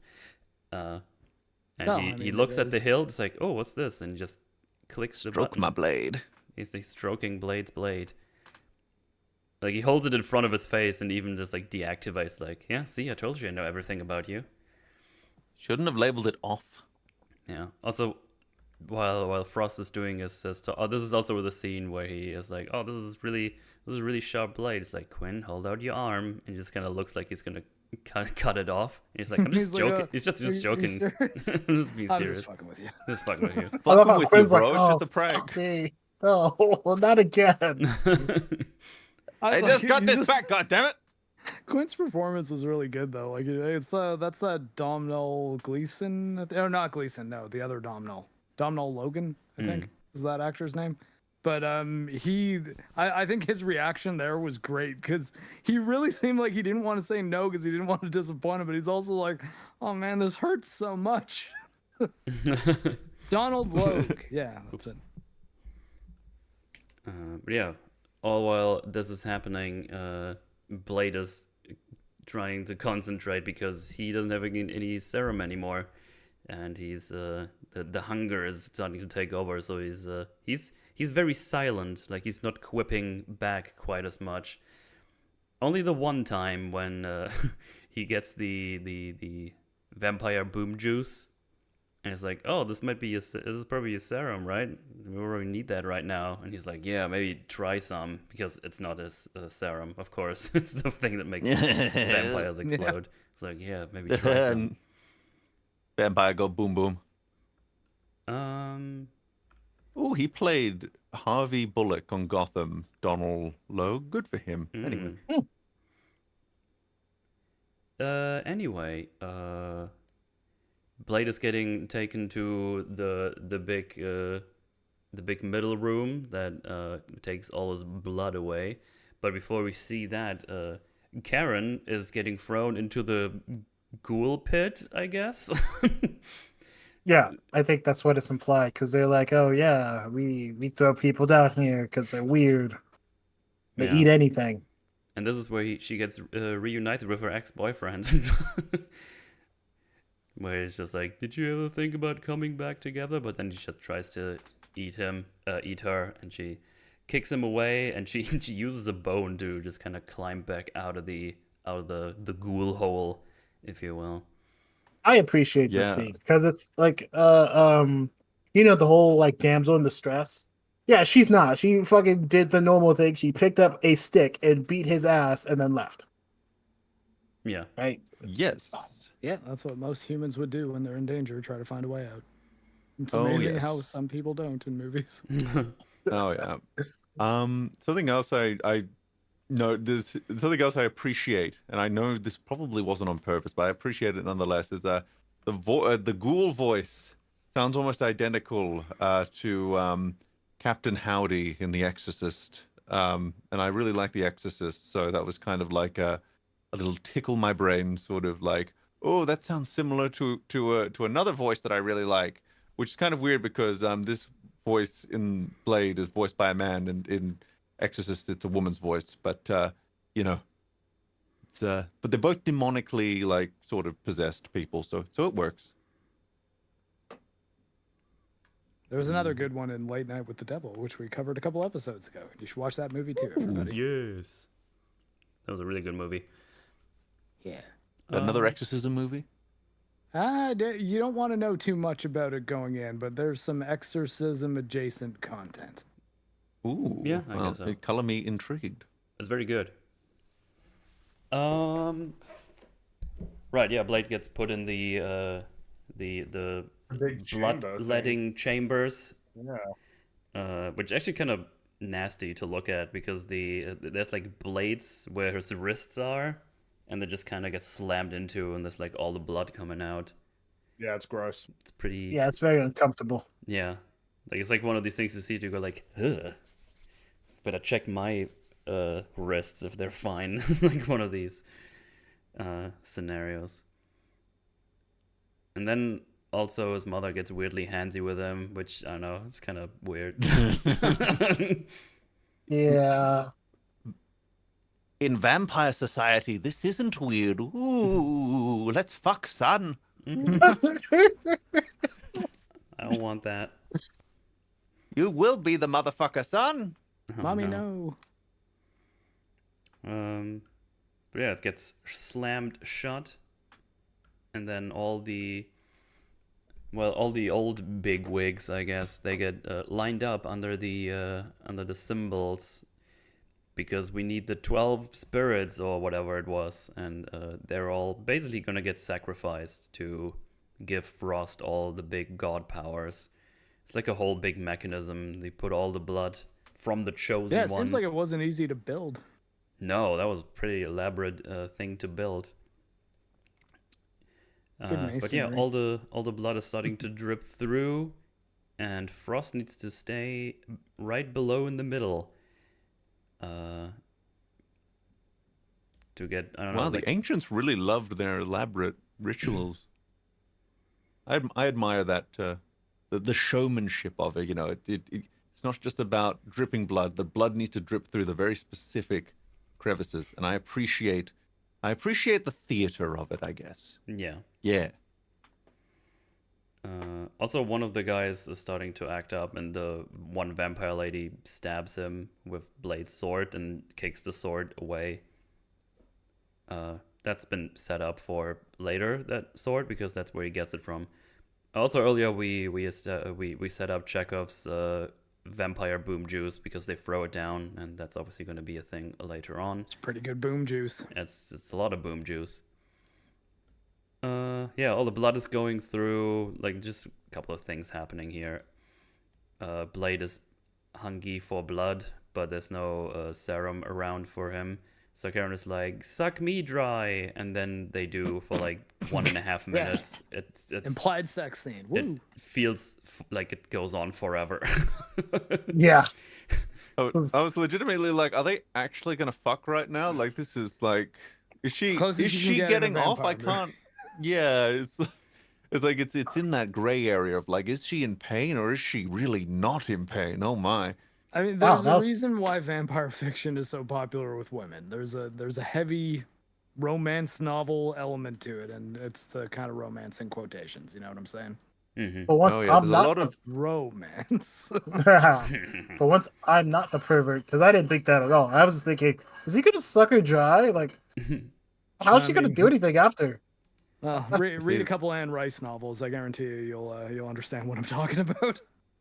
You I see, don't the neck wanna. is full of an erogenous nerve receptors, very, very sensitive, which, oh my god, that explains so much vampire fiction. Holy fuck. Yes. It really does. Oh my god. It's one of the the- reasons the- why on the Castlevania show, when Alucard had that threesome, I was like, guys, that's not really that crazy for a vampire. Like an effeminate This is vampire pretty having a tame, threesome like- with a dude and a girl, not that crazy, honestly. Yeah, I like- don't remember that, but okay. And Castlevania season 3, was a whole big thing. Because I get it. mean, mostly because of a specific act Alucard performs. Anyway, Blade. He's still Yo. sucking. There was a lot of fuck. A He's lot of fuck. sucking- There we go. Like, he goes like, "Huh," and then a little slower, and then a little slower. It's goes on forever. So he's sucking her dry while his blood is going down to empower the god powers into Frost. Which is like one drip of blood that has to land perfectly on his forehead, I guess, is what has to happen. I suppose they must have had it in the detailed instructions. How Yeah. it worked. Yeah. Like, right, make sure you stand perfectly still. Don't, Yeah.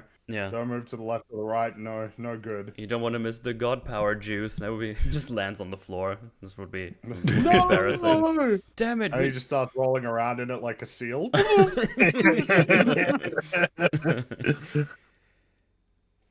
But yeah, Oh. he gets the vampire juice on his head, and that spawns 12 bony bats out of the guys that are being sacrificed. It's kind of interesting how it looks because they get electrocuted by lightning, of course. And you see their And skeleton, and inside the skeleton is another bone skeleton that has like a bad creature coming out. It's kind of fun. The idea is kind of cool. The effects have not aged They have particularly not well. aged Yeah. well, no. Yeah. It's very kind of movie. 90s. Every 90s. It felt like so many 90s films did this electricity sort of effect. And electricity to the skull actually was quite popular from what I remember. But maybe I'm Mandelaing myself with that as well. Like, I just feel like I saw this effect in a lot of films from the 90s at this point. Also, like, this is where like a lot of the age CGI just comes back to back to back. It's Well, what I was yeah. gonna say was, funny enough, this was like a year after the Star Wars special editions came out, and Blade's a pretty good example of a movie that if they went back and did like another pass on the visual effects and made them more modern, it would probably actually help it out a whole lot. Yeah, no one would complain if you just tidied up like the CGI skeletons. Yeah. Well, I mean, and for me, the big ones, the blood. yeah, La Magra. Oh, La Magra. Oh, La Nogra. La Nogra. Oh, God. What was I going to say? Something. Fuck. Was it like blood? Something blood. No. Fuck. I'm having a stroke. It'll come back to me. You go that's on fine. without me. Yeah. You can go to the incest scene now. Oh. Well, yeah, all the bony bats are flying around. At the same time, Blade has to fight his mother, who is trying to get him to their side, but he's not having any of it. He's now fully powered with blood juice from Karen, who is also arming herself. She just takes a shotgun from a distracted guard and shoots him down into the hole, basically, but he disintegrates into vampire dust. There is a skull inside your head right now. Yeah. No, only one, not two. Unless you have like a little bony bat inside of you as well. Who knows? There's a skeleton in all of us. Ooh, spooky. But yeah, Blade is pretty easily winning against his mother, and then they just stand very close to each other and get closer. And for a second, it looks like, are you trying to kiss your son? What's happening? Stop it! Like, look here. It's like, oh. Well, I guess they're just going for a little hug, and then it's like, I'm gonna release you, and then she stabs her in the gut like 2 times. Yeah, I think this is made like, because I think this could have not come off as incestuous if we didn't have the earlier scene of her literally rubbing her nose on his lips, which is like, what are you doing? That was what weird. are you doing? Mommy, what are you doing? Mother, stop. Stop it, mother. Please. Stop. Mother, no. This is inappropriate. Not in public. But yeah, she's dead now. She's been released from the vampire curse, if you will. And now all the bony bats are going through Frost, and that gives him the power, I think. I think, Something. yeah, they go through, then they encircle him, and there's like was it like a little explosion or something even? Hang on, let me see here. Oh yeah, his eyes go like all red. Oh yeah, all the things go in him, and he just flies across the room. And now he's big power boy, and mother dead. And this, Does he have 7 skulls in his skull? I hope Yes. so. At least hope 3. so. It's like the Mortal Kombat fatalities in the old arcade days where they explode and you see like 15 rib cages descend from the sky. Yeah. But it's time to. I forgot about Time for that. the climax. I forgot about that shot. So he just killed his mother. He's like, okay, time to kill Frost. So he runs off with his coat in his hand or whatever it is, his shirt, and then he does this jump. Whee! He lands in the middle of the room. He goes like, Frost. Oh my god, that's like the Assassin's Creed drop. Yeah. Yeah, except there's no hay at the bottom. Yeah, because Yeah, he he's just does too it. good for hay. And Remember in then Witcher Hay is what 2, there was horses a eat, Fringy. Witcher 2, the first kind of tower you climb down at the bottom, there's a broken hay basket, and then like a guy in an assassin Remember that. Yeah, Whoops. because leaps of faith are so fucking silly. Absolutely. Do But like a anyway. modern day Assassin's Creed and do it off the Empire State Building, and there's just a little hay thing down the bottom. But yeah, it's time for the big final fight encounter with all kinds of shenanigans. First one to die is Quinn. He's like, I got my hands back now. I'm gonna fuck your shit up, and he just pulls like a cord out of his vest and just decapitates him instantly. It was a very like, okay. Indiana Jones moment. It's like, okay, we're done playing with Quinn. Yeah. I've got everything I needed from him, and then he grabs Yeah, his, it's just the grabs his ultimate proof. It's glasses. like I could have killed you at any time, just so you know. Yeah.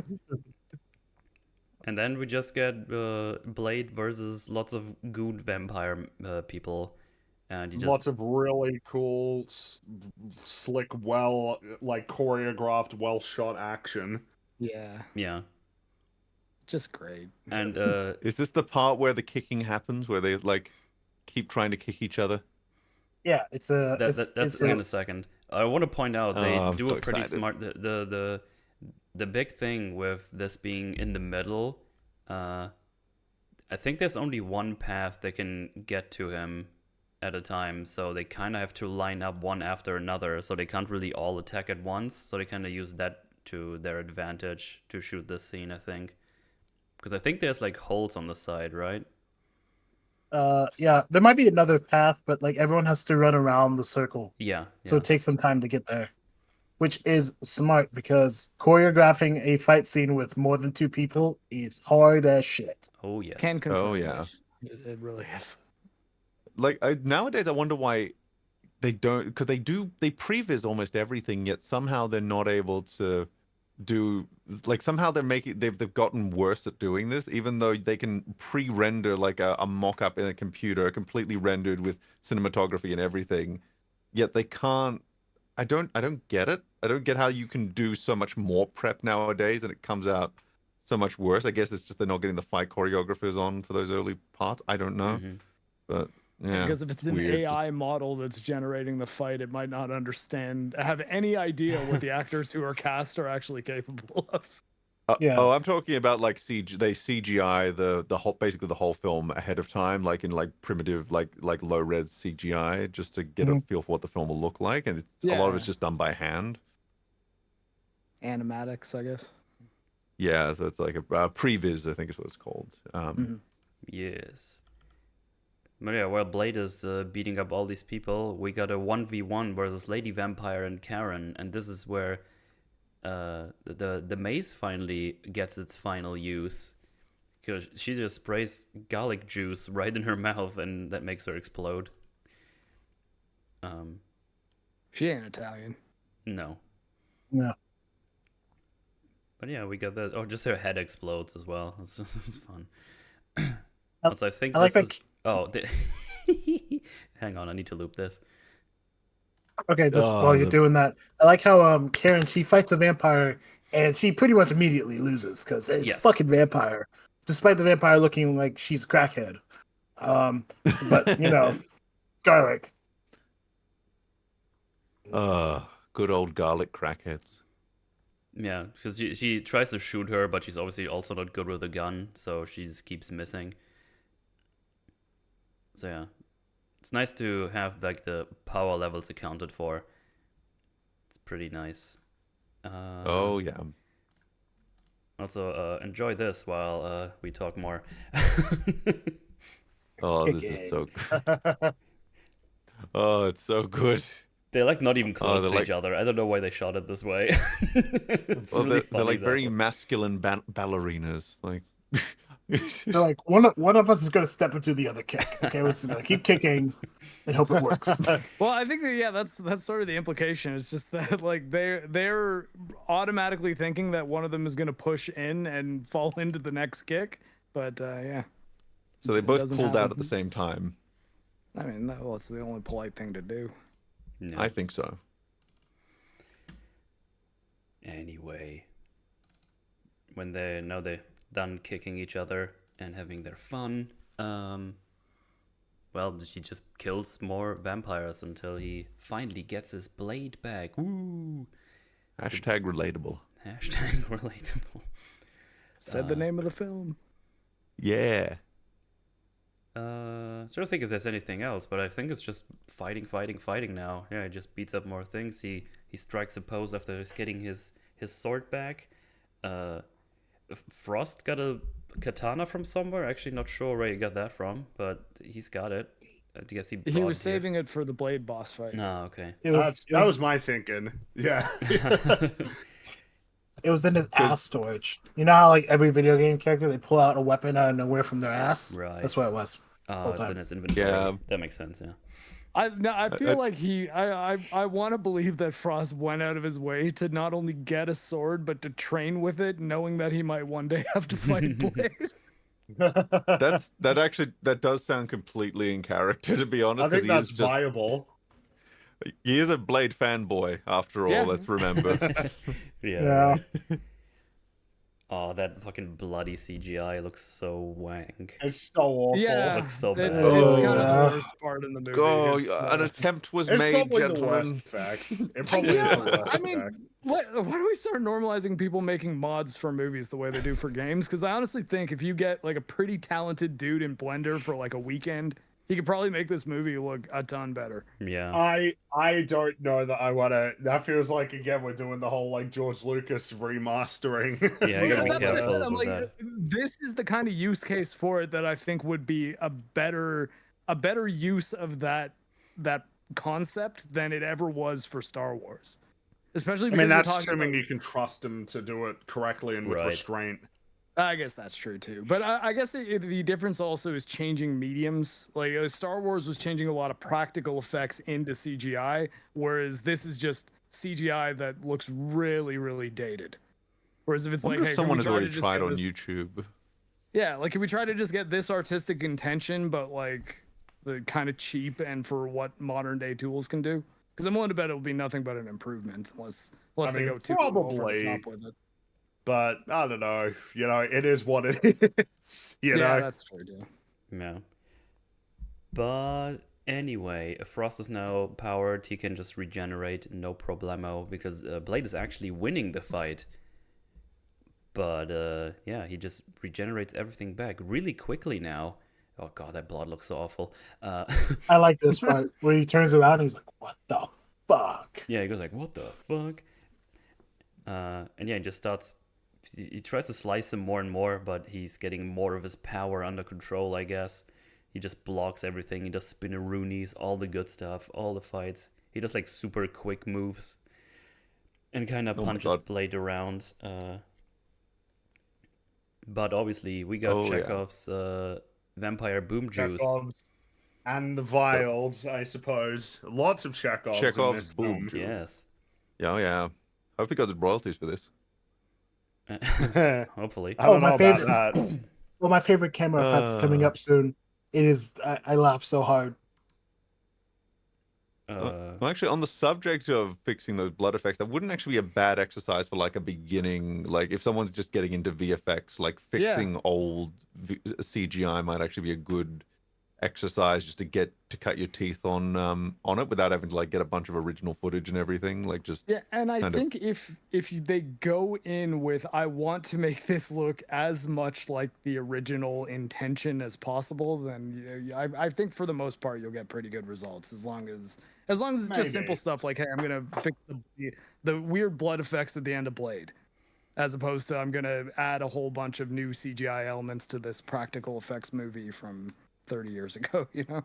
Sure. oh yeah. Mm-hmm. But yeah, he throws the hilt into the gap. Uses. It's a double Chekhov, actually. That's insane. It is. It's a That's double right. Chekhov. Damn. Double check We- off we all used- the way across the sky. The hilt. Yeah, mech- yeah. It's a good song. So intense. Use the hilt to explode the part where the vials are stuck. That makes the vials drop down, and now you can use them as vial shuriken and or throwing stars or whatever. I like when he throws it. Kunai, yeah. Who nice. Like, so when he throws the first Like one, kunai. everything's normal, and then when he throws the other ones fast, they can't do it. So they just shake the camera, and he makes a lot of noise. Like, Yeah. hey, that's so funny. And then, That- of course, to kick the last one. Yeah, in. last one he just throws it up and kicks it into his forehead. and then he starts fucking swelling up and exploding. The god destroyed by science. Ah, get wrecked, monster god being of power. And then he says the line, some motherfuckers just try to skate, ice skate Motherfuckers uphill. always trying to ice skate. Some motherfuckers are always trying to ice skate uphill. Best line in any movie ever. Yeah, it might be. So good. As far as like improv lines go too, that's up there with "I love you, I know" from Empire Strikes Back. You know what the best part is? It makes name is sense. That too. I was gonna say it makes sense, right? Like Yeah. ice skating uphill doesn't work, but Oh, yeah, that's tough. fuckers do that shit. Yeah.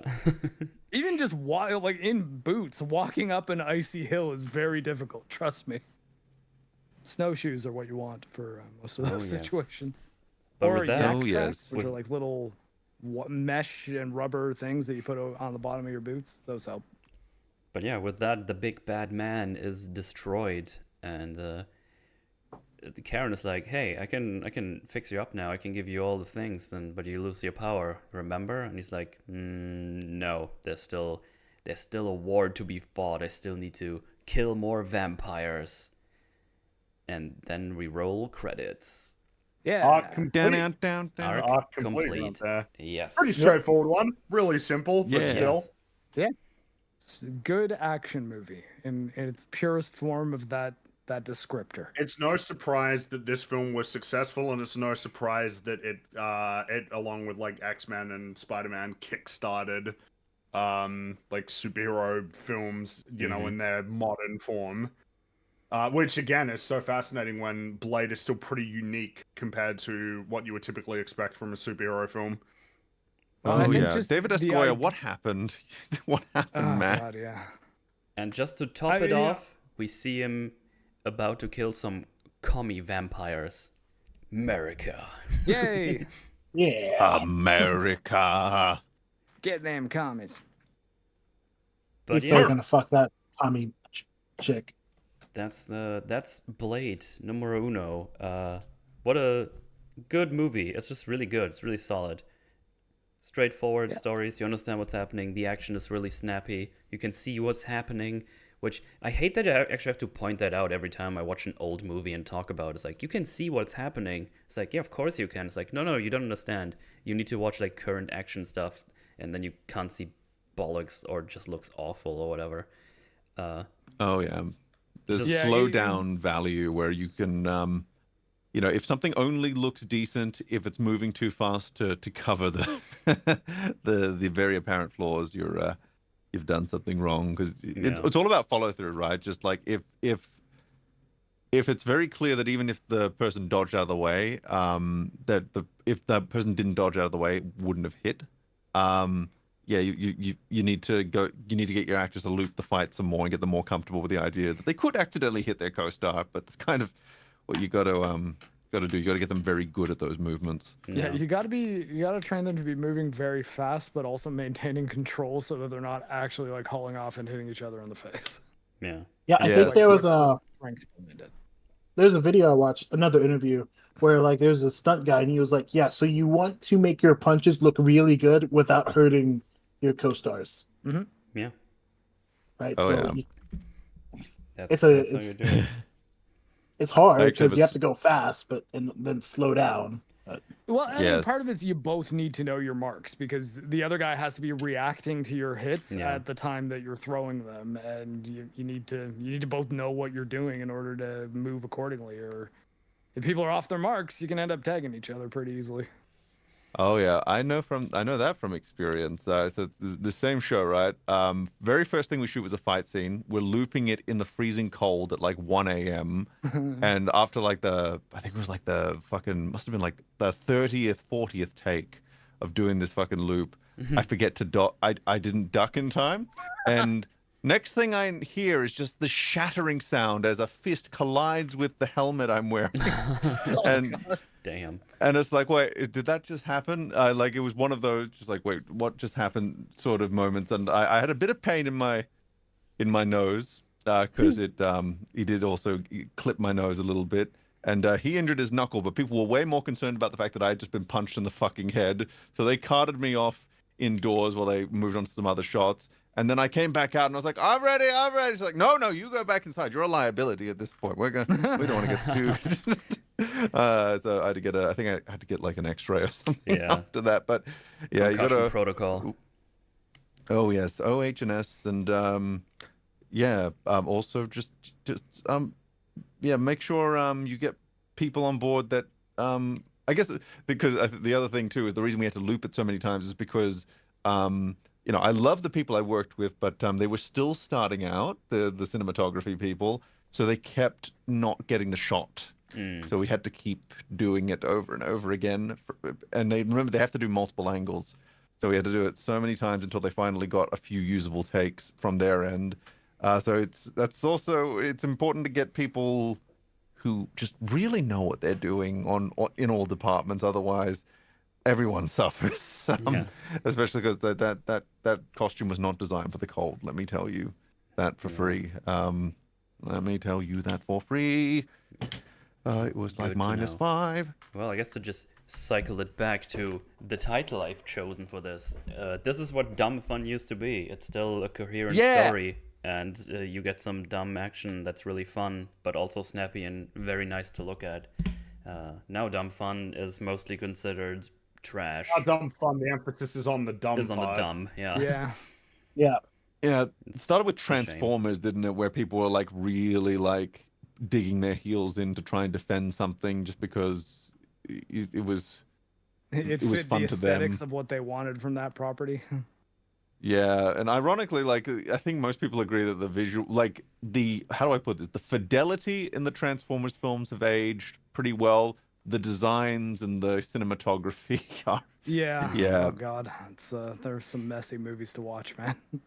Oh yeah, directly below enemy scrotum. But yeah, thumbs up for Blade. Good movie. Go watch it. Yeah.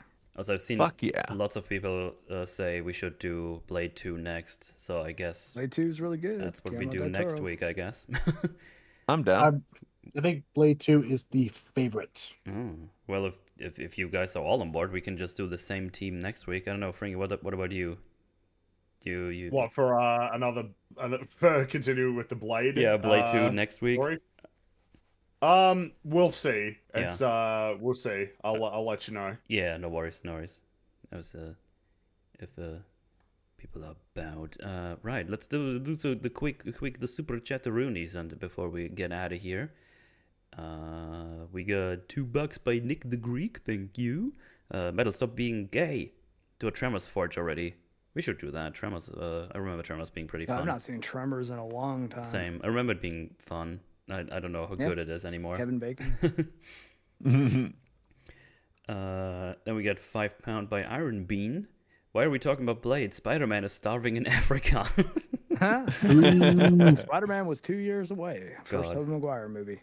Red Letter Media, why did you do that? That was so cringe. Oh my god, yeah, watching that EFAP was rough.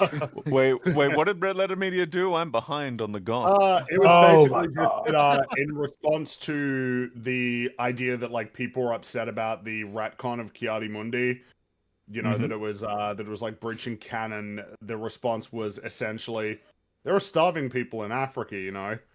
Oh no! Coming from Red Letter Media, it's like, guys, on its like, own already, all of this, like on its own already, you know. But also, yes, when you also do like media analysis, you can't do that. Yeah, You're not in any position to do that. It's just a bad argument, especially when you're Star Trek nerd.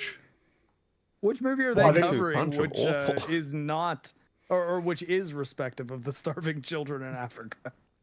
Well, it's just, it's the thing that people were pointing out was that when it comes to Star Trek, they're quite sticklers for. I don't want to say pedantic because it implies that it's unreasonable to care about these things. It's just that they will criticize these sort of breaches in continuity, even if they're really small, as is their right and as they should. But I mean, they wouldn't apply the whole, but there are starving people in Africa in response to that because it's just a dumb thing to say. Yeah, Well, I mean, I know Rich for quite a while has been saying that like there's nothing to do in Star Wars but to have like a father and a son and some Force things and a dark side one, and then they lightsaber fight. But then I they couldn't gave a disagree with that positive. more. Mhm. The thing is though, that the thing is they gave a positive review to Andor, which has none of those things. So it's like, guys, Yes. like make up your mind. Is Star Wars just a one-trick pony, so it's not even worth criticizing it, or is it possible to actually use this world to tell stories that are better than dog shit? Yeah.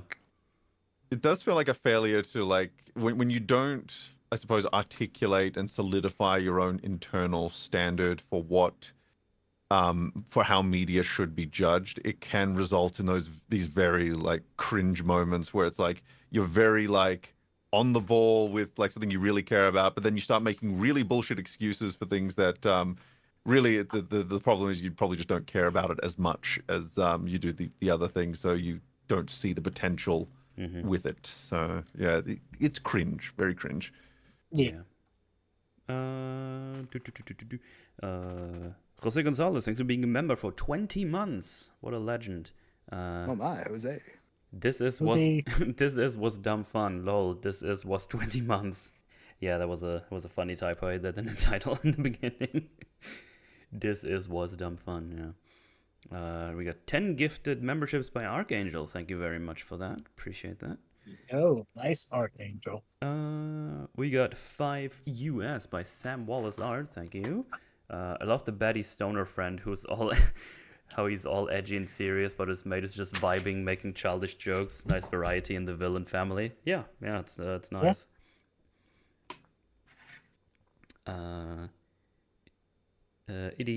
Idiotosin with the 2 buckaroos. Germany's got stronger ties to werewolves. Is that so? Oh yeah, when I said Germany, vampires are from Germany. I was kidding, for the record. Frankenstein's from Germany. I thought it was like dragons. So We do have some dragon lore here. That's true, yeah. Another $5 by Sam Wallace. Thank you. Possibly the most effective first 5 minutes of a movie ever. Even without the dialogue, you know everything you need to know about this movie right away. It is pretty strong. Yeah. It is Really pretty good strong. intro. I don't know if ever. There's probably some good contenders out there. I'm a big fan of the opening section of Iron Man 1, actually. I think that's also a really good opener to giving us the character of Tony Stark. It's definitely one where the intro fighting scene has pretty much as much punch and value as some of the end of like the final act fight scenes. Like they really kind of start you with a very solid action scene and say, yeah, here's buckle up.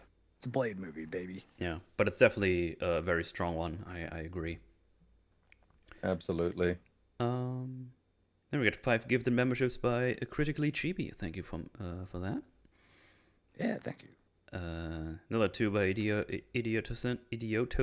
Why is that so hard to say for me? I don't know. I want to say Idiot Coin, but it's OCIN. Idiotosin? It fleebs with my brain. Yeah, probably. That sounds correct. Like oxytocin? That's a question you should ask yourself, Megatron. Can't be Bryan Singer's fetish. They're all adults. That's pretty good. I don't get that one. I'll be honest. Okay, so Bryan Singer, He's done bad. he directed the film The Usual Suspects, which starred this guy Kevin Spacey, and they have similar proclivities. Okay, I think I understand enough. Yeah, see, I I think I understand that pretty succinctly. Yeah, right on. He likes those kiddos. There we go. And then we got one last one from Snoopy Diz with the $10. Thank you very much. Have some monies, Mr. Mootle. Well, thank you very much. I appreciate that. And that's that. Thank you very much for those. Very much appreciated. And then thank you to the panel. It was a blast. It was a hoot. It was fun. Lots of tangents have been had, as we like to do it, because we're crazy and talk about all kinds of things that are interesting to us. But before we get out of here, let's see what everyone is up to. Let's start with good old Fringold. What do you got anything going on except the minds of the editing? It is basically editing mines. Yeah. Acolyte, obviously, new episodes are coming. We're trying to get those out like super duper quick, basically. Like try and turn them around straight away. I feel your Obviously, pain. Halo will hopefully be coming real soon. I would love to Nice. get those out soon. And otherwise, just working away, good old standard memes. And well, actually, in a few hours, I'll be showing up on Gary's stream talking about House of the Dragon season 2 episode 3 as well. All So, right. Nice. Yeah, Woo, House of the yeah, Dragon I'm is excited right. for that. Oh, shit, I'll be save that. I was like, oh yeah, right, yeah. I'll be a day late. Back I'm to watching back. that. I'm not That home for most of the No day. joke, that changed my plans for the night. I was planning to try to sleep pretty early because my wife's coming home tomorrow, and I was Yeah. pretty happy about that. But I'm like, well, I got to see House of the Dragon. You gotta see House of the Dragon, especially with the way that Twitter is. This is one of those ones where you got to try and get on it super quick. Otherwise, It's gonna be tough for me because I'm in the office tomorrow for work, so I can't watch Right. it during my lunch break as I normally do. you got to make sure not to go on your phone. Oh man, that's gonna be tough. That's gonna Just be. watch porn. I gotta say though, like I've read Fire and Blood, and this show is still like it Hey, still look, finds a way to careful, present things. careful, okay, careful. I don't want to know what happens. I'm not. I'm not Yeah, gonna. no I'm not gonna say spoilers. anything. I'm not gonna say anything at all. But I'm saying that this show has a good way of making it intriguing and make it seem like there's still a sense of mystery, even if you do kind of know what the broad strokes are going to be. Okay, Mhm. that's So, like, acceptable. nice. It's a thing to It's say one of those things all that around, I- okay? Acceptable. Yeah. Like, well, I mean, because I knew I allow wasn't going to talk about content, just structure. So, like that time, I knew I was safe. Spoiler town wise. Yeah. Sure.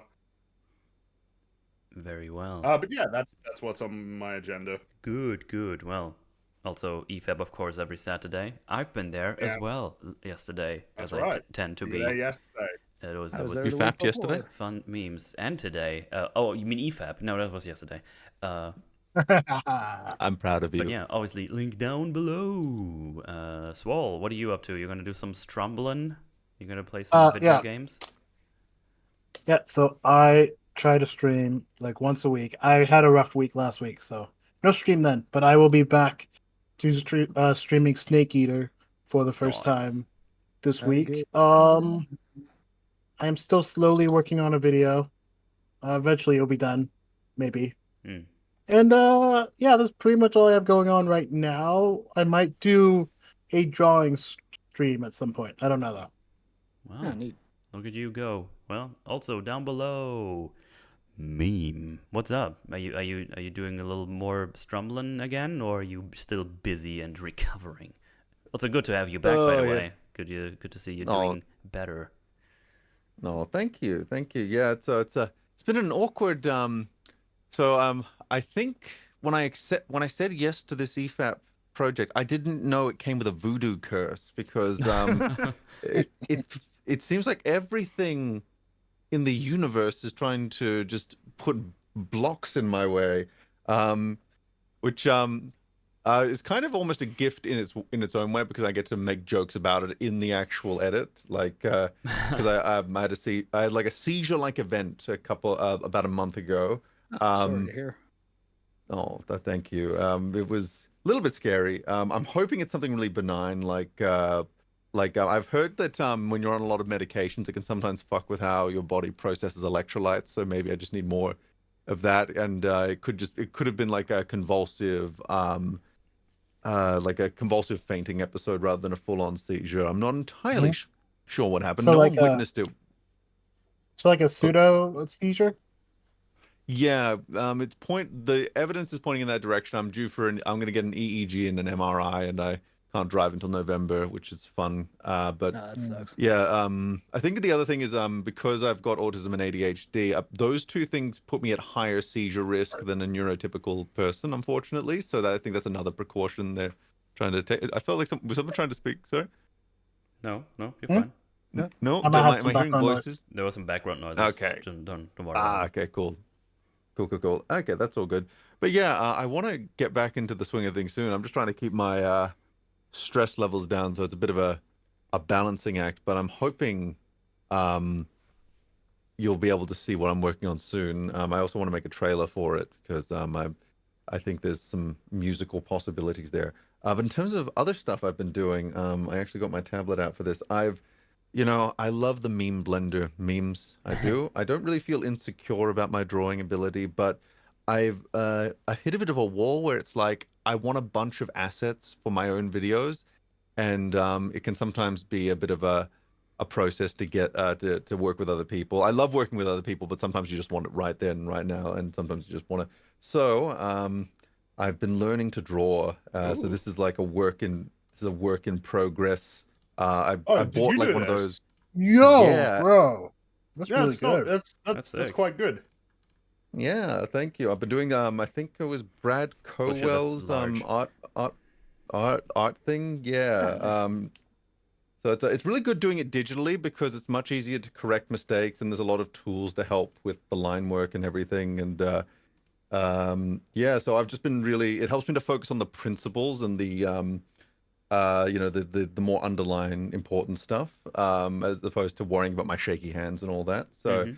yeah, I've been enjoying the process. This isn't a finished thing. So the idea of the project is that you learn a bunch of stuff and then you slowly turn it into like a teenager's bedroom sort of thing. So yeah, it's been really good. I've been using a program called Infinity Painter, which has just got so many good tools in there to just help along. It really helps to teach you things like perspective and Nice. all sorts of gubbins and yeah, I've been really enjoying the process. I want to continue to.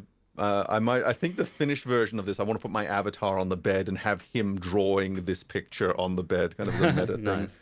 But yeah, I'm enjoying it, and I just love learning new skills. I love I find I get deep enough into something, it's almost like the brain sort of switches and it starts to see how different, like with drawing, you start to break down objects around a space into individual shapes and figure out like how would they fit together to form an image. So Mm-hmm. I'm enjoying that. I'm hoping I can transmute this into video making because I like the idea of doing that.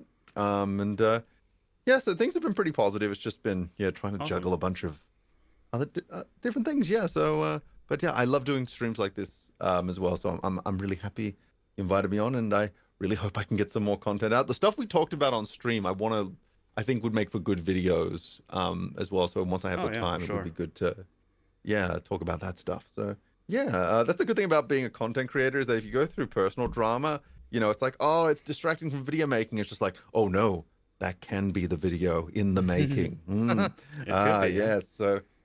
Yeah. So yeah, yeah, things are good. So yeah, Awesome. but cool.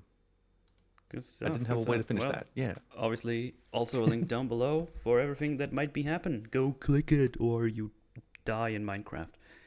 No, I've been working forever on that Minecraft character. It's hardcore. Mark, you doing anything? Probably doing some strumbles in the next couple of days, I imagine. I might start streaming a bit more Shadow of the Erd Tree because I think now that I'm up around level 13 Shadow Skibbity fragment thing, then I can probably actually kill more of the bosses that I come across and not just find I'm doing crap damage output and can't do anything. But yeah, and I'm also closing in on the end of Unicorn Overlord, so I'll probably be streaming some of those. And yeah, I'm working on a Sweet. video on the 2 Hades games Very good, very good. that I hope will be good. But Elden Ring is delaying it a bit because I want to be able to actually get enough done in time for the Forge, so that Theo doesn't just entirely shut down every single one of the positive arguments I might make. I know I have to be prepared if I'm going to make them. That's gonna be a Fight, fun fight, stream. I mean, hey, I might just end up totally agreeing with them. 'cause We again, we it's- probably have someone on that does bigger mods of Elden Ring and Souls games. Professor Mallard, he's in my chat. Oh, He's been in neat. my chat for a while. He was like, "Hey, if you want someone that actually knows quite a bit about the code itself, I'm around." It's like, you know what? That sounds Oh, actually neat. pretty cool. So Yeah. probably want to have him on if he's around at that point. So that would be pretty neato. I'm looking forward to that Forge. I think it's going to be very interesting conversations. But yeah, Yeah. as for myself, you're gonna see me stream some elderly ranks, of course. And well, that's probably gonna be it for normal streams. Other than that, just working in the background, getting things done as best as I can. Work and work-life balance with streaming and stuff. It can be hard sometimes. especially when my work is not super low maintenance for once. So I'm not getting as much done as I would like to. Let me put it that way. Such a feel. Yeah. But yeah, I'm just working away. We see me strumble. Obviously, the Elden Ring stuff is gonna be prep for that forge. I want to do at least one other playthrough that I want to test out, where I use the ashes and stuff, as I already mentioned in the beginning of the stream, just to see how that works out in that DLC. And I feel like it's gonna be as broken as in the main game, but that's just a theory, a mootle theory. Yay! And Rip with, Matt Pat. and with that, we're out of here. Thank you all for hanging out. Thank you, We're everybody. talking about the movie. Thanks for having me on. Appreciate it. Yeah, always, man. It's always great to have you on. Oh, it's been so great. Times. This was fun, I And- guess. I mean, Moodle was here. Yeah, I'm here. Jojo, you gonna every say time I'm goodbye? afraid. Watch Blade, and if you've seen it, rewatch it. Do it. Yeah. Go do it. Yeah. What do you think about And that? then puppy? rewatch this stream and then send him more money. And I then don't it's- know. Then it's a whole cycle of watching the stream and the movie, stream and the movie. Anyway, thanks for hanging out. And then go on to adamandeve.com Let's /metalsforge. happen one more time. All right, guys. Bye bye. Yeah, Boy. everybody.